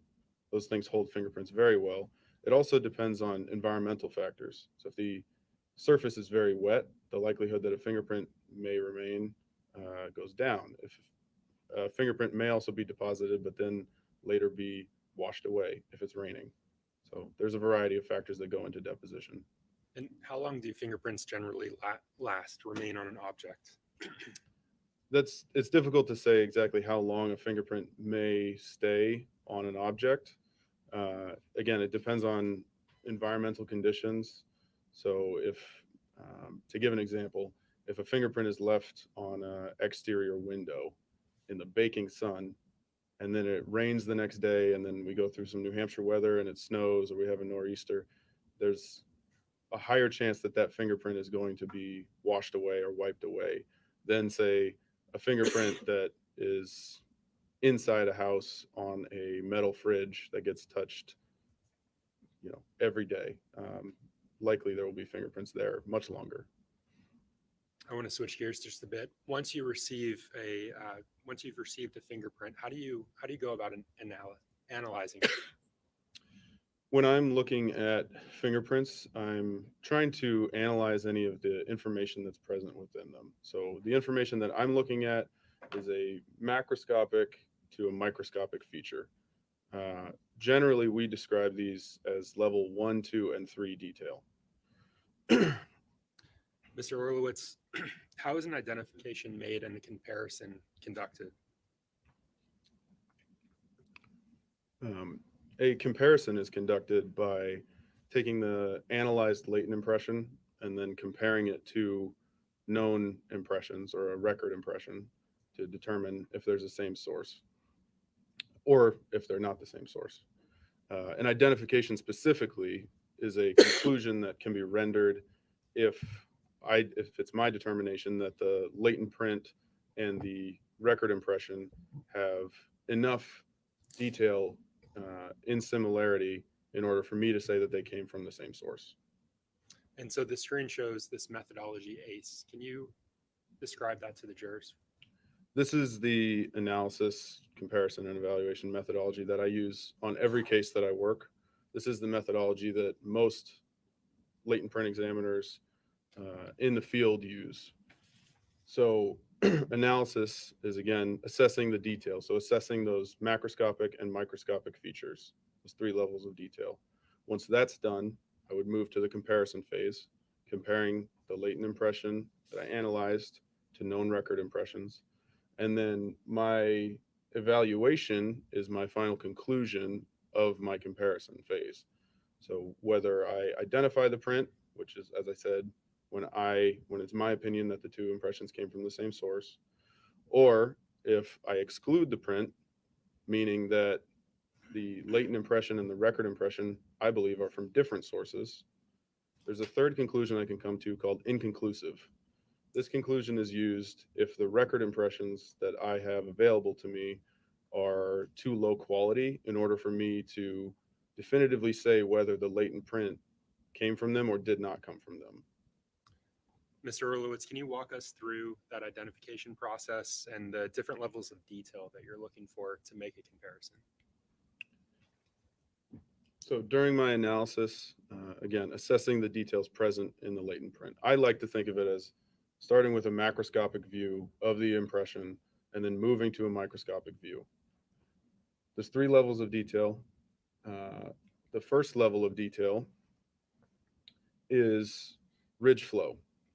So how the ridges themselves are flowing across the finger or across the hand. In fingerprints specifically, there are 3 pattern types that are typical to see. There is an arch pattern type, a loop pattern type, and a whorl pattern type. Those are helpful in determining anatomical source and orientation. If I can see a pattern type, I can determine this likely came from a distal phalange portion of the finger, and I can usually determine which orientation is up on that, which direction would be up on that latent impression. Because all I'm assessing with level 1 is the ridge flow, I would not make an identification just based off of that ridge flow. Lots of people in the population share pattern types. So a lot of people have whorls, a lot of people have loops, a lot of people have arches. That's a macroscopic detail, but the microscopic detail, level 2 and 3, is where I can begin to make an identification. So let's discuss level 2 detail. The level 2 detail is ridge path formation or deviation. So this is moving from looking at the entire latent print to looking at one single ridge at a time. And what I'm determining and looking at in my analysis is where these ridges are ending, where they're splitting, where there's smaller ridges. So I'm searching for attributes specific to each ridge. A grouping of these attributes can be used to identify a latent print to a source. So I see bifurcations up there. Can you describe what that is for the jurors? Bifurcation would be where a ridge splits from one ridge into 2 ridges. A ridge ending is exactly what it sounds like. It's where a ridge ends. And then a dot or a short ridge is just a very small segment of ridge instead of a longer portion. And can you just identification process in terms of level 2 detail? What are we looking at on this slide? So this is this photo is showing specifically those 3 features that I just mentioned: bifurcations, ridge endings, and dots. It's pointing them out in the greater ridge flow in the larger image, and then zooming in to show you the exact feature in the smaller images.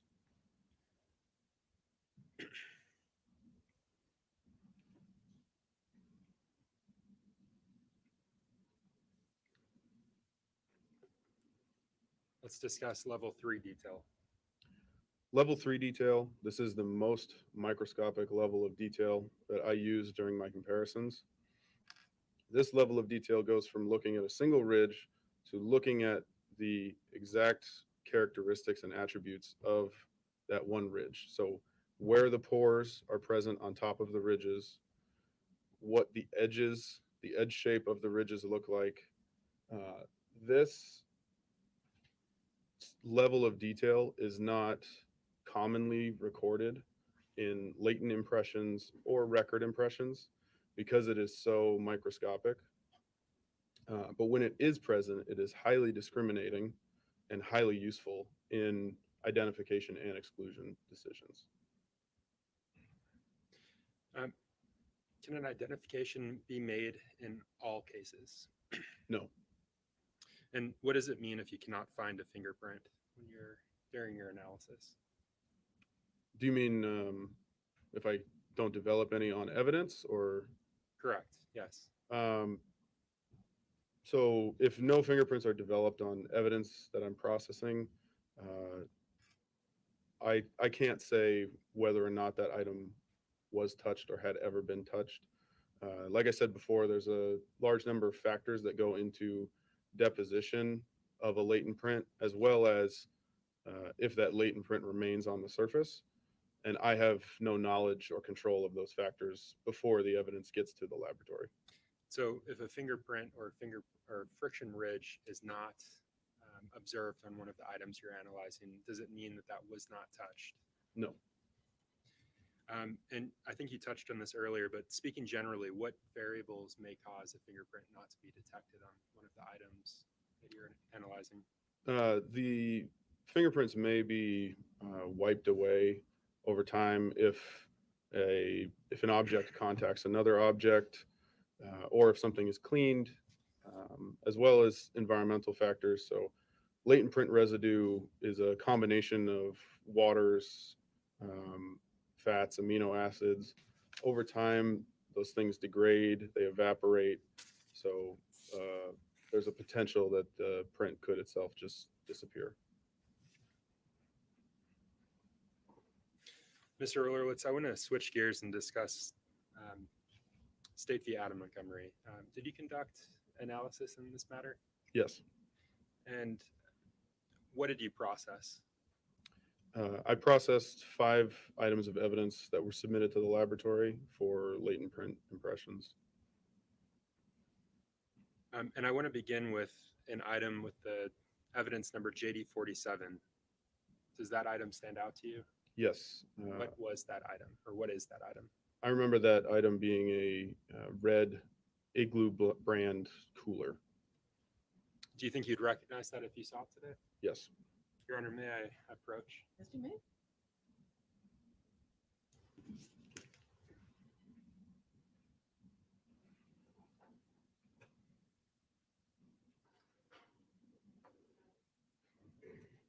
So, Mr. Orlowitz, I'm showing you what's been marked for identification as State's Exhibit 29. Do you recognize that item? Yes, I do. And what's depicted in this image? This is JD47, the red Igloo brand cooler that I processed at the laboratory. Is that a true and correct copy of the item that day? Yes, it appears so. Your Honor, the state moves to strike State's Exhibit 29 for identification. No objection. All right, the idea is stricken. It's entered as a full exhibit. It may be published. And so if you can just point to, let's talk about this. Did the item arrive in your laboratory that way, appearing as it does in this image? To my recollection, yes, it did. And are there stickers placed on this item? There are, yes, several. And had this item, at the point that this image was taken, had it undergone analysis? I don't recall if it had gone through my laboratory analysis at this point. I believe, I don't want to speculate on that. I don't recall if that was before analysis, but I believe it might have been. If I could have just a moment, Your Honor.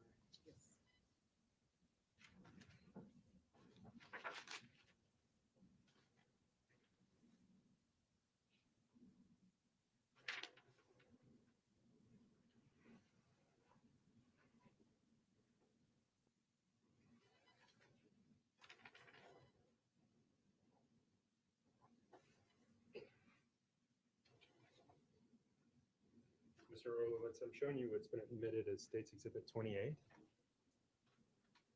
Okay. Having seen this item, does that refresh your recollection on whether or not image State's Exhibit 29 had undergone analysis?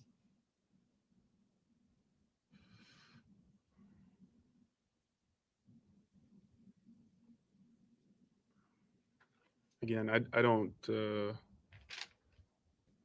believe it went through latent print analysis before that image was taken. Okay. At some point, did it? Yes, it did. And you conducted that analysis? Yes.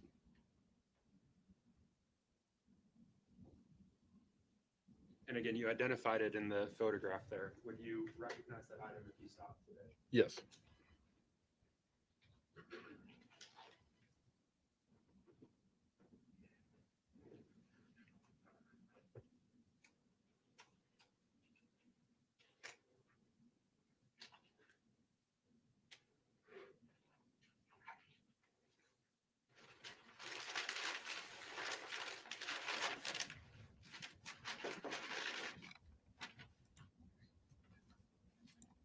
Mr. Orlowitz, I'm showing you it's been marked for identification as State's Exhibit 73, and I'm just going to ask that you stand. Do you recognize this item? Yes, I do. Is this the item that you conducted testing on? Yes, it is. Remove it from your from the baggage.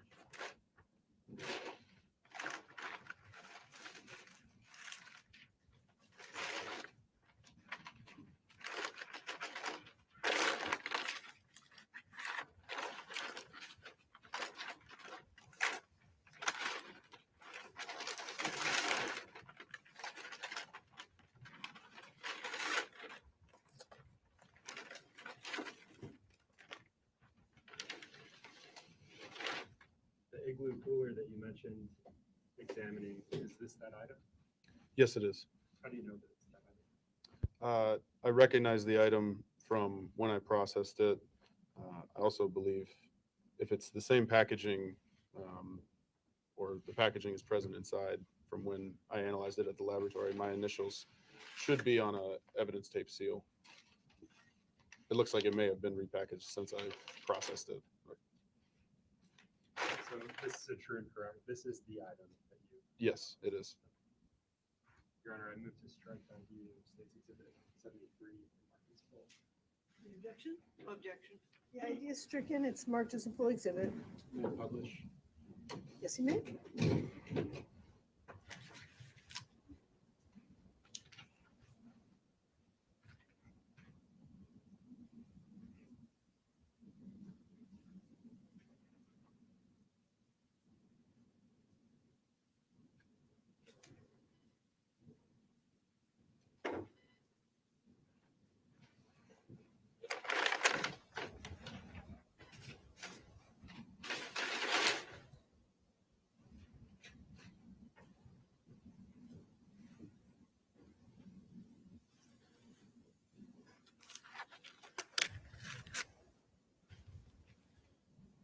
Mr. Orlowitz, you mentioned processing that item, analyzing it.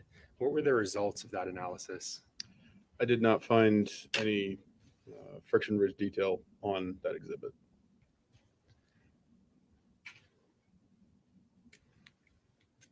No friction ridge detail. That's correct. Your Honor, may I approach? Yes.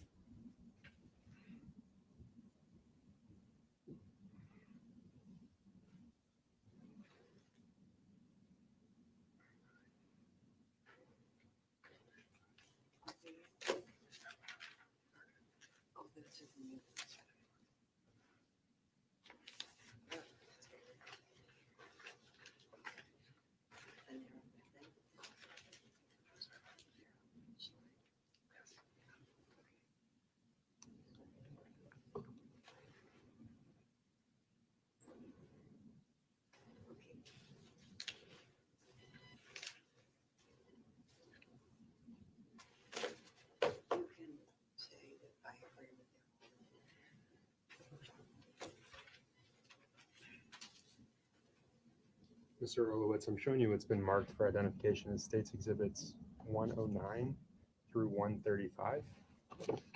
And I'm just going to ask that you review each of those items in turn and just look up when you have an opportunity to review all of them.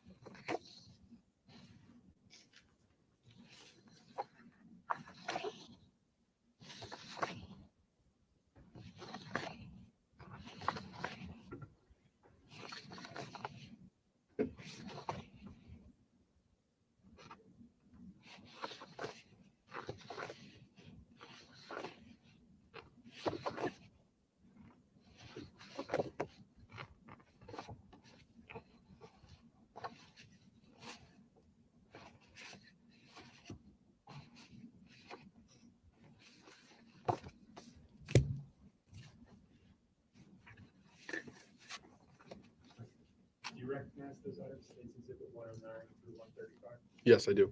And how do you recognize? These are images that I took or generated in relation to my latent print processing and analysis and comparison for this case. Are those true and correct photographs of the images or the items that are depicted? Yes, they are. Your Honor, the state moves to publish. So strike ID for States Exhibit. What's marked for identification is items 109 through 135. No objection. Right, the ID is stricken, they're entered as a full exhibit. So, Mr. Orlowitz, switching now to the white metal ceiling, it's MER 3A and 3D.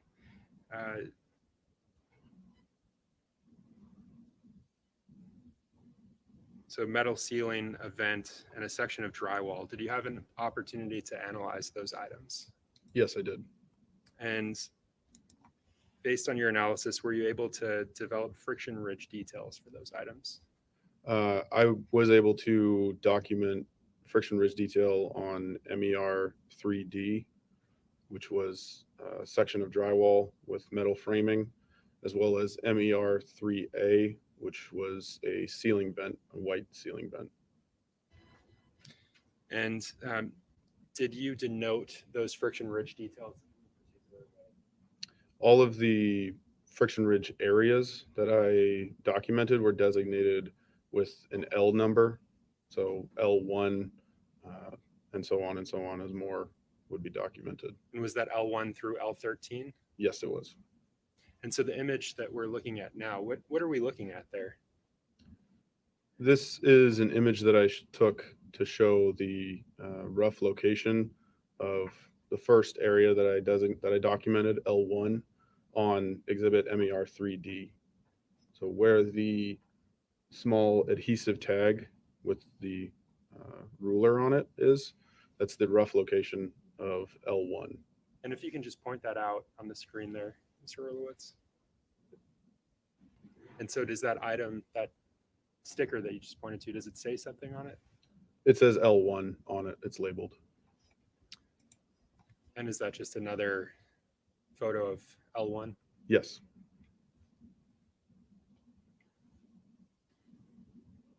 And what does this image show us? This is showing the rough location of the next two areas that I documented, L2 and L3. They are similarly labeled as L1 with the small adhesive scales in this area. So that's L2, L3. Closer version. Yes. And those are the stickers that you mentioned? Yes. What does this image show us, Mr. Orlowitz? This is showing the location of the next three areas that I documented, L4, L5, and L6, with their related labels. And what does this image show us? Let me back up one. What does this image show us, Mr. Orlowitz? This is a different angle of those same three areas, L4 through L6. Can you just point so the jurors are able to see? This is L4, L5, and L6.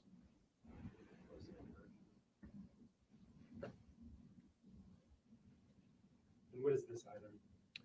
This is exhibit MER 3A.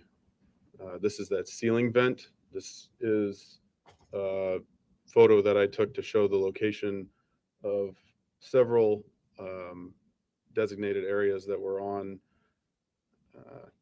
I guess I would call it the underside of it. So the side that would typically be in a ceiling, not the visible side of it. And can you identify in the photograph just each of the areas that you designated? The areas present in this are excuse me, L7, L8, L9, and L10 in that corner. There's another tag over here, but I'm not sure what the designation is on that one. Let's focus on L7 through L10. This is a closer view of those same four areas from that front left corner in the previous photo. And just for those in the back that can't see, can you just point out? Again, L7, L8, L9, and L10, the furthest.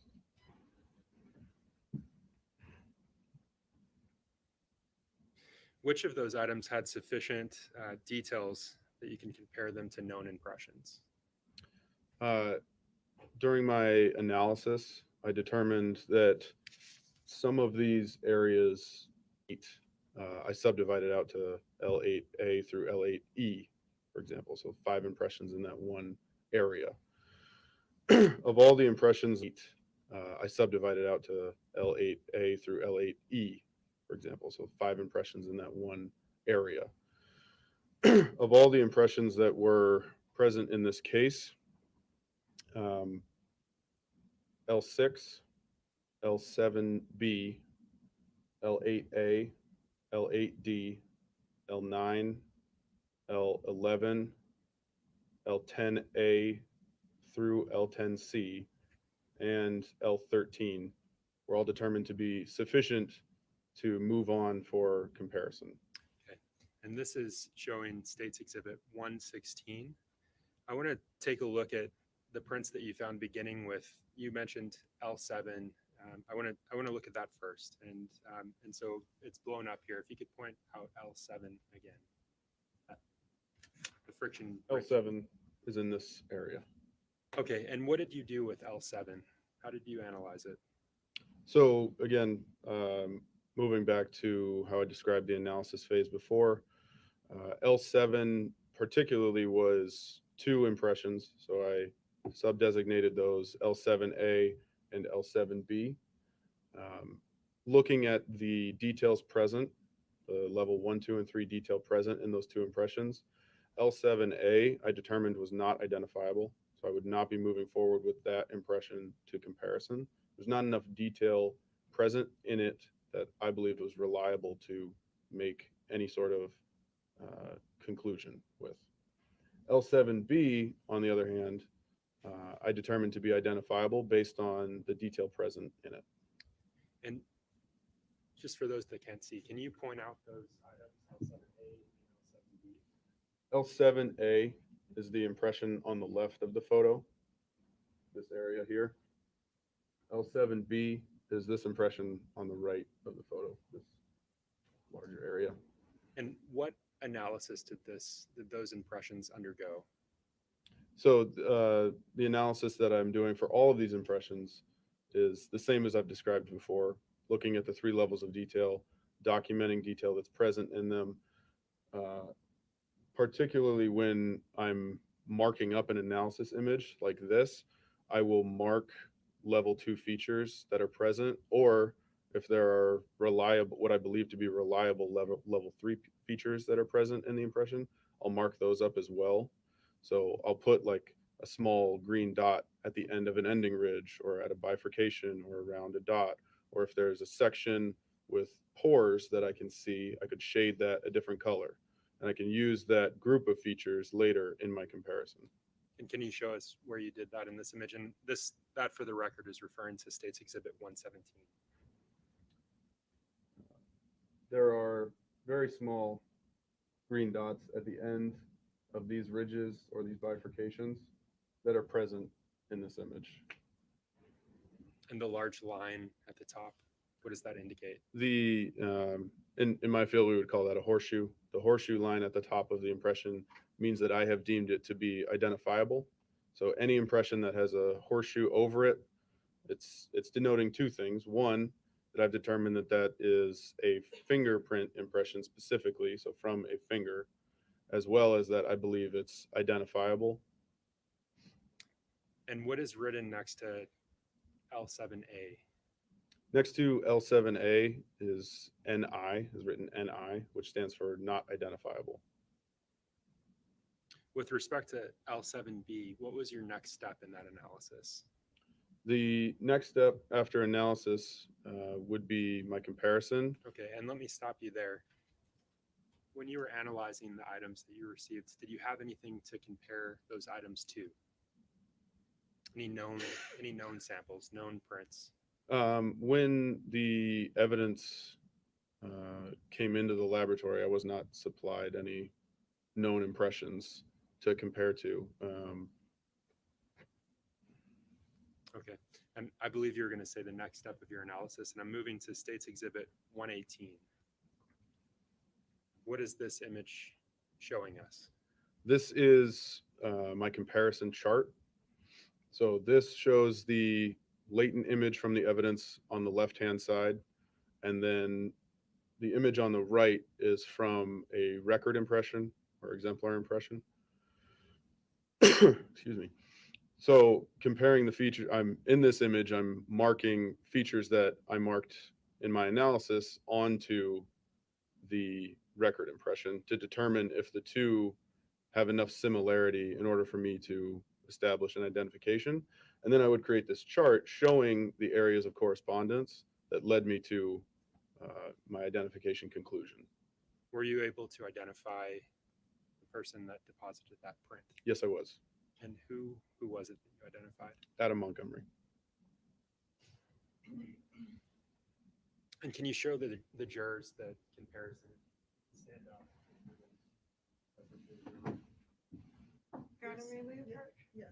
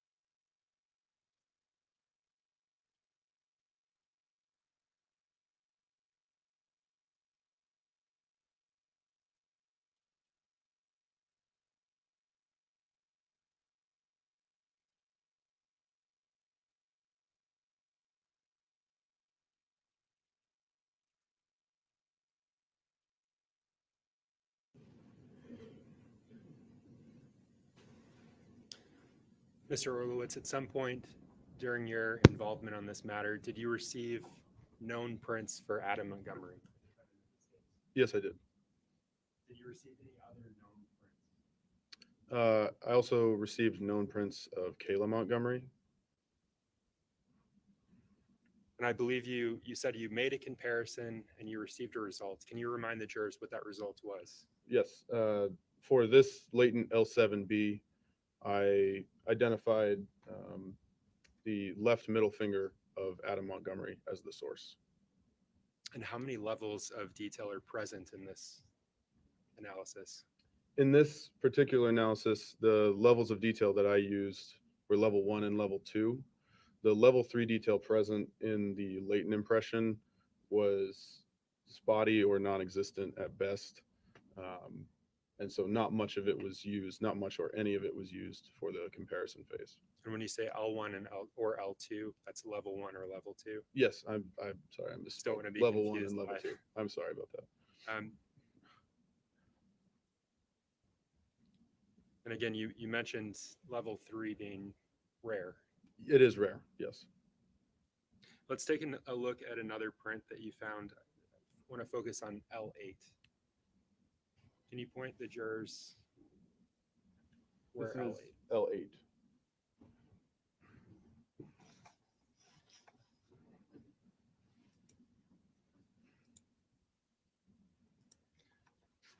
So I'm showing what's been published or admitted and published as State's Exhibit 119. What does this image show us, Mr. Orlowitz?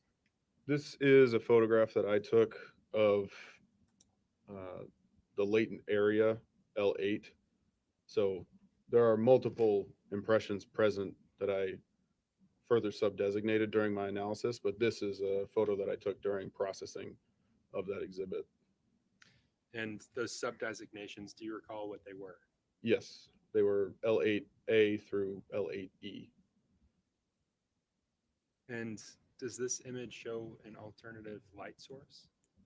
It does, yes. Can you tell the jurors what that is, why you use it? An alternative light source is a forensic lighting application that is typically used in conjunction, at least in the laboratory, with a dye stain or some sort of fluorescent chemical. What this enables us to do is remove background color or pattern from the evidence in order to better visualize friction ridge detail that's been developed on that item. And now this is State's Exhibit 120. What does this show us? This is my analysis image of L8A through L8E. And what was your analysis? What was the results? Were you able to develop? Go ahead. Sorry. My initial analysis was that 3 areas were identifiable: L8A, L8C, and L8D, I believed to be identifiable. L8B and L8E, I determined to be not identifiable. I would not be moving forward with those to comparison. During the course of my analysis, I reanalyzed L8C and determined that the detail present in that was not enough for me to reliably move forward with that impression to a comparison. So I determined that L8C was also not identifiable. And so now L8A and L8D are identifiable impressions. And how did your analysis proceed with those items? The same analysis methodology that I've been describing. These were all determined to be L8A and L8D were determined to be fingerprint impressions. That's the horseshoe over the top of both of them. So I would be comparing fingerprints to these. And who did you compare those two? I compared Adam Montgomery to these impressions. And were you able to identify the L8A friction ridges from MER 3A? Yes, I was. And who did you identify those to? I identified those to Adam Montgomery. Which finger of Adam Montgomery? I believe the left middle. And how many levels, with respect to L8A, how many levels of detail were present? I'm not I'm not sure, without looking at my chart, I'm not 100% sure, but in any latent impression, any of the 3 levels of detail can be present and can be used for a comparison. In most Cooper Heating and Cooling now offers Cooper Clear, the transparent, predictable, and cost-saving way to design. L8D, were you able to identify friction ridge details from that item? Yes, I was.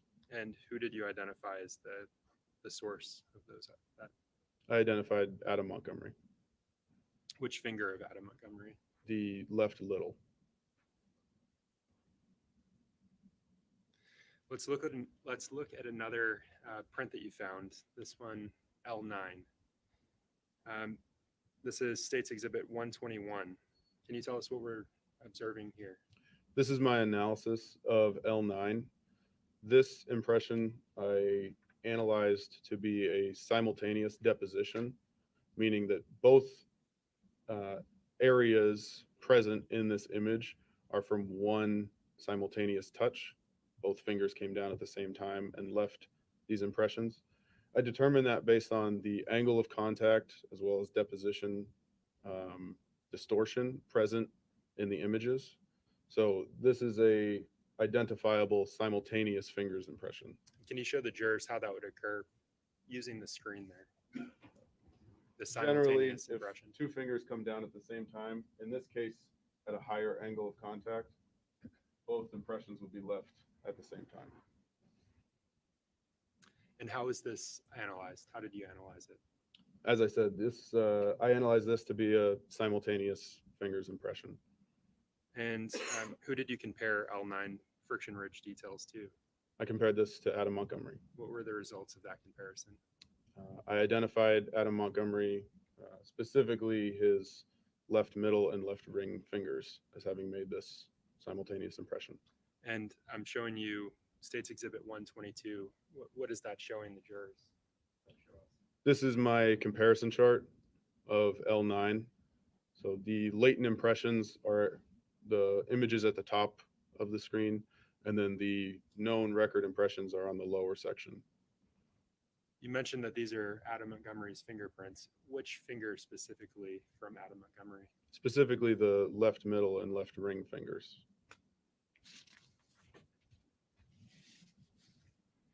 I want to look at another print that you found. So I'll draw your attention to L10. Did you have an opportunity to analyze L10? Yes. And can you tell the jurors how you analyzed it? L10, I determined to be 3 separate fingerprint impressions. These fingerprint impressions, I decided that they were not simultaneous because of the angle of deposition and the almost impossibility of deposition simultaneously due to anatomical position of the fingers on the hand and the directionality that these were deposited in. So these were all designated separately, L10A, B, and C, and they're all horseshoed at the top to show that they're identifiable fingerprint impressions. Okay, and the image that you just pointed out that has horseshoes at the top to show that they're identifiable, that image, you did those horseshoes at the top, is that correct? Yes, I As did. part of your analysis? Yes, the analysis images with any markings on them, I generate those at the laboratory as part of my analysis. And here we're referring to State's Exhibit 123. Did you have an opportunity to compare those items to any known prints? Yes, I did. And whose known prints did you compare them to? I compared these to Adam Montgomery. And I want to go through each in turn. So let's start with L10A, and I'm showing you State's Exhibit 124. What does this show us? This is my comparison chart, the latent being on the left side, the known being on the right. This is my comparison of L10A to Adam Montgomery's left middle finger. And Mr. Orlowitz, what was the result of your comparison of L10A? This was an identification to Adam Montgomery. Do you know which finger of Adam Montgomery's? The left middle. I'm showing you what's been published as State's Exhibit 125. What does this image show us? This is L10B, again, a comparison chart of the latent on the left, the known on the right, showing my identification conclusion. Who did you compare L10B2? I compared it to Adam Montgomery. And what were the results of that comparison?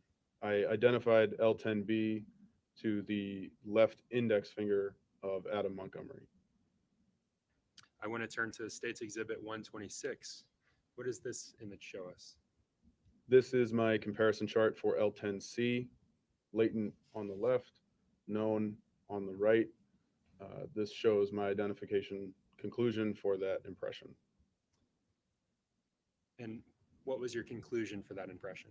I identified L10C to Adam Montgomery's left little finger.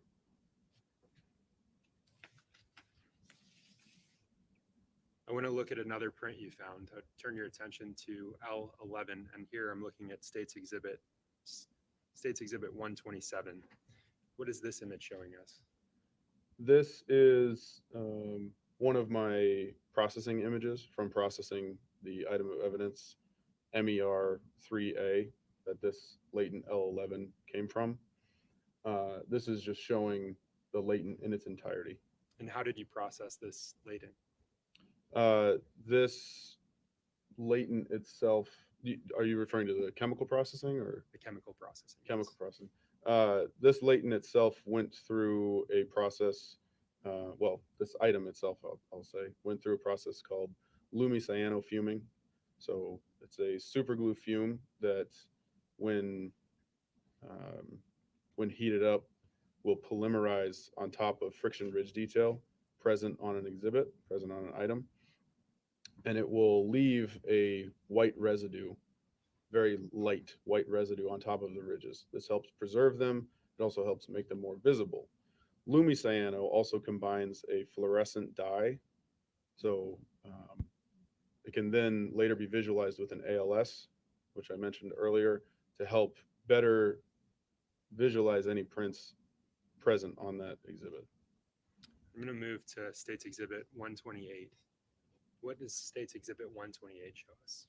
This is my analysis image of that latent L11.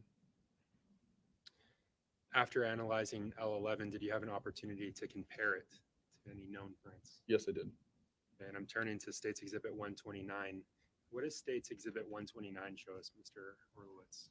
This is my comparison chart of L11. L11 was analyzed to be a palm print, not a fingerprint.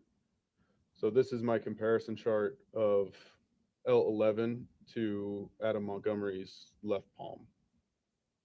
What were the results of your comparison, Mr. Horowitz?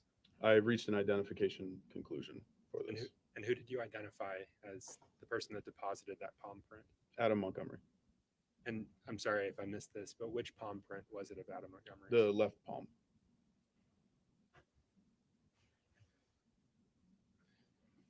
Mr. Horowitz, I want to look at another print that you found, and I want to turn your attention to L13.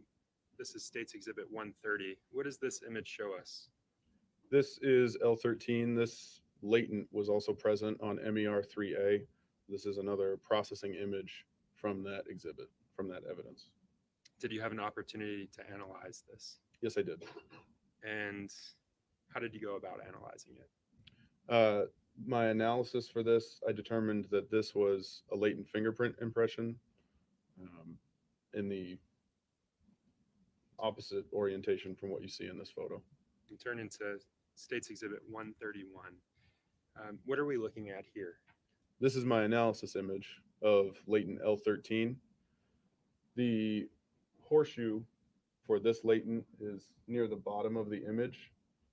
So this is telling me that I believe this is an identifiable fingerprint impression, but also showing that my theoretical directionality of up for this would be this way actually, so that the finger, if you can imagine my finger on the screen, it would be in this orientation. Did you conduct a comparison of L13? Yes, I did. And who did you compare that item to? Adam Montgomery. And I'm turning to State's Exhibit 132. What is this image showing us? This is my comparison chart of L13. So latent on the left, known on the right. This shows my identification conclusion to the right index finger of Adam Montgomery.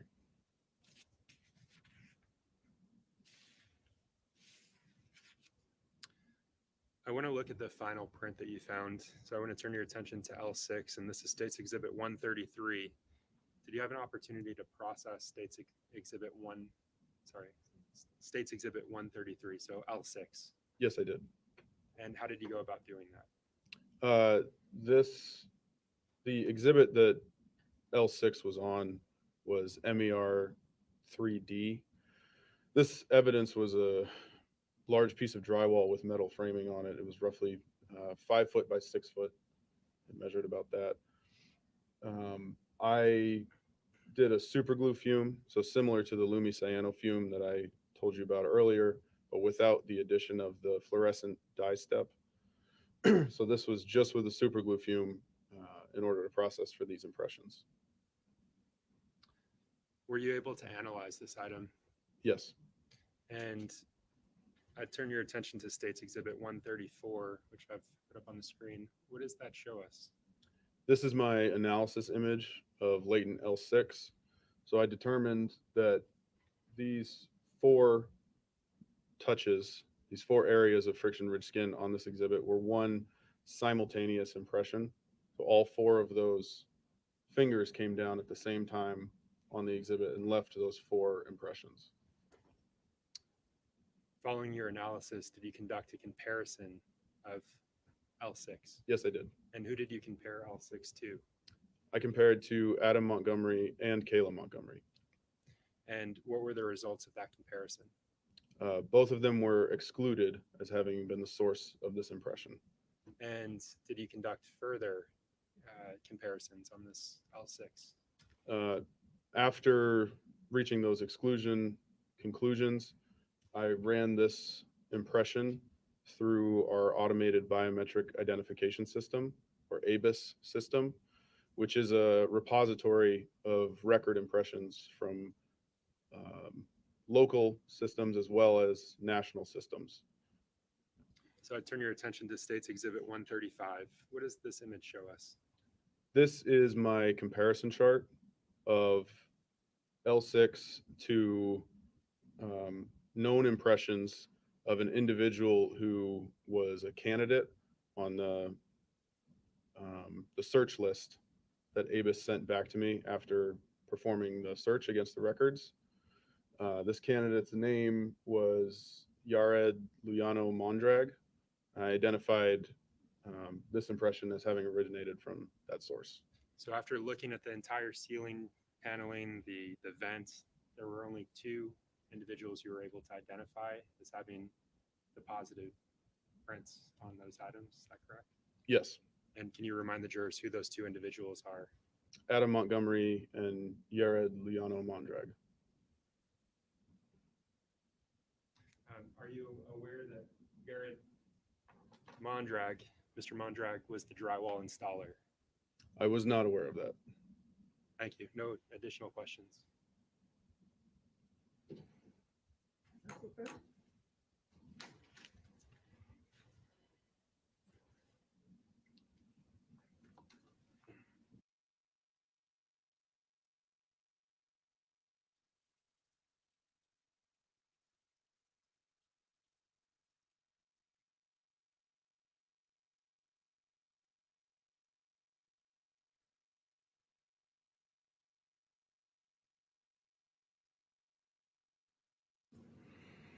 When you're ready, Attorney Smith. Thank you, Your Honor. Good afternoon. Good afternoon. A couple of questions. One about the fingerprints that you just testified about identifying in a comparison to a person. Yes. Okay. You got a high degree of certainty that you've identified the right people, right? Yes. And for especially in some of those fingerprints that had that level 3. I don't recall specifically using level 3 in any of my comparisons. They were also done in June 2022, so my memory may be a bit off. In any event, a very, very high degree of certainty that Adam Montgomery's fingerprints were found on the metal ceiling vent, and then some on the metal that held the drywall together. Yes. Right? And then the other was somebody completely unrelated. Yes. Okay. So let's go back to the cooler. When you analyzed the cooler, did something happen while you were analyzing before you started your analysis of the cooler? Did somebody come in and do something in front of you? Kevin McMahon, who was a serologist at the laboratory at the time, performed a serology examination on the cooler. Okay. And this cooler, right now is pretty dirty, right? Yes. And it's dirty because of the tools that you use to look for rich detail, right? Yes, I believe that's a portion of the residue that's left on that is from my processing. Okay. So the reason that you would want somebody like Kevin McMahon to come in and do serology is that you might actually be changing the condition of the cooler. Yes, there's the potential that any processing I do could dilute or remove biological evidence that's present on an exhibit. So in the laboratory in general, and specifically for this case, serology would be conducted prior to latent print processing. And the reason, well, and again, you do this so that if there's evidence on this cooler, it can be found, whether Yes. serology or fingerprint. Yes.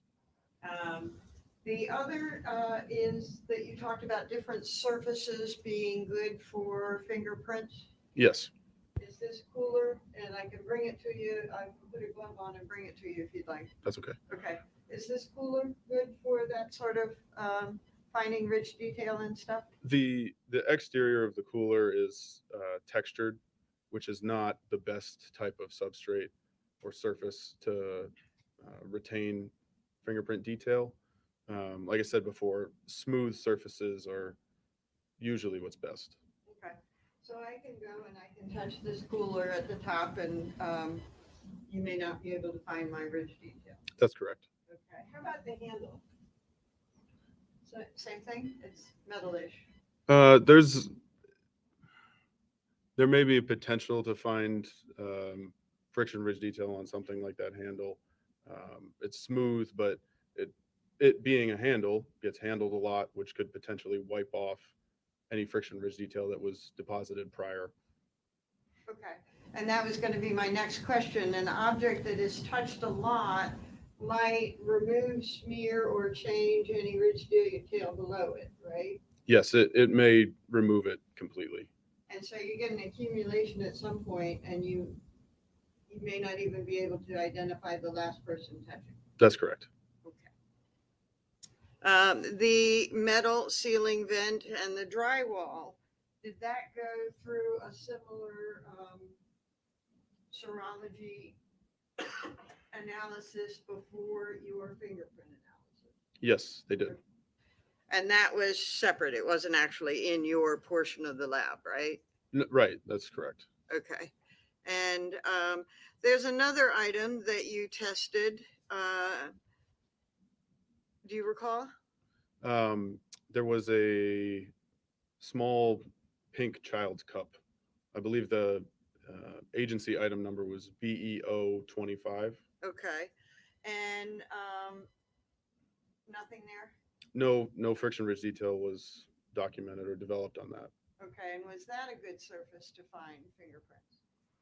My recollection was that the exterior of the cup was fairly textured. There were some flat portions, but much of that cup, I think, was a textured surface. Okay. So is it fair to say that none of the items that you tested raised a suspicion that they had been wiped or cleaned off?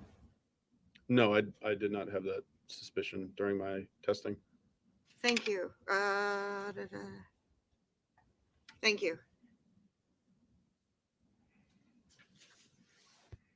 Mr. Orlowitz, I just want to follow up on that last Morning. How would you know? How would you be able to see if things were wiped off? During my processing, if wipe marks or drag marks became visible during the processing, that could potentially cue me off that something had at least been wiped across the surface. And that wasn't present on the items that you analyzed. I did not observe that.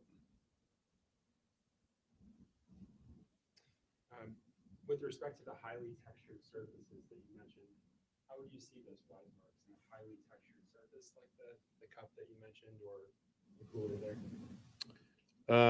It would be very difficult to see if any white marks were present on a textured surface. No additional questions. But it's fair to say that you saw nothing to raise that suspicion. That's correct. Okay, thank you. All right, you may step down. All right, ladies and gentlemen, we've reached the end of our day today. I remind you, don't discuss the case with anybody, not with each other or with anybody else. Don't watch any social media, read any newspapers, look at any online coverage of this case. Avert your eyes. So we'll begin again tomorrow morning. Please be here at 8:45 for a 9 a.m. start. Don't do any independent research. Thank you so much for your significant attention today. Have a good evening, ladies and gentlemen. All rise for the jurors, please.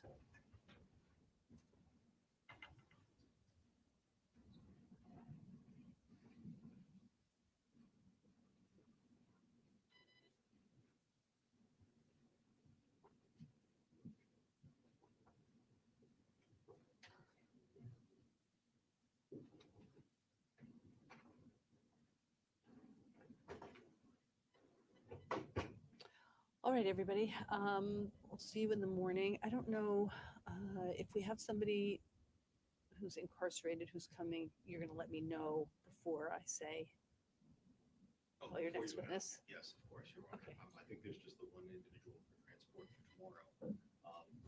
I don't know yet the order of the day. We have a few other witnesses planned for today. We need to go back and figure out that order. Okay. Okay. Make sure that that person gets on and off tomorrow. So Okay. Oh, you can all be seated. Just one last observation. It seems that there are some things that are being marked that either you may have had marked subsequent to the original marking for identification that hadn't been shown to the defense. Maybe I'm misreading that. I just seeing you bringing things over that are, new to the list. I just want to make sure. Are you seeing other than that fingerprint issue? Are you seeing everything in advance? I think that there were some things that were marked this morning that we hadn't realized. So I just want to say, if you know you're going to be using something and you're having our court monitor mark it, make sure that they see it. Okay, I think that's important. Just then they're not seeing it for the first time when it's being introduced. Okay, anything else? No. No, Your Honor. Very good. Thank you, everybody. I'll see you tomorrow. Thank you.